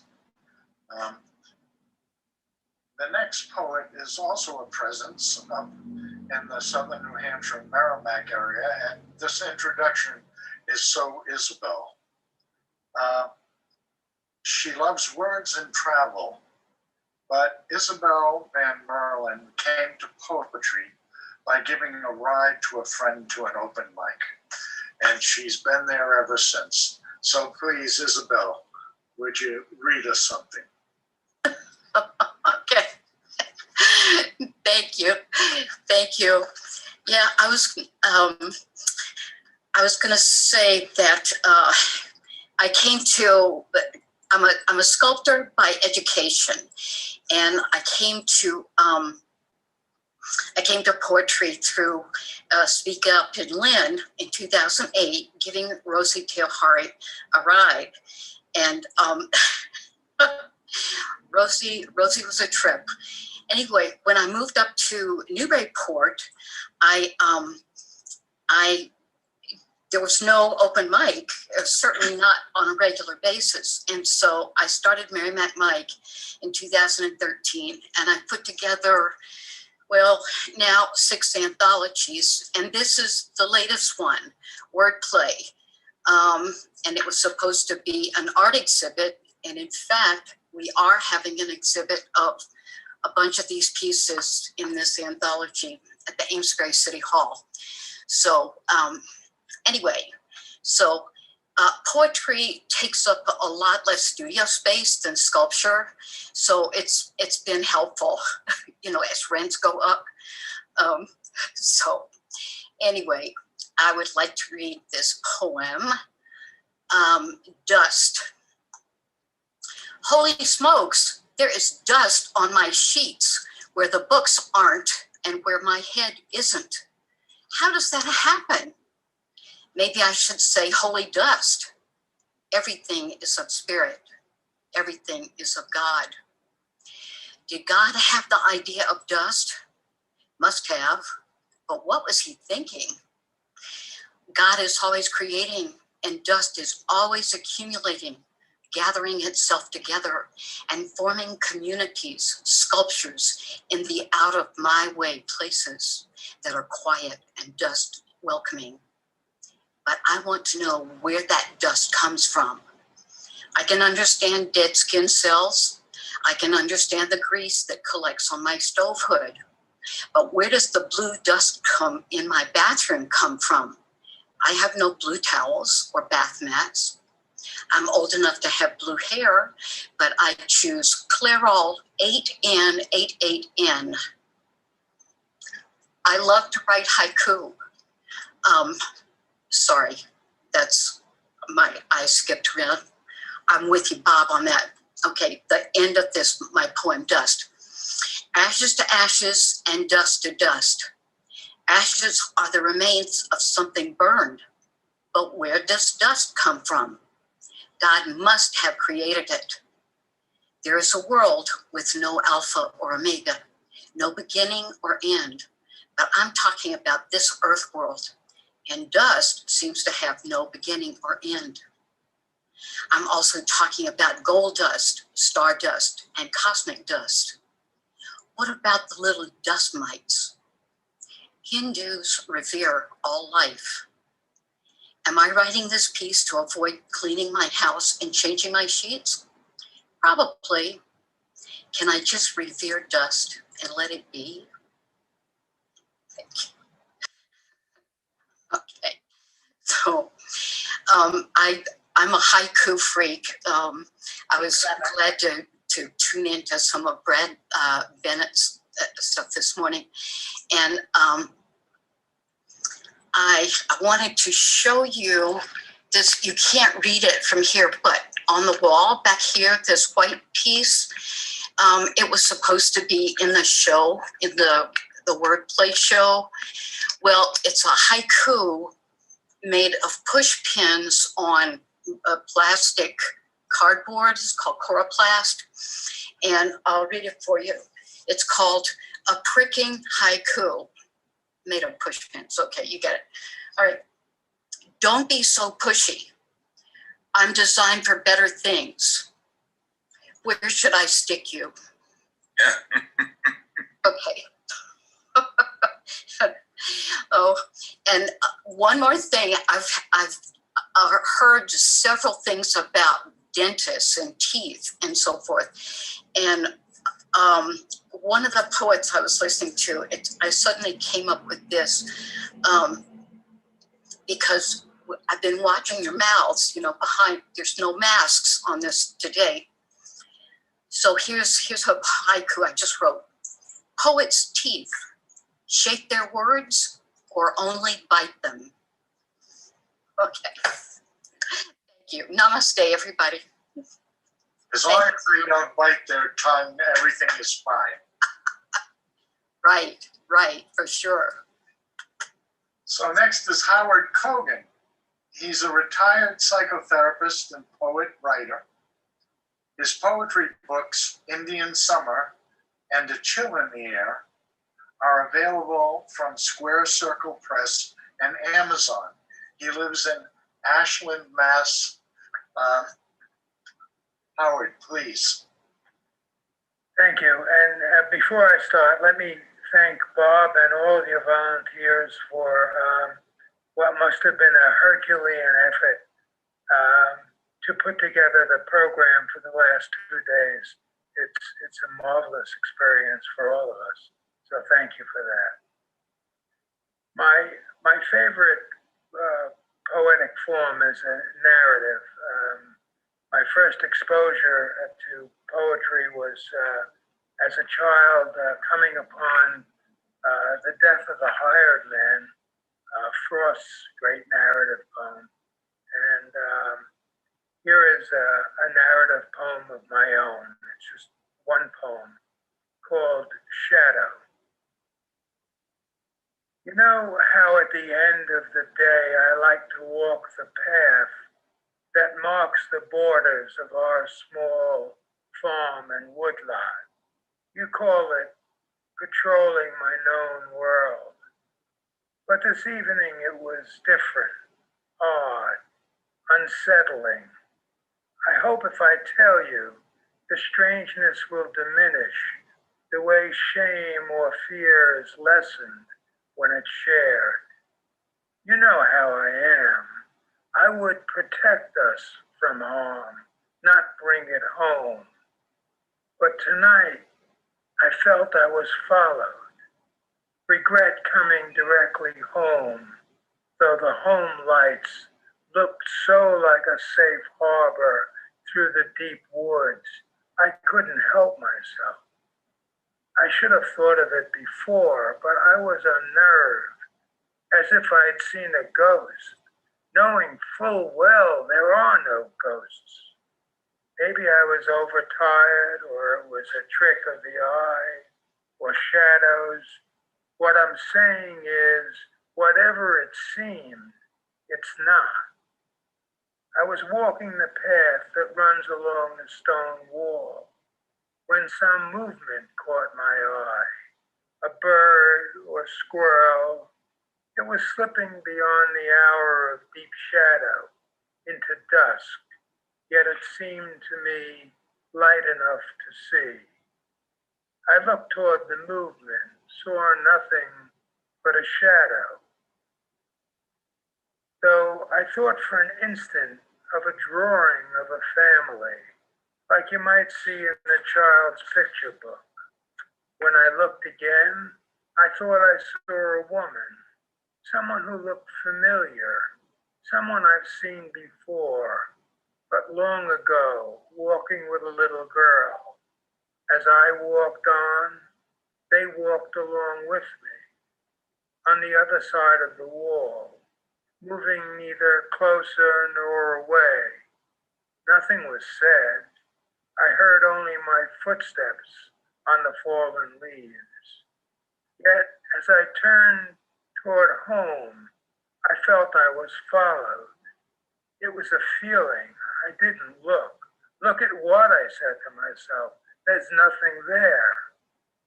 Where they are now, I don't know. I don't know what to think. If I look, they might be standing at the door, or maybe they're back on the other side. Though as I say this, I wonder if as we get close to leaving this world, we get a glimpse of the world to come, see others who've crossed over, as you have, and I will soon enough. That would be a gift, a hint that when we get there, we won't be so alone, a barely noticeable sign, the way in winter there comes a day that says spring is on its way. Maybe what I saw was like that, a glimpse. There's something beyond the wall we were once so certain marked the end. Thank you. Thank you, Howard.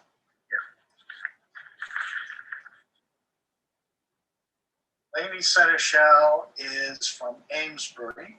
She's a poet, a painter, and the former poet laureate of Amesbury. She is published in journals and anthologies. And I think, could someone mute, please? Okay. I think you are the poet in residence at Joppa Flats. Is that also true? Yes, it is. Okay. A dream job. At the moment, not much happening. Right. Close. So, But please share. I'm going to read a poem that was inspired by some recordings from the National Aeronautics and Space Administration.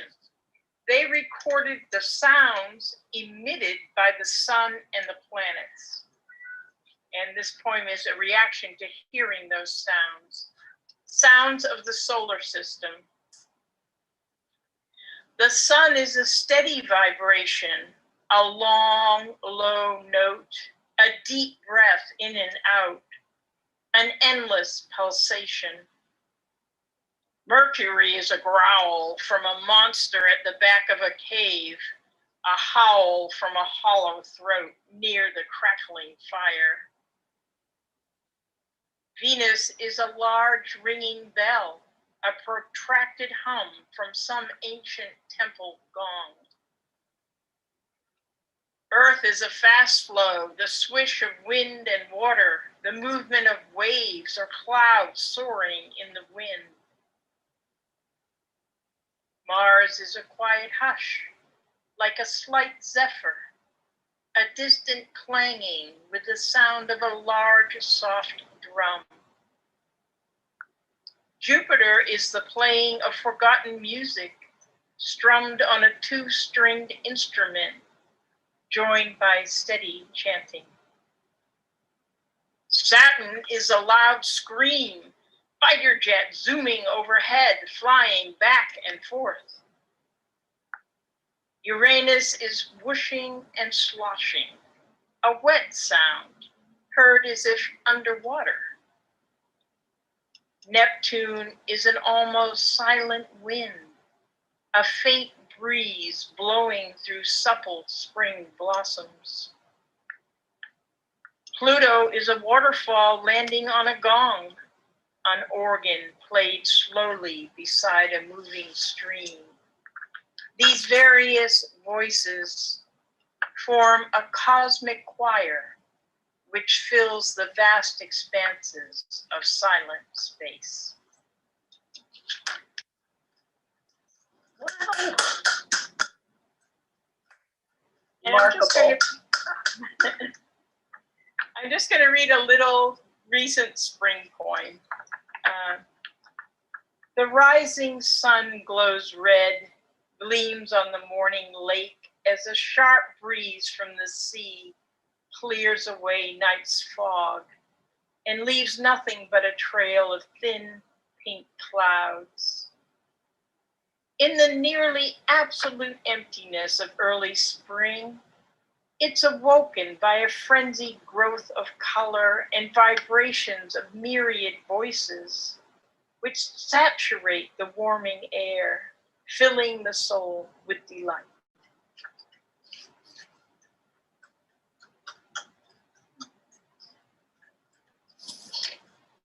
Thank you. Thank you.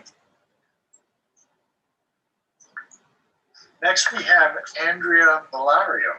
She's from Haverhill, and she's a comrade of the Mystics, exploring life through the interplay of inner worlds, nature, and lessons amidst culture and community.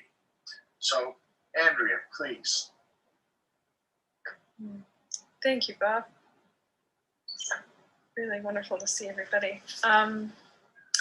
These two poems I have are. Wait, can you hear me? Okay?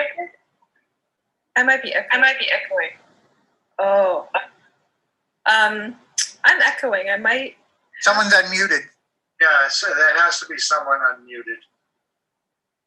I'll try that. Okay. Oh, cool. Thanks.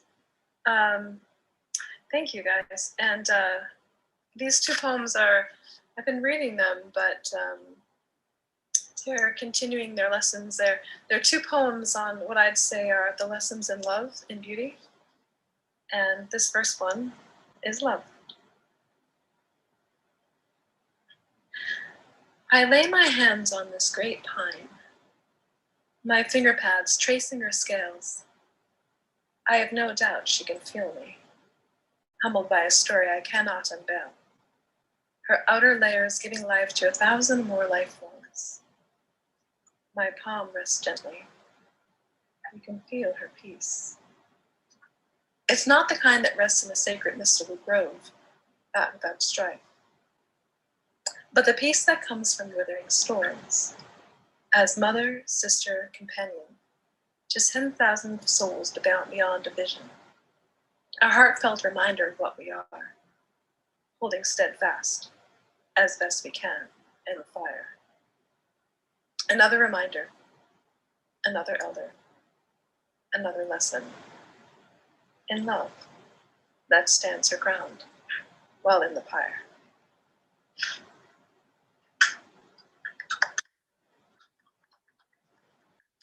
And this other one is entitled Beauty. Snow out of season has a mystical quality. Placing plans aside, she teaches us the freedom of the unknown and unexpected. A walk the hillside, cast amid tufts of white upon surprised oak, poplar, and cedar. A felt stillness, a blanketing that wasn't here yesterday. I've been graced in the sanctity of embrace I've needed since spring. All the while, Earth's inhabitants bustle. But there's a secret here in these canopied woods, a whisper of who we are. And I remember the forest, how she teaches them muses, how aspens sing the trilogy of birdsong, how a muskrat feeds her young, how the natural world evokes the heart to sing of beauty. Grace is upon us, raptured, the Lord of earth consumes. Here is beauty that is not afraid to show herself. This earth, she's stunning.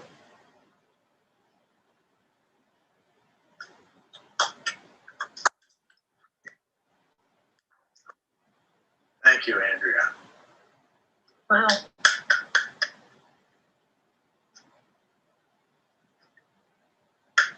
Our next poet has come from far away. And under other circumstances, she would have been in the first session from Asia and India. That's Latika Karnarni.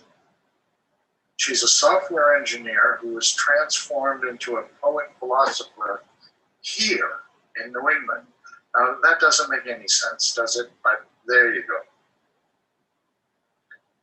Her business and pleasure is to expand the consciousness of consciousness. And this endeavor, when a rhyme and rhythm appears, she writes. So, Latika, please. Hi, everyone. The poem I'm presenting today is called Under the Sun. It's a circular poem. That means it begins where it ends. And basically, I'm just talking to the sun. I'm explaining sun what I did in the day. But the power of the poem comes from the rhythm of the flow of the poem. So here it goes. Walking down the empty road, the setting sun to me it told. Talk of your day as we both head home. So I smiled and hopped to tell the sun the tale of what I did before. I woke up early under a soft pink sky. I did my daily chores that made me lively and bold. Yoga, breakfast, and tea. Then reading a book under a tree. I read till my heart was full, till my stomach was empty. Then I prepared a meal, super healthy. I cooked with love, ate consciously. Then I saw a British show of a time a century ago. The accent and charm inspired grace in me. So I made a cup of tea. I took the cup of joy and sat on the grass. While drinking the tea, I swear the heavens clapped. And hearing the claps, which were leaves in the wind, I sat to think about my passion and ambition. As I read Hermann Hesse's work, I exclaimed joy. What a man! I too will experience life freely. So I picked up a pen to write, but my thoughts and ideas didn't suffice. It's okay, I said. Great things take time. They must be fiercely wanted first, ardently worked for. Art will come then, like the rains that tear the clouds. So I prayed with earnest love to give me the power that I deserve. With hope in mind, I read some more till I saw the sun go low. Then, with a hop and a smile, I went to watch our beloved sun. As I walked down the empty road, I met the sun there, of course. And you know what happens when light meets hope. Thank you.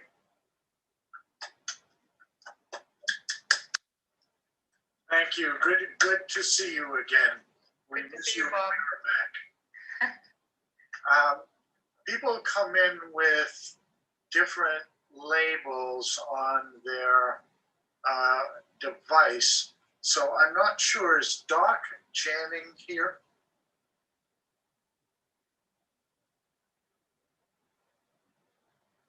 Would appear not. But that's okay. I think Dave Somerset should have more time. He's been here since the first thing in the morning and has been steady, again, guarding the home fires. He lives in Salem with his wonderful wife, but he has a small disagreeable dog, which is very hard for me to understand, given his temperament. And he writes and performs poetry at open mics, and he hosts Speak Up at the Walnut Street Cafe, which is on Wednesday nights. And that's like the grandfather of these. So you should show up and participate. It's a great group. Dave, would you please? Sure. I just have to say I've just so enjoyed this feast of wonderful poets and hearts. Just been grand. Thanks. And some of the people that might be on were participants in the coming together of the Merrimack poets with the Welsh poets in 2016. Imagine that long ago. And also Bonnie Roberts, if she's around. Yes. So I read this and I wrote it inspired by them. This is 22 October 2016. Poem of welcome. Welcome. And this goes for everybody on and who I've heard. Welcome. And by that I mean, welcome friends. Welcome again. Fellow brothers and sisters of the pen, we have so looked forward to sharing our journey with you. And though we might speak and think in different tongues, in poetry, in truth, we write just one.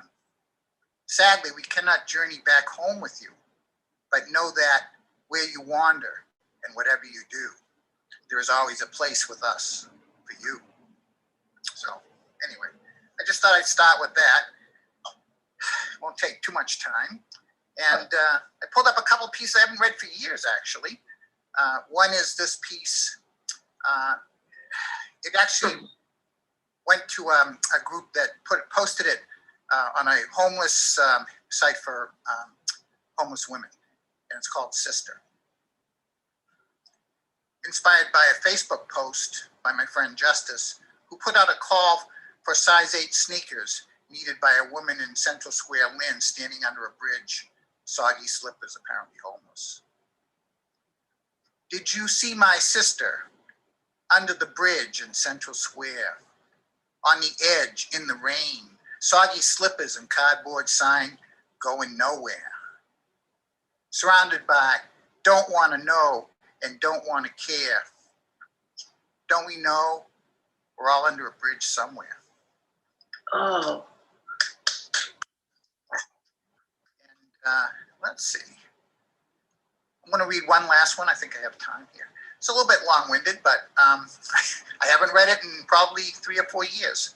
But it's kind of an extraordinary thing. It's far from the greatest poem ever written, but for some strange reason, it got posted and went viral, and over 20,000 people clicked on it. So I can't explain it, but I can read it. It's called Among Poets Tonight, and this also goes out to you guys too. The world has leaned heavy on some of us. It has broken us, then scorned our brokenness as weakness, ridiculed our sensitivity as defects. The world cares little for us, and even less for what we have to say. It has delighted in crushing our creative hearts. But you're among poets tonight. Our small voices cry out from a wilderness of pain and despair, lost in forests so deep that they hide the light, and so wide as to leave us all alone. But you're among poets tonight who have felt that pain, lived in that darkness, and have been alone, and you will be heard. Many of us come from families that never knew us, did not know what to do with us. We were aliens to their dysfunction and strangers among them. But you among poets tonight, here and now, nothing is out of bounds. No one will be judged or reprimanded. All words may be spoken freely. Injury and anguish absorbed long ago will be disarmed tonight. We can look for what we have lost. We can find new freedom and recovery as our truths are revealed from within our own voices. We may share our hurricanes of imagination and glimpses of beauty that we may only fully see when we speak about them to each other. You are among poets tonight. Among us, you may hear words more acutely, images more intensely, connect with more feelings of others and your own. This is the way of poets. But should we forget about the pain we have felt, lose the memory of our own hurt from an uncaring world, and then say unkind and insensitive words that hurt each other? Those too will be heard. So let us celebrate all those beautiful gifts we have that the world once punished us for, and now we share and glory in. You are among poets tonight. Thank you. Thank you, Dave. Spot on. Great to hear everybody. Thank you so much. Tom Miller does a version of that. Yeah. I'm one of those 20,000. So, next is Donna Mata, who also writes under the disguise of Laurel Joy Grayson. She creates in the beautiful Berkshires, where she happily lives alongside family, trees, and bees. She promises not to sting tonight. Could you please share your work with us? Thank you for that, Bob, and thank you for this beautiful event. So excited to travel around the world. So my poems are quick, but they're going to also travel. The first one has to pay homage to the Cape. Oh, once there was a fisherman, his love I was to be. But every time I'd mention it, he'd mention me, the sea. You see, the sky above us and below us is the blue. To this love and to this only will I ever to be true. I thought him to be joking and put him to the test. Now I stand upon Cape's shore and cry here with the rest. The next is going to be read in my native tongue, so bear with me while I have distanced myself from the politics. I cannot remove myself from the place. It's called Old Tin Roof. I remember riding up the gravel drive, gray rocks crunching into red gray, dust rising up in clouds, my teeth burying into hot black leather seats. The smell of that Alabama summer heat rising up into my head. Old wood house bent, leaning, rusty roof, sagging screen door, up gray wooden steps that creaked and slumped, rocking with my little weight. Horse grass tickling my calves as I brushed up against it with each step. Sunflowers towering over my head as I ascended up to a snaggle-toothed old porch. Flies and gnats greet us at the door while my mama waited for her friend to hobble on over to answer. Her gray hair swept up, messy braids, black-eyed Susan stuck in here and there, faded floral cotton dress, dirty old apron, gnarled hands, gray-toothed smile as bright as the sun. Kitchen thick with grease, the feel and the smell, sweet coffee on gold flecked formica, chicken portrait made out of colored beans and corn, old wood floor soft and brown, smell of rain on old screens I pressed my nose against and breathed in deep. Why does she want to live here, Mama, like this? Then sang the music of the rain on her rusty tin roof, and I just knew. Now we're gonna come back. This is called Archaeology of a Last Nerve by a word-by-word prompt. My last nerve, the acquisition of which would mean certain death, the worm that will not die, legendary being of biblical lore, lies buried deep within vortex, medullary core, beneath thick skin and hollow bones, beneath busy arteries and sensual veins, beneath electric fascia and frazzled internet of fractured nerves. Warm, liquid world of dark red light, writhing and dancing, feet stomp round fires to tribal drum beat. Meditate in sweet silence. Souls spark essence, auric glow, spit fire, removes darkness for me and all I so choose. My last nerve, my true self. Who am I? Who I am. And the very last, thank you for this time, is a response to the incredible Toni Morrison. And it was a prompt based on what will you do with the bird in your hands and cages of inferiority in a time you felt othered or less than.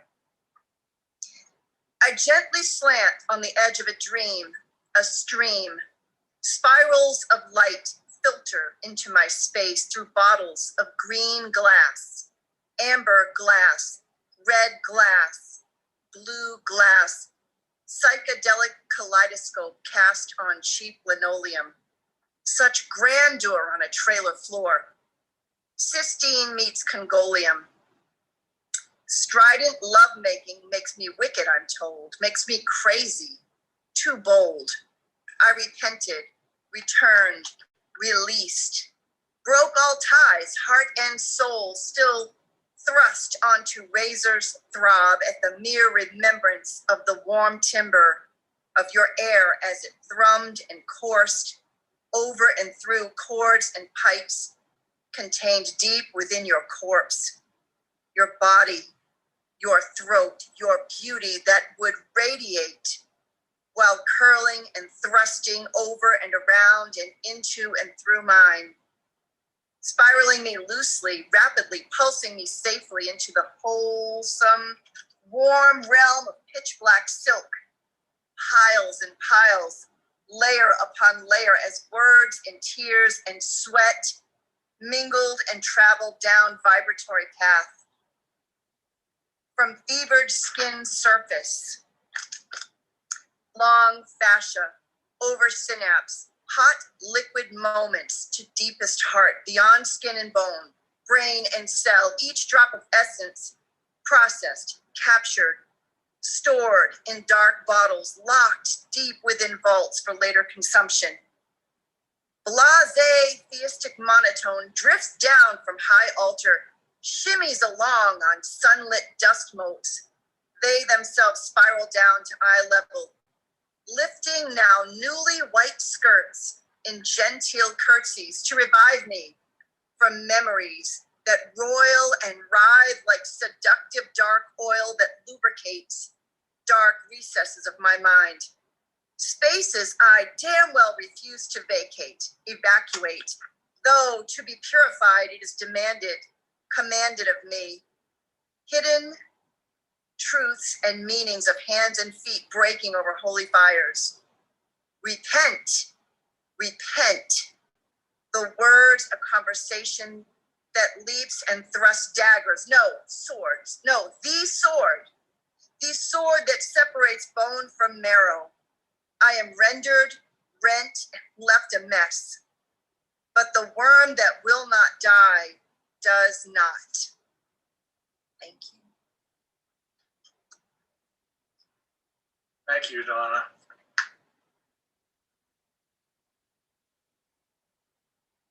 Our next poet from New York, New York, has got the dream job, at least in my opinion. She manages to somehow make money traveling all over the world and then writing poetry about it. It's like magic, okay? She has a great new magazine called Open Door Magazine. It's online and then follows up with prints, and she's a best-selling poet and author. So Cassie Runyon, would you please join us? Yeah, hi, thank you. Okay, so new one. Haven't shared this one with anyone before, so it's called Oh Mother Earth. I suckle at her breast, trying not to wake her. The sleeping woman dressed in white, innocent of heartache and heartbreak, hopeful dreams visioning the future that is yet to come. A future of growth and hope, and she smiles in her sleep. As her hand caresses my small head, mother and child alone in peace. I suckle at her breast, growing full but wanting more, in a building desperation to take the milk that she has given. She stirs, her eyes fluttering open, and confusion wrinkles her brow.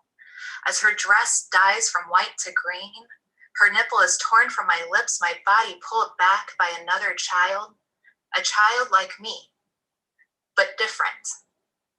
I watch as he lunges towards her breast, and she feeds him without hesitation, jealousy climbing my body, putting my skin to tingle, my full belly replaced by the hunger of envy. He suckles at her breast, and I'm pushed further away, the dizziness building as I'm turning and swirling through the throngs of children, eagerly waiting their turn, numbers growing, building, doubling by each and every second. Their voice is growing louder as their patience wanes. I stand on the tips of my toes, neck straining, trying to see her, but gaining only a glimpse of her arms held in place by her side.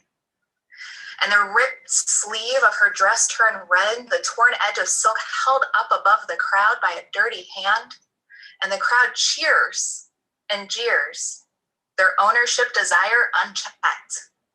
I'm picked up by the wave of pushing and pulsating bodies trying to get closer to the single source of nourishment. But I fall to the ground and peer through the legs, finally seeing her face again strained with pain and devastation and still confusion. Small hands reaching to her, pawing at her, clawing at her, worshiping her, and the boys standing at the front of the line, who in turn bow to the children attached to each nipple. They hungrily suckle at her breast. The shouts grow louder above me, and I look up to see a fist land on a soft cheek, eyes growing red as the faces erupt in angst. I roll along the ground, avoiding the stomping feet. I slither towards where I know she lays, telling myself I will save her from those power-hungry children fighting over her. No, I don't want her for myself. How could you even ask that? I giggle as my mouth waters, craving her milk. The fight rampages above, but I'm not angry like them, and I lack that obsessive need. I crawl quicker, seeing a glimpse of her limp leg, shrouded in deep black cloth. Oh, mother, I cry, please don't forsake us. How can we show you that we adore you? I get to an opening and stand, ducking just below a bullet fired from a found gun and held in the hand of a boy, not aiming for me. And I run towards her body as an explosion shakes the ground behind me. No one is suckling at her breast. By the time I make it to her side, see her laying there, now alone and naked, not able to pull the last shred of the dull gray fabric to cover herself, as the battle rages behind me. I move my mouth to her flattened breast and pull, trying to get just one more drip, but nothing comes. I release her breast and raise my head to the sky in anguish yell, escaping my lips. Oh, mother, why have you forsaken us? We only wanted to love you.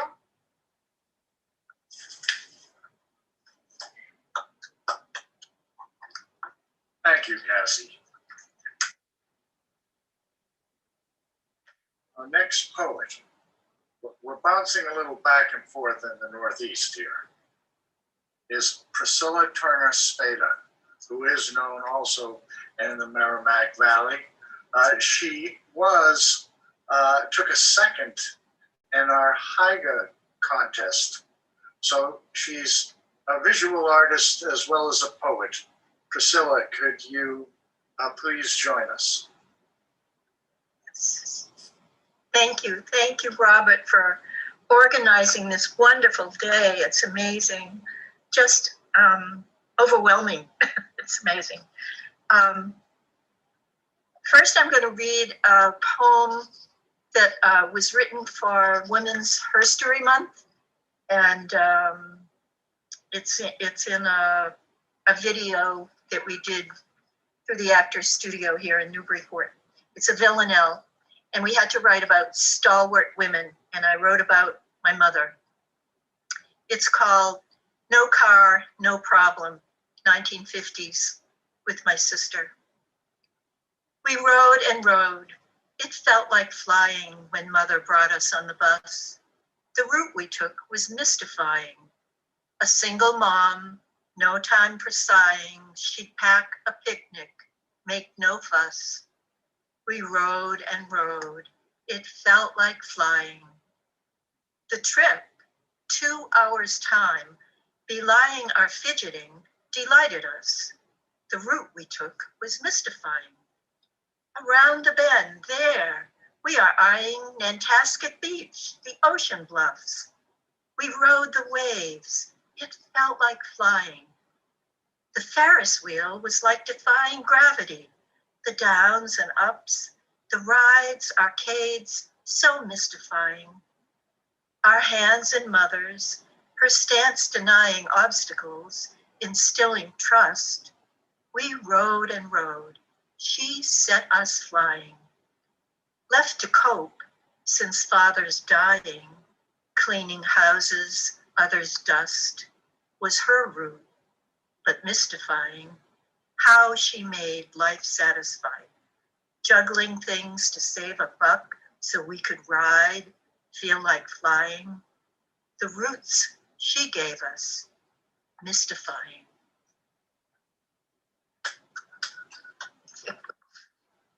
And now I'm going to read a nature poem, Dune Tracks. On the first warm day, the beach is rearranged from winter tides and winds to an expanse that's wider, more flat than last fall's narrow reach. I choose a stone that is nesting among the scraps of shells and sand.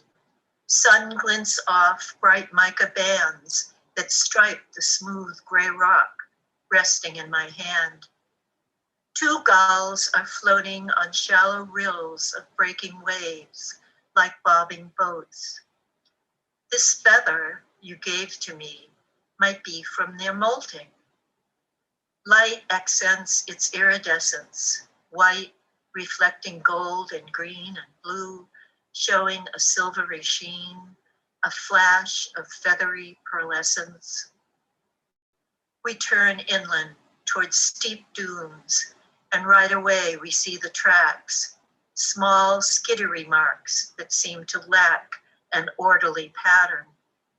Could be coons that found a bird or mouse or vole. Further on, we find some paw prints near a remnant with a hint of fur. Someone's been on patrol, a coyote or a fox out prowling around the sands for easy prey. The sun sinks low, it's the end of day. We turn and head back, following a path that's lined with bayberry. Its pungent scent drifts in the air as we brush past to get to where we started. In my hand, I carry my special stone. We retrace steps, ours and others, through stiff dune grass toward the shore. The sea's like glass. I skim the rock across the depths. It skips and skips along an arc and finally sinks below the surface. Eddies of sand whirl in a gust of wind, erasing all our marks. And one more. This is a current affairs poem called Corona Queen. Like a regal medieval dame, her stillness draws the people's gaze. She sits beyond the window frame. A curtain cloaks her in a haze of bluish gray, a veil of gauze. So arresting is the scene that every passerby gives pause and wonders at her frozen mien. In truth, she's dribbling on her bib after viewing hours on end the TV news about COVID-19. And in between, she'll spend more time on game shows and reruns. Casablanca 15 times.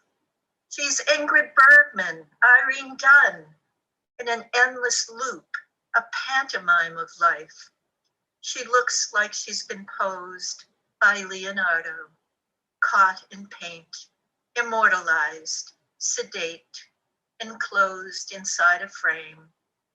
She shows a faint trace of a smile, now disappearing. Her stare goes deep. Her eyes are tearing.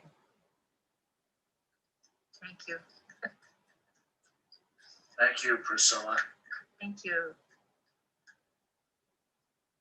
As I've said before, there are people who sign in and I'm not sure the name that they have on their sign-in machine, but is Brian Thedell here?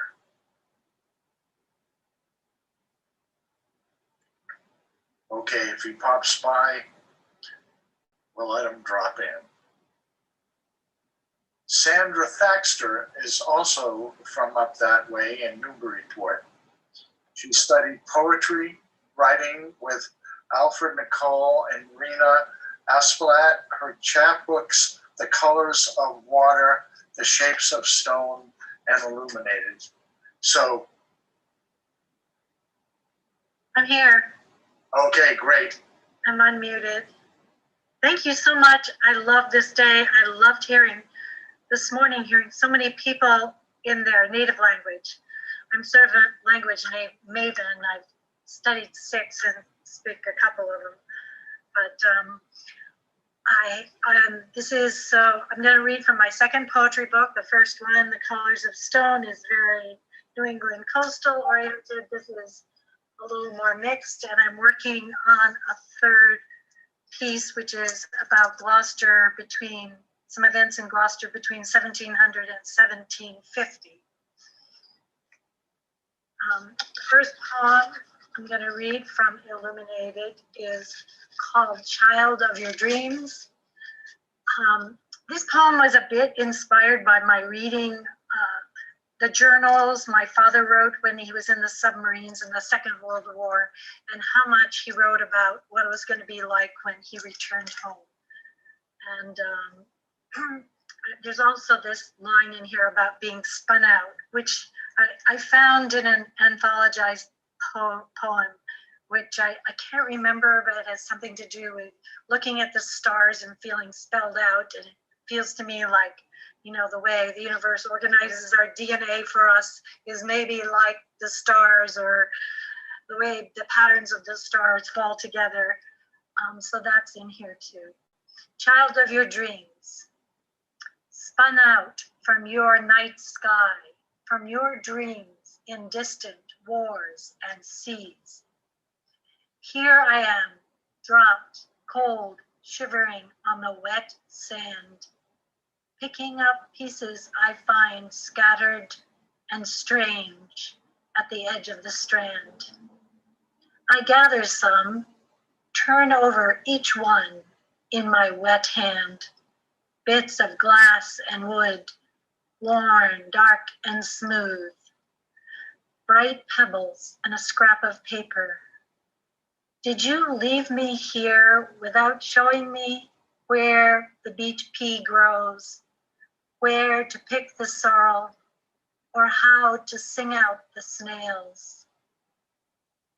I lay out the pieces one by one, consider their place as words on a page, each fitting in its space to assemble the story, to make them speak. Here I stay, here I dwell, looking to each one to tell of their coming here, to make this their place, to spell me out, the child of your dreams. And there's actually a picture that is my son trying to sing out the snail. I'm going to read second poem. I spend a lot of time in Africa with a nonprofit I've worked with for more than 10 years. And this poem is about a rainstorm. And rainstorms in Africa are big like Africa, and they're like a deluge. and it's called Rain in Karen. The sky is big beyond my sight. It hangs heavy, dark, and deep. The stars beckon. What do I seek out here alone in this vast night? Dogs bark.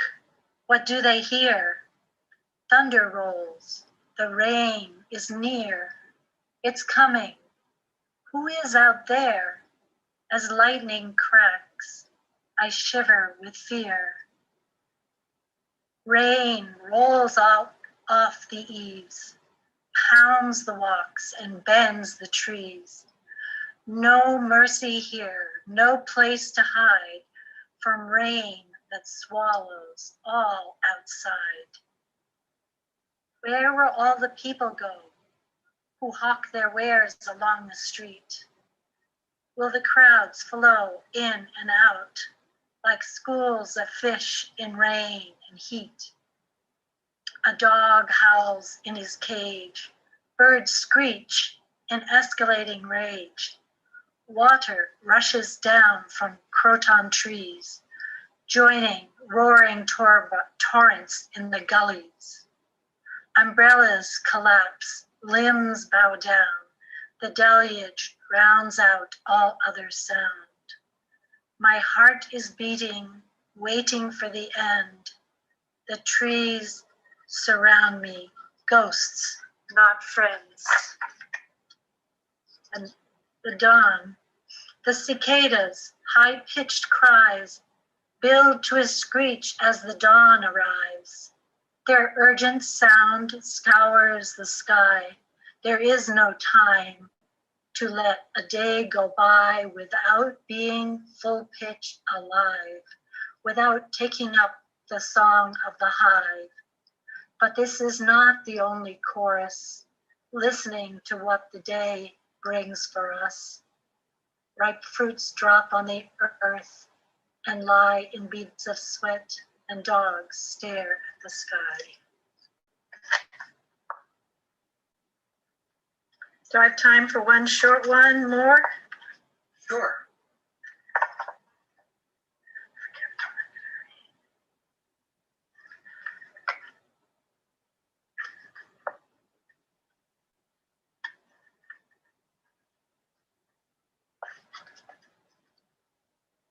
No, sorry. Let me just do this one, Song of the Soul. It is just a whisper that rides on the evening air. It brushes our cheeks, a flush of warmth, just a breath, like a long lost melody from songs we once knew. Words rise in our throats, but we aren't able to form a note, silenced by a wave of blush. I watch my son as the blush rises, the comfort of hot tears, unwilling to name itself, this rush of love for her, a lift of the breeze. Now it is gone scattered as milkweed silk, carrying its seeds on the wind. Thank you. Thank you. I want to stay in Newburyport, but I don't see Roberta Flynn here. Are you here? Okay. Again, we'll make room. So that brings us, I think we're going to go down south at the moment. And Bonnie Roberts, who I think is from Alabama at the moment. Is that true? Okay. So she's a lifelong poet and poetry mentor. She is also owner, editor, and publisher at Mule on a Ferris Wheel. So if you'd unmute and share with us, that would be great. Hi, it's so good to be here and to see faces that I know. And the poetry I've heard so far is wonderful.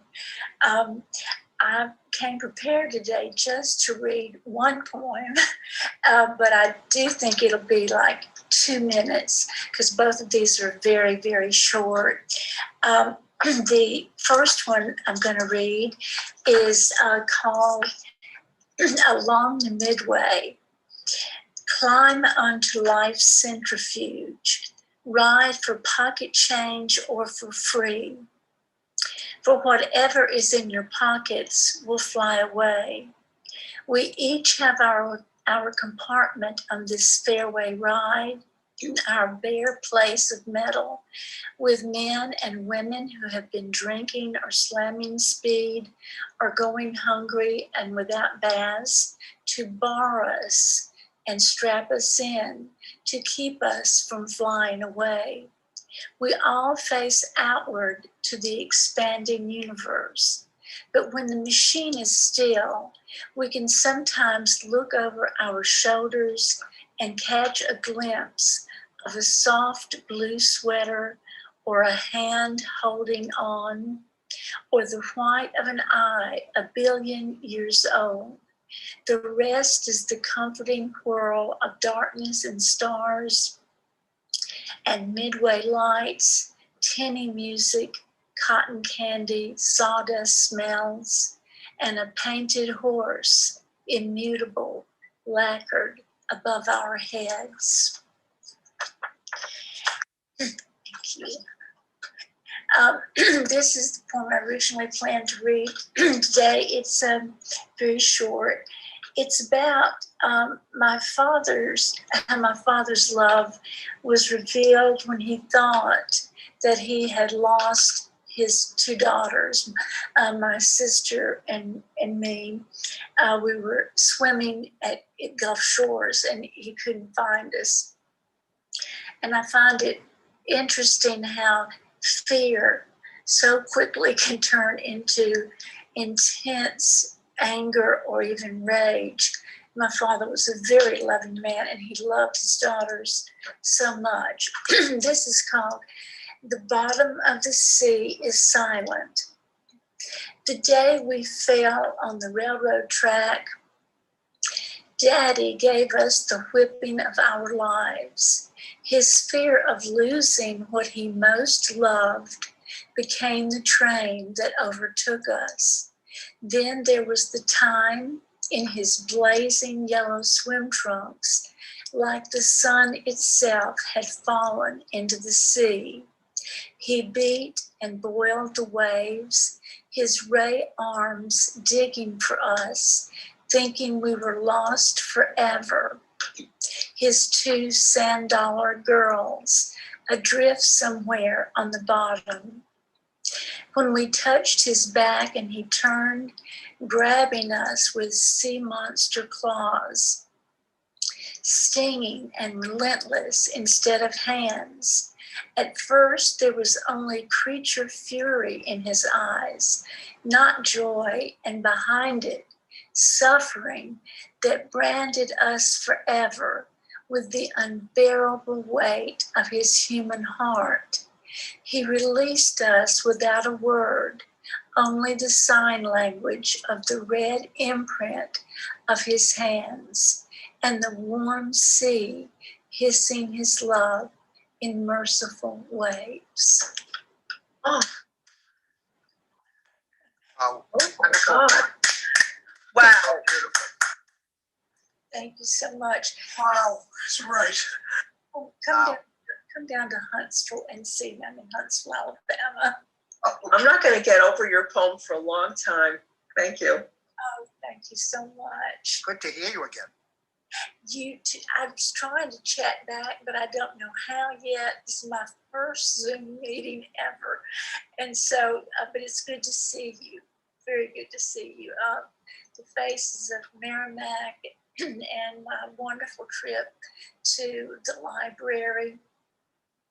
They're branded on my heart forever. Well, thank you for being here too, and meeting old friends as best we can under the circumstances. Right. So we're eventually and very shortly going to be moving west, but at the moment we're hitchhiking up and down the eastern part of the United States, and I'm bouncing back up to New Hampshire. Edward Marshall, he was born in Lowell during the second Truman administration. He was raised in a middle class Irish Catholic family. Amen. So, Ed, would you please share with us?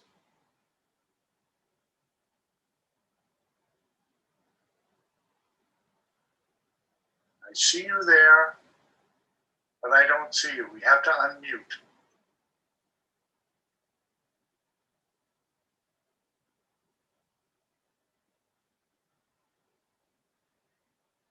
This is what happens when you're a recovering Catholic. Oftentimes it's the headset.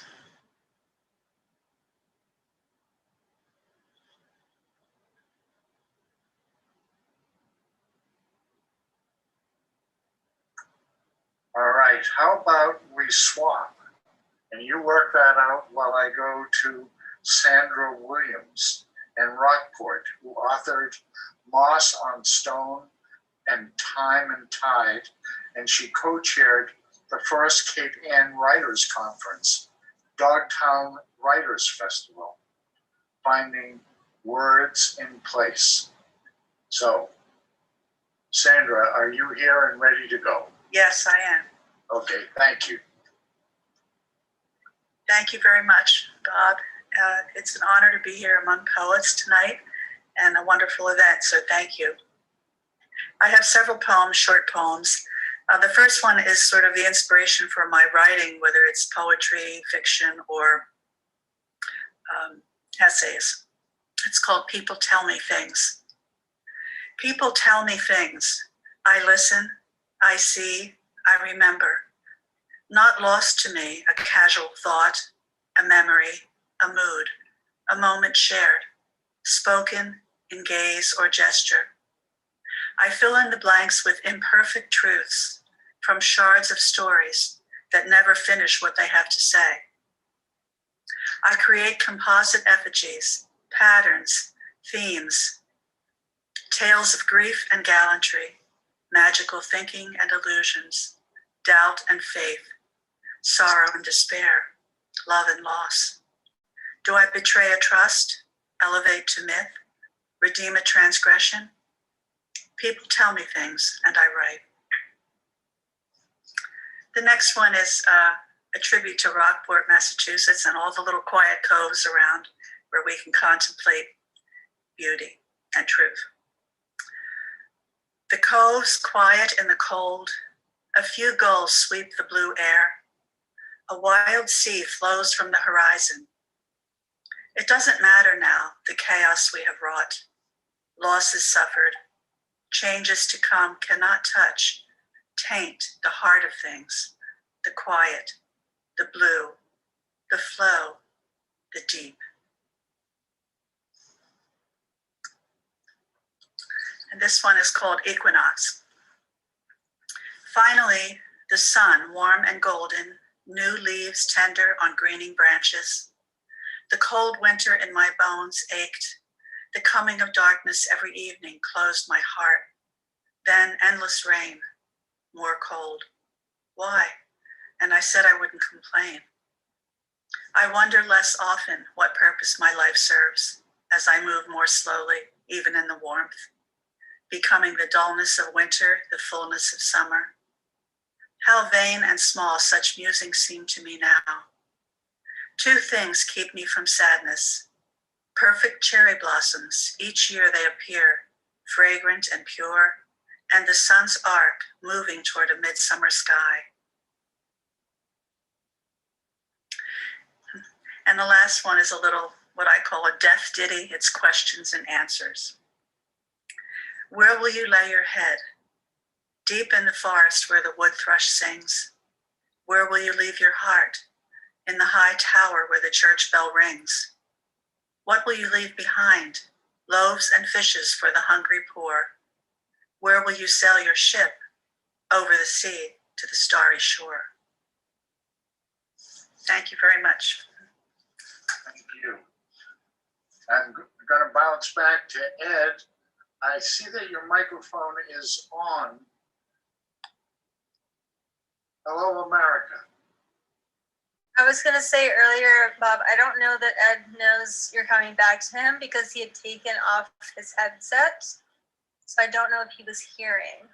You say that, anyway, Okay, I don't know what to say. so I've been trying to message him, but I think he may have. Okay, we'll deal with it as we deal with everything. So, at this point, Bob? yes, I'm available. This is Ed. all right. Catch your breath. All right. I'm no technician, I'll tell you that. So, I told him you were apparently a recovering Catholic. Why don't you take it from there? All right. My poems are only 4 lines long, all of them. They have no titles, so for today, I've added numbers to the poems. Now I've timed them, Bob, and I think I can get 20 done in 5 minutes. But if there's any time left over at the end, I have some alternates rather, that I'd like to read at this time. Ed. Yeah. It's neither a race nor a marathon. I know. Why don't you pick a handful and comfortably tell them to us, because we just have to be conscious of time. Sure, yeah, you tell me when to stop. No, you decide. I'm not going to do that. Okay. Number 1. Most of what I write about can be seen just beyond this monitor where there's a window to my front yard. Number 1, morning dew, little spider, fished all night and caught only diamonds. Number 2, mosquitoes whisper, the stars agree. I trade my hoe for my teacup.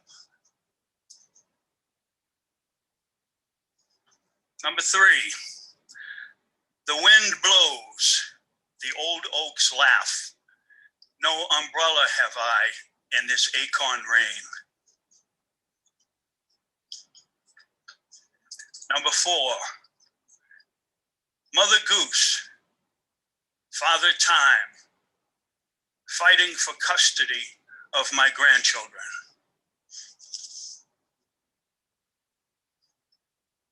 Number 5, growing old, I keep my meds in what used to be the spice rack.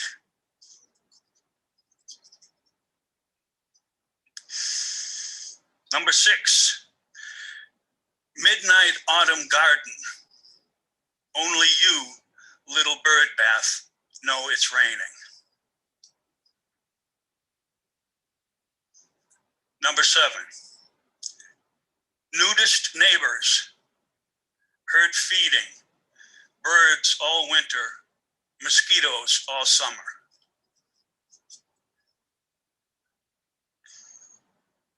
Number 8, the greatest instrument for examining the heart is still the Spanish guitar.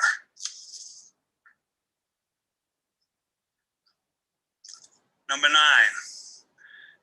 dark ride home, stranger's window, just one page from a book I'll never read.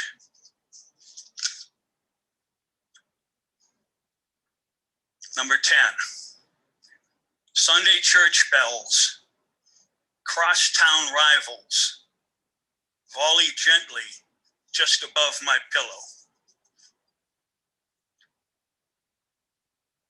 Number 11, watching the rain, she revisits umbrella-covered places in her heart.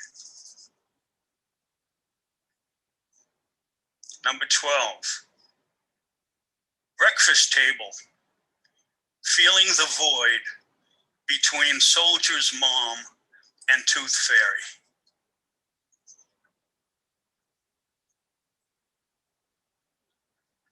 Number 13, the flaws in wedding cake, sleep unseen neath all the dreamy frosting. I have to tell my wife that that's not about our wedding. at all. 14, deep winter storm, exhausted young twig refuses to put down her dead child. 15, dropped a stone into a stream, changed the level of every sea. 16, with a bucket, she saved the moon. It had fallen into her well.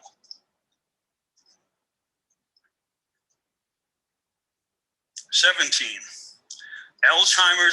every night, Alzheimer's wind blows another bookmark from my mother.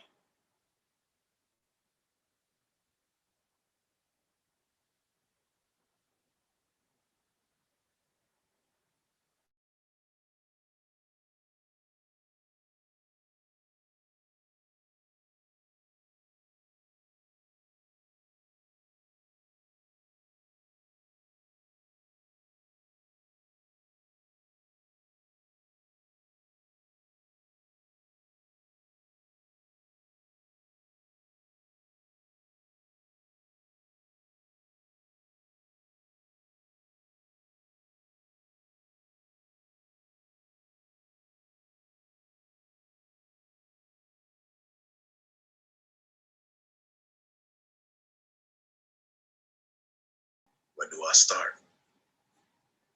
I rub my hands up your legs as if my fingers are craving and beg to touch every inch of you from toes to your head. No more clothes. As I take my time, and I played this in my mind a million times, but now I'm kissing the heavens. Your eyes slowly dim as the comfort of your lids close. I indulge in a kiss, followed by heavy breathing, body heat intensified, your temperature rise. Your bated breath like a tea kettle whistles when ready, blissful sounds of loving chords. You trail down my stomach, past my beat, as you unsheath my sword. I'm needing to feel you feel me, for us to feel. A whirlwind of sexual imagination, releasing our frustrations with our inhibitions at full charge, relations. As our bodies' manipulations, as our souls touch, with every feel, lust. I'm placing my hands all over the right spots, follow with you, digging your fingers into me. And it's so damn hot. While my tongue seeks the hiding places of your treasures, your pleasures are my objective, my passions, my tongue lashings. As I seem to find the right spots, you gasp and then you moan. That tone of climactic rings, enjoyment inside my dome. I'm putting you under my spell. Because the voodoo that I do must have you hypnotized. As you have me mesmerized, tongue-tied with no compromises, I continue to follow the trail of love right between your thighs. As I look in your eyes, they roll back into your lids. I've lowered your bridge and stormed your castle and unmantled and unraveled your defenses. This intenseness, but I've noticed your interest is solely on me. In this fantasy, your hands on me make me go deeper and deeper. This climactic feature, like words from a preacher, oh God, with no malice. I'm in search for her golden palace through the sanctity of love encased in this cherished and worshiped palace. I hold firm, needing to free this queen, free her from all the worries, all of the doubt, willing to conquer this kingdom because my soldiers stay firm, fight hard, penetrating these walls of her domains. This long fight isn't a doubt, and I'm here for the war, not the battle, so I'm not pulling out. She's feeling loved. She's feeling protected. She's feeling my heartbeat as our bodies caress, and this has become more than mentally erected. This moment, this space and time, this thought in my mind was never about allowing it to be about me. but allowing my queen to understand what I needed her to be, why she loves me for me, why every moment is ecstasy. Thank God for blessing me. But as you lay here in my arms, I'm thankful that you're next to me, because without you, I'm incomplete. And when I asked the heavens, they gave me you, as you are the rest of me, through May Monkeys. Thank you. Thank you.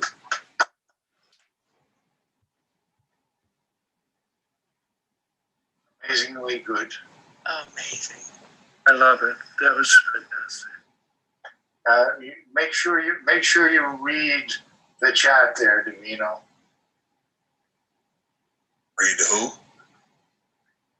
The chat. The chat. Make sure you read the chat to see what folks say. Okay, so I'll give you a rundown of, we're gonna go from Franny Osman to Mark Lippman, then to Deborah Ramos, who's doing double duty because she also was a first prize winner in the Haga contest, and then Trevor Johnson, his poet. So Franny, if you would, please. Hi.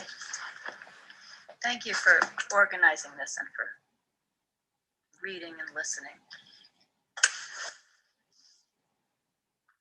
I put on my timer. I just want to make sure it's 5 minutes, right? I appreciate that. Just let me say, community, trees, justice, words, all feed and inspire you.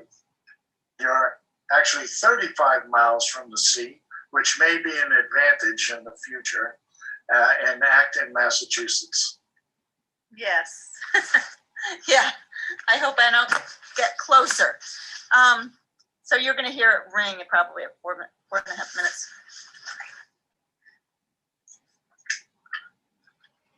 And my helmet,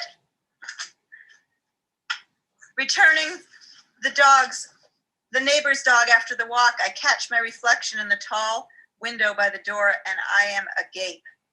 I ask, how come? How come when I put on this ugly black helmet hat, fleece and ear-blapped as I had requested, all the friends and family gathered around me amongst tossed wrap and melted candles cried out in loving, friendly voices, "It's so you. That is so Franny. Perfect."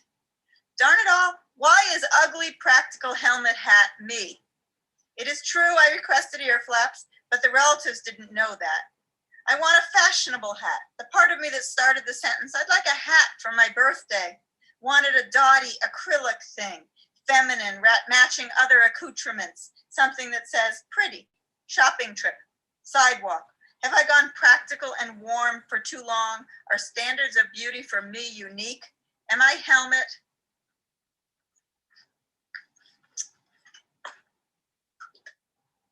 Mother, the word. I used to think mother and martyr had the same root, meaning generous, open-hearted. Am of mother, a happy hum, a myth read at bedside. The mother saying mother like the blah of a lamb. Mother, mother, mother, in the rhythm of kneading dough. Now mother is other. Mother is a bother. Be back soon, clean the room. I am mother, matter, blather, bladder, putter, mother. Mother later will be mother, tripping over the tired tongue on straight-edged dentures. The mother, where's the mother? Trailing end, mother. Moth flits up to chandelier, leaves a sigh of resignation.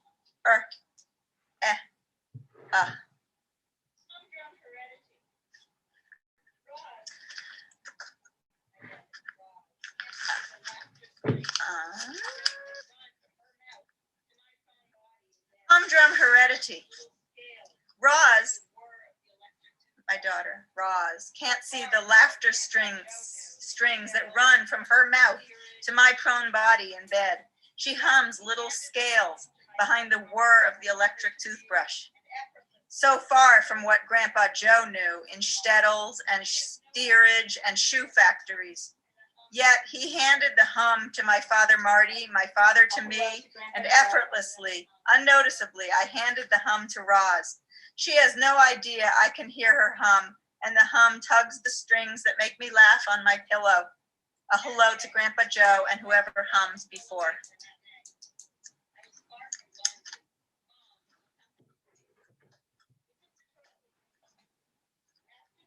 Matinee. Today, Wednesday, I stole away for a matinee. I was far from lonely. Mom accompanied me. We took the trolley.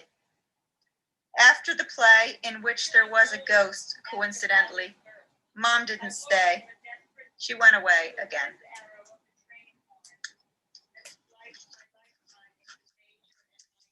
Feeling old after Allie's birth. I woke from a desperate sleep to the whiz arrow of the train horn that sliced my lifetime into major and minor key, into till now and from now on.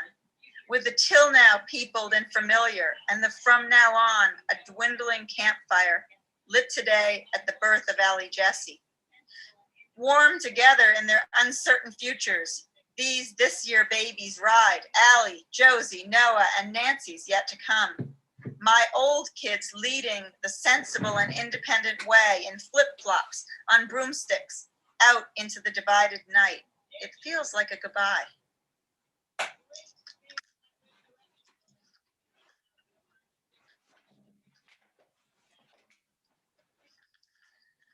Dead tree. Great big, there's directions on this one to be read aloud with arms and fingers spread in random spastic fashion. Stiff and unmoving. Great big, many arms, mottled gray, caught in a freeze dance. Hokey, blah, crazy old dead tree says, look at me, all of me, young growth green all around, but I haven't gone anywhere. Blah, don't write me off yet. Arms out to here, look at me, like a vegetable version of the Tin Man.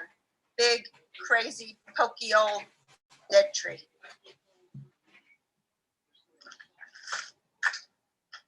I think I'll stop there. Thank you. Okay. If a tree falls in a reading, is there a sound? Thank you for that. Now we're going to Mark Lippman. I think he's a transplant to California. He's a poet, artist, and activist, and the founder of the press Vagabond and the Culver City Small Press Book Festival. And he's currently living in Culver City. So Mark, thanks for your patience and take it away. Thank you, Robert. Yeah, for those of you who don't know me, I'm originally from Lawrence in the Merrimack Valley, so it's always great coming home, even virtually, to get back to the roots. And I got to tell you, I'm so glad I'm towards the end of this because I got to hear so many powerful voices today, Robert. I take my hat off to you. I mean, bravo, brother. I mean, fantastic. I wanted to dedicate my reading today to two poets that have kind of shaped my writing over the years. And so this first one, well, I'll just get into it. Thank you very much. Off to sea, with love, to Lawrence Ferlinghetti. The ship has sailed and you are on it, dear poet. Off to sea on the unknown horizon, beckoned back into the eternal, here so long, but much too brief. Gone with the dusk in the blink of an eye, but oh my, what you've left in your wake. A tidal wave of love and admiration, the gentlest, sweetest goodbye, an outpouring from every nation, overflowing, the cup runneth bitter sweet for you, our captain, who stayed with the ship and never sank, but rose to beat back those waves of tyranny and injustice with poise and grace and a good dash of humor, inspiring more than a generation, nay, an entire beat millennium.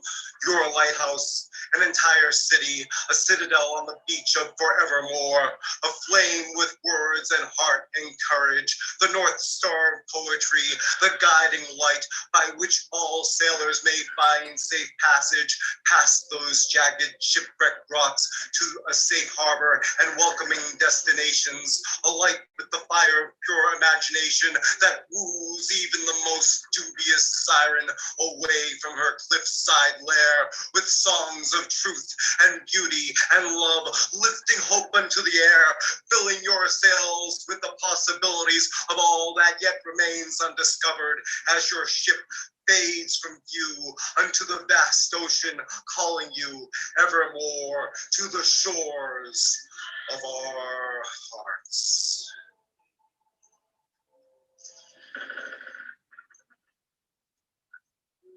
And thank you.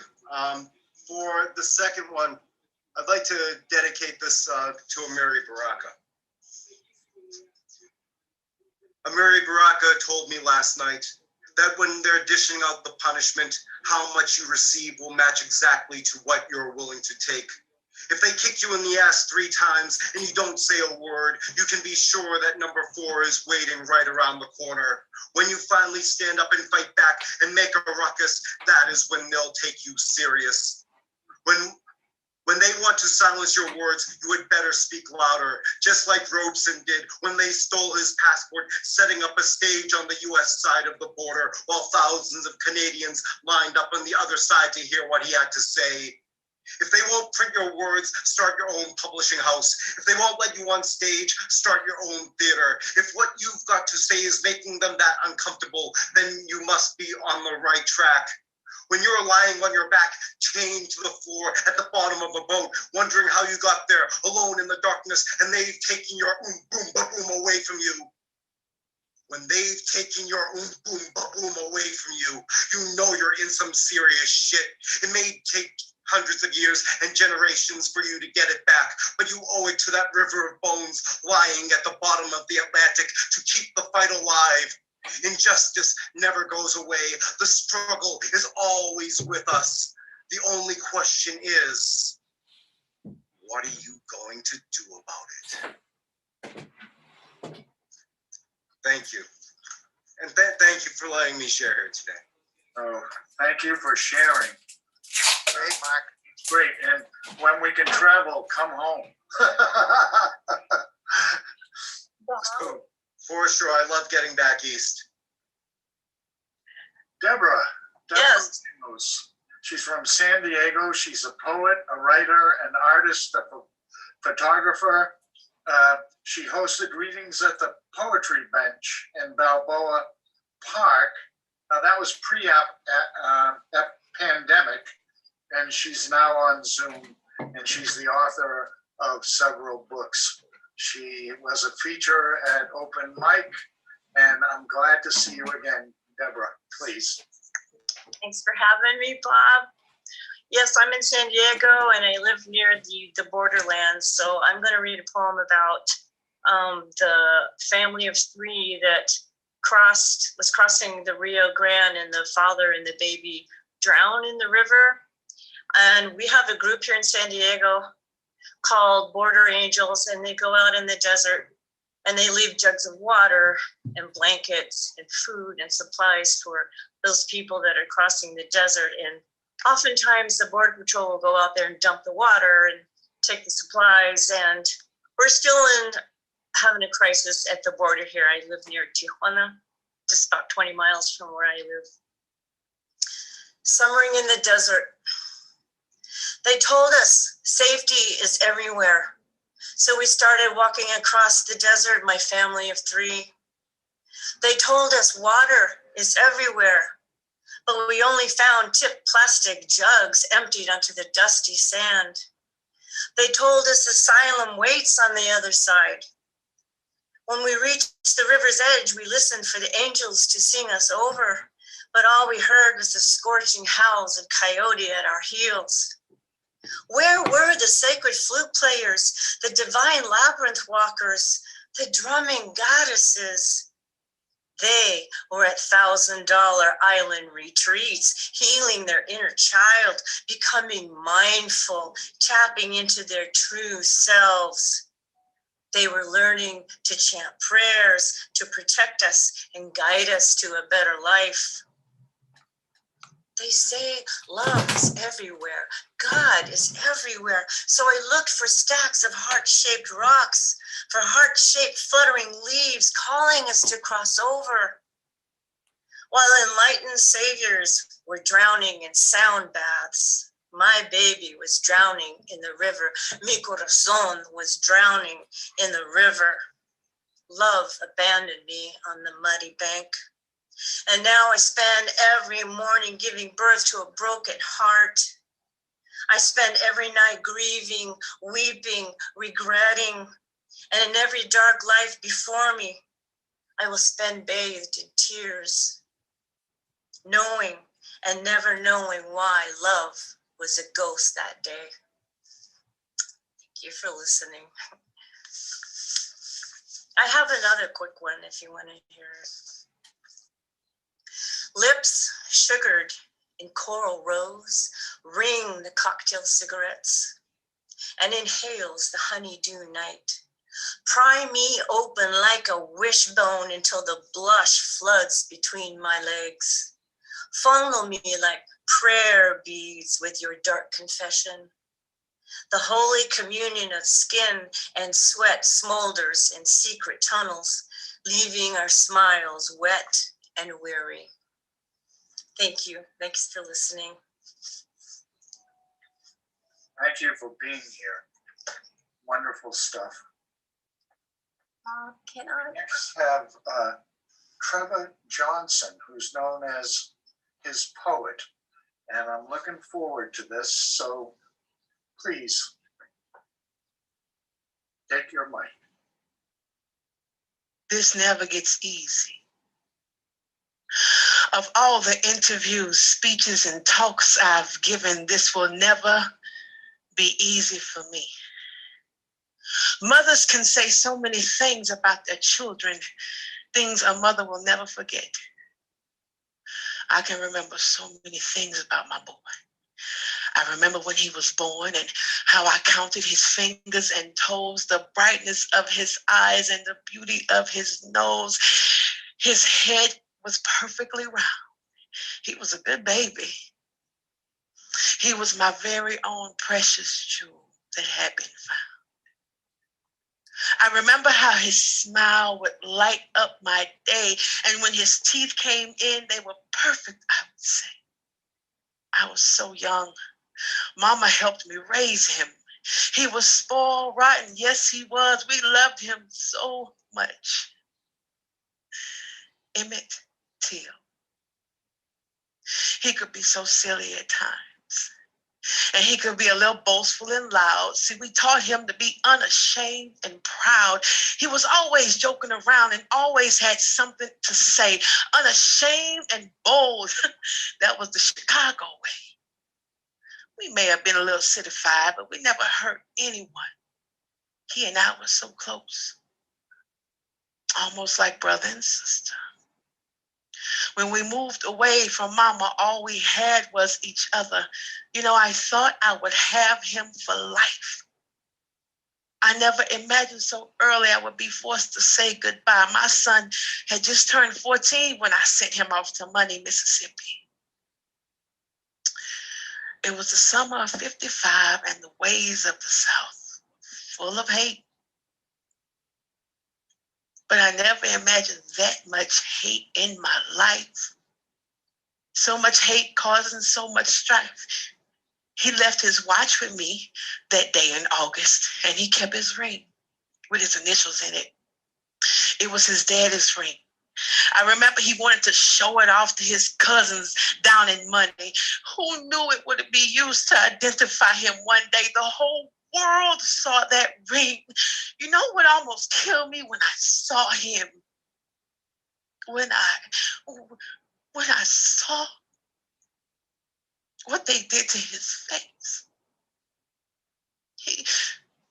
He was my boy. And when I saw what they did to his face, how they mangled his body, when I saw what they did to his face, there was no sign of my son. I mean, not a trace, but when I saw what they did to his face, I saw his eye completely gone and one hanging down low like a sad song. He had no more pretty teeth. His smile had disappeared and his head was split in two. In his agony, I feared my despair traveled to a place it's never gone. At that moment, I felt there was nowhere we belonged. Humans did something drenched in inhumanity. You see, they gave lynching a whole new reality. So I refused. I refused to put on a peaceful facade and mask it. I refused to hide his face in a closed casket. I refused to keep quiet and be good. I refused because my pain needed to be understood. What was done to my son should have never been done to anyone. I honestly could have died because my son seemed to be crucified, and I would often ask, my God, what happened? I don't understand why. And he would say, don't worry, daughter. You'll see our son again in the sweet by and by. And today I see it as sickening now as it was then. Mama's scared to let their boys go because they may be killed for the color of their skin. Thank you. Okay. All right, y'all. Another one. Wow. Thank you for that. Thank you for that. Love you, twin. I love you, twin. Love you, twin. So you had to do that to me again. I did. I didn't know we was doing two. I said, wow, I'm doing the If you've got another one. I do. One I wrote for this event specifically. So I'm excited. It's called The End of the World. Okay, here we go. Let me pull it up, y'all. Okay. It's the end of the world as we know it. It's the end of the world as we know it. And I feel fine. Oh my. We are in the midst of extraordinary times. 2020 gave many of us vision we didn't want to see. The sick and shut-in became our reality. While the revolving door of one world was closing and the depth of our mental capacity constantly exposing, another world was being transformed from variables unable to be controlled. Toilet paper has officially made its mark in history, roll by roll by roll. Kitchens became makeshift math class and home offices created from bedrooms. Yet it was the inauguration of virtual lifelong bonds connected through Zooms. What has brought us all to this stage?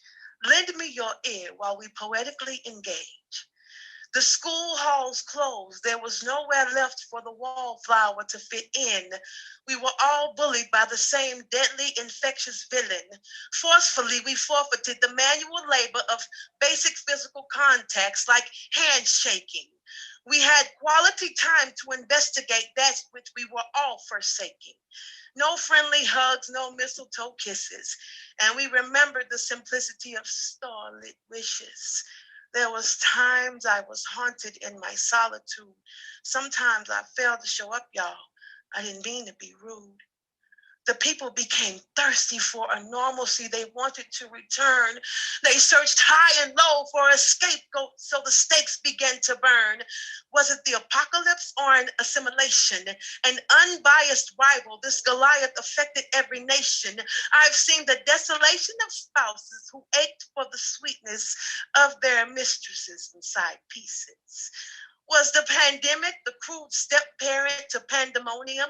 While Black folks slaughtered like pigs gave way to concrete symposiums, one by one living souls partook in a rhapsody of not breathing frustrations and revolutions scratched at our neck. The people were seething.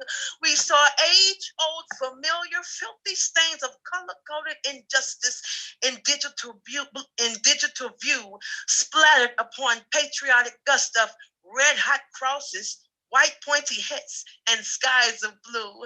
It only gets dirtier. Hashtag after bloody hashtag. Going for a jog or a drive should not come a complimentary body bag. Resting in peace should not be offered in death exclusively. A world without hatred sounds childish like a third grade essay. It seems the N95 mask went on so the real mask could come off. Everyone was suspect, and don't even think about a sneeze or a cough. Political disaster and governmental chaos mushroomed while press conferences seemed to slop like fifth grade brawls in lunchrooms. We saw the green and white of Nigeria split in two, fighting to be treated equal. It was them against their own people. Cyndi Lauper's true colors resound through a silent echo of circumstance. Around every corner, it seems like a fatal game of chance. I looked around and I pondered, where has thy linings of silver migrated to? You made poetry a towering bright light that would essentially shine through. I see. So many lyrical geniuses stretching from the Caribbean to the Middle East. Every time I hear you, it's like a whimsical literary feast. You prepare to give us the best part of you, your heart and soul. Collectively, we have taken these lemons and made liquid gold. I met you and all of you. I swear you put a sparkle in my eye. I was like, wow, God, this old girl from Texas has finally found her tribe, and it was worldwide. Your words of power that have defied COVID-19. I could not have imagined meeting all of you, even in my wildest dreams. Each of you represent the hope of what the world could be, coming together on a common ground, embracing every ethnicity. Whether you make me laugh or you make me cry, you never fail to cause my spirit to fly. I was adorned with the fortitude of the Ukraine while looking out my window of big old drops of Georgia rain. I fell deeper in love with the sophisticated tribal bliss of Africa. You encouraged me to rise and shine with stamina. I gallivanted over the Indian Ocean to Australia, and it was all due to your poetic paraphernalia. I got a gap-toothed twin from Chicago who provides rhymes with a euphonious flow. I am eternally smitten for Rockport, Massachusetts. Words written there become etched in my soul. I won't ever forget. I have pranced the streets of London. I have partaken of Canadian candy and danced in the rainforest of Brazil. You have all in your own special way given this woman something she can feel. I needed you when I could barely manage to get out of bed. You gave me your shoulder so I could poetically rest my head. We accept offerings of written vision, your perception of Earth's 360 degree. I tell you the truth. If it were not for you, why, I think I may have just died poetically. Thank you. I just count on you, Carl. You were wonderful. Wonderful. Oh my God. Oh, Yes. thank you. Put in words what we all did. Oh, love you. Much. Amazing. Wow. You made it all worth it. Yeah. Thank y'all so much. Oh my. So I hope everybody through the day, those still here, those who were before, I was trying to sort of set up a poetic museum that you could hear different voices, and not just different voices in terms of languages, but poetry in its many forms. And I want to remind you that at the beginning, we said this event is an intentional space to recharge, not to forget, nor turn a blind eye to the trauma of this world. We look forward to a time for safety, renewal of minds and spirits, and kinship found in the creativity, unity, and language of poets. And I appreciate you all being here. I'd like to read you one if I could. I wasn't the first one to read it. I think Lee was the first one to read it because I was due at one of his speak out evenings on Fridays, and I'm here speaking to you because of a ton of aftermarket parts and medical science. And so I wrote him a poem that I asked if he would read for me because I wasn't going to be able to do it myself. And I would leave you with this thought after today. It's called Right in the Face of Death. Right in the face of death. Scream the words so they can be made flesh and live among us. Find God. Find the God that is not there. Find the God that is. Do not descend downward into darkness on outstretched wings, but soar with the blackbird to join the necessary angels. Fight the good fight with the sword of no sword. Fall down for the last time, but still get up. Carry water to hell, or better yet, find water in hell, cold, clear, quenching all thirst with truth, thirst for truth. Right in the face of death, connect all the letters into a spell that mends hearts, or at least extends their beats long enough to open them up by opening minds to the awareness of compassion, the certain necessity of doing with feeling. Right in the face of death, but not just with words. Dance the words, sing the words, carve the words, act the words, do the words, be the words. Right in the face of death, a different ending to another's story. Write the best ending to your story. Help an old man stand up. Teach a child something worthwhile. Bandage a wound. Feed some hunger. Listen to someone sad. Listen to someone happy. Listen to anyone. Listen to this poem. And when you hear it or read it for the first time or the 100th time, or even if you've never heard it at all, stop, look up, look around, see your world, find something that needs to be done and do it right in the face of death now. Thank you.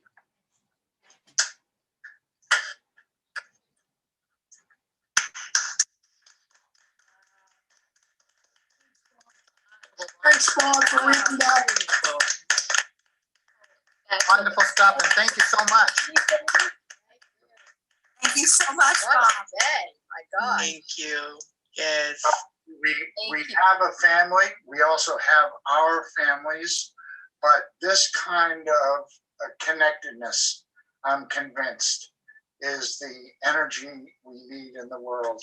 So let's stay connected, and I'll be doing an open mic every month, and next year I want to have another festival, but hopefully we can travel. And what I would like you to think about is having family visit. And so it's always expensive to travel, but not if you go and stay with family and friends. So I'm working with local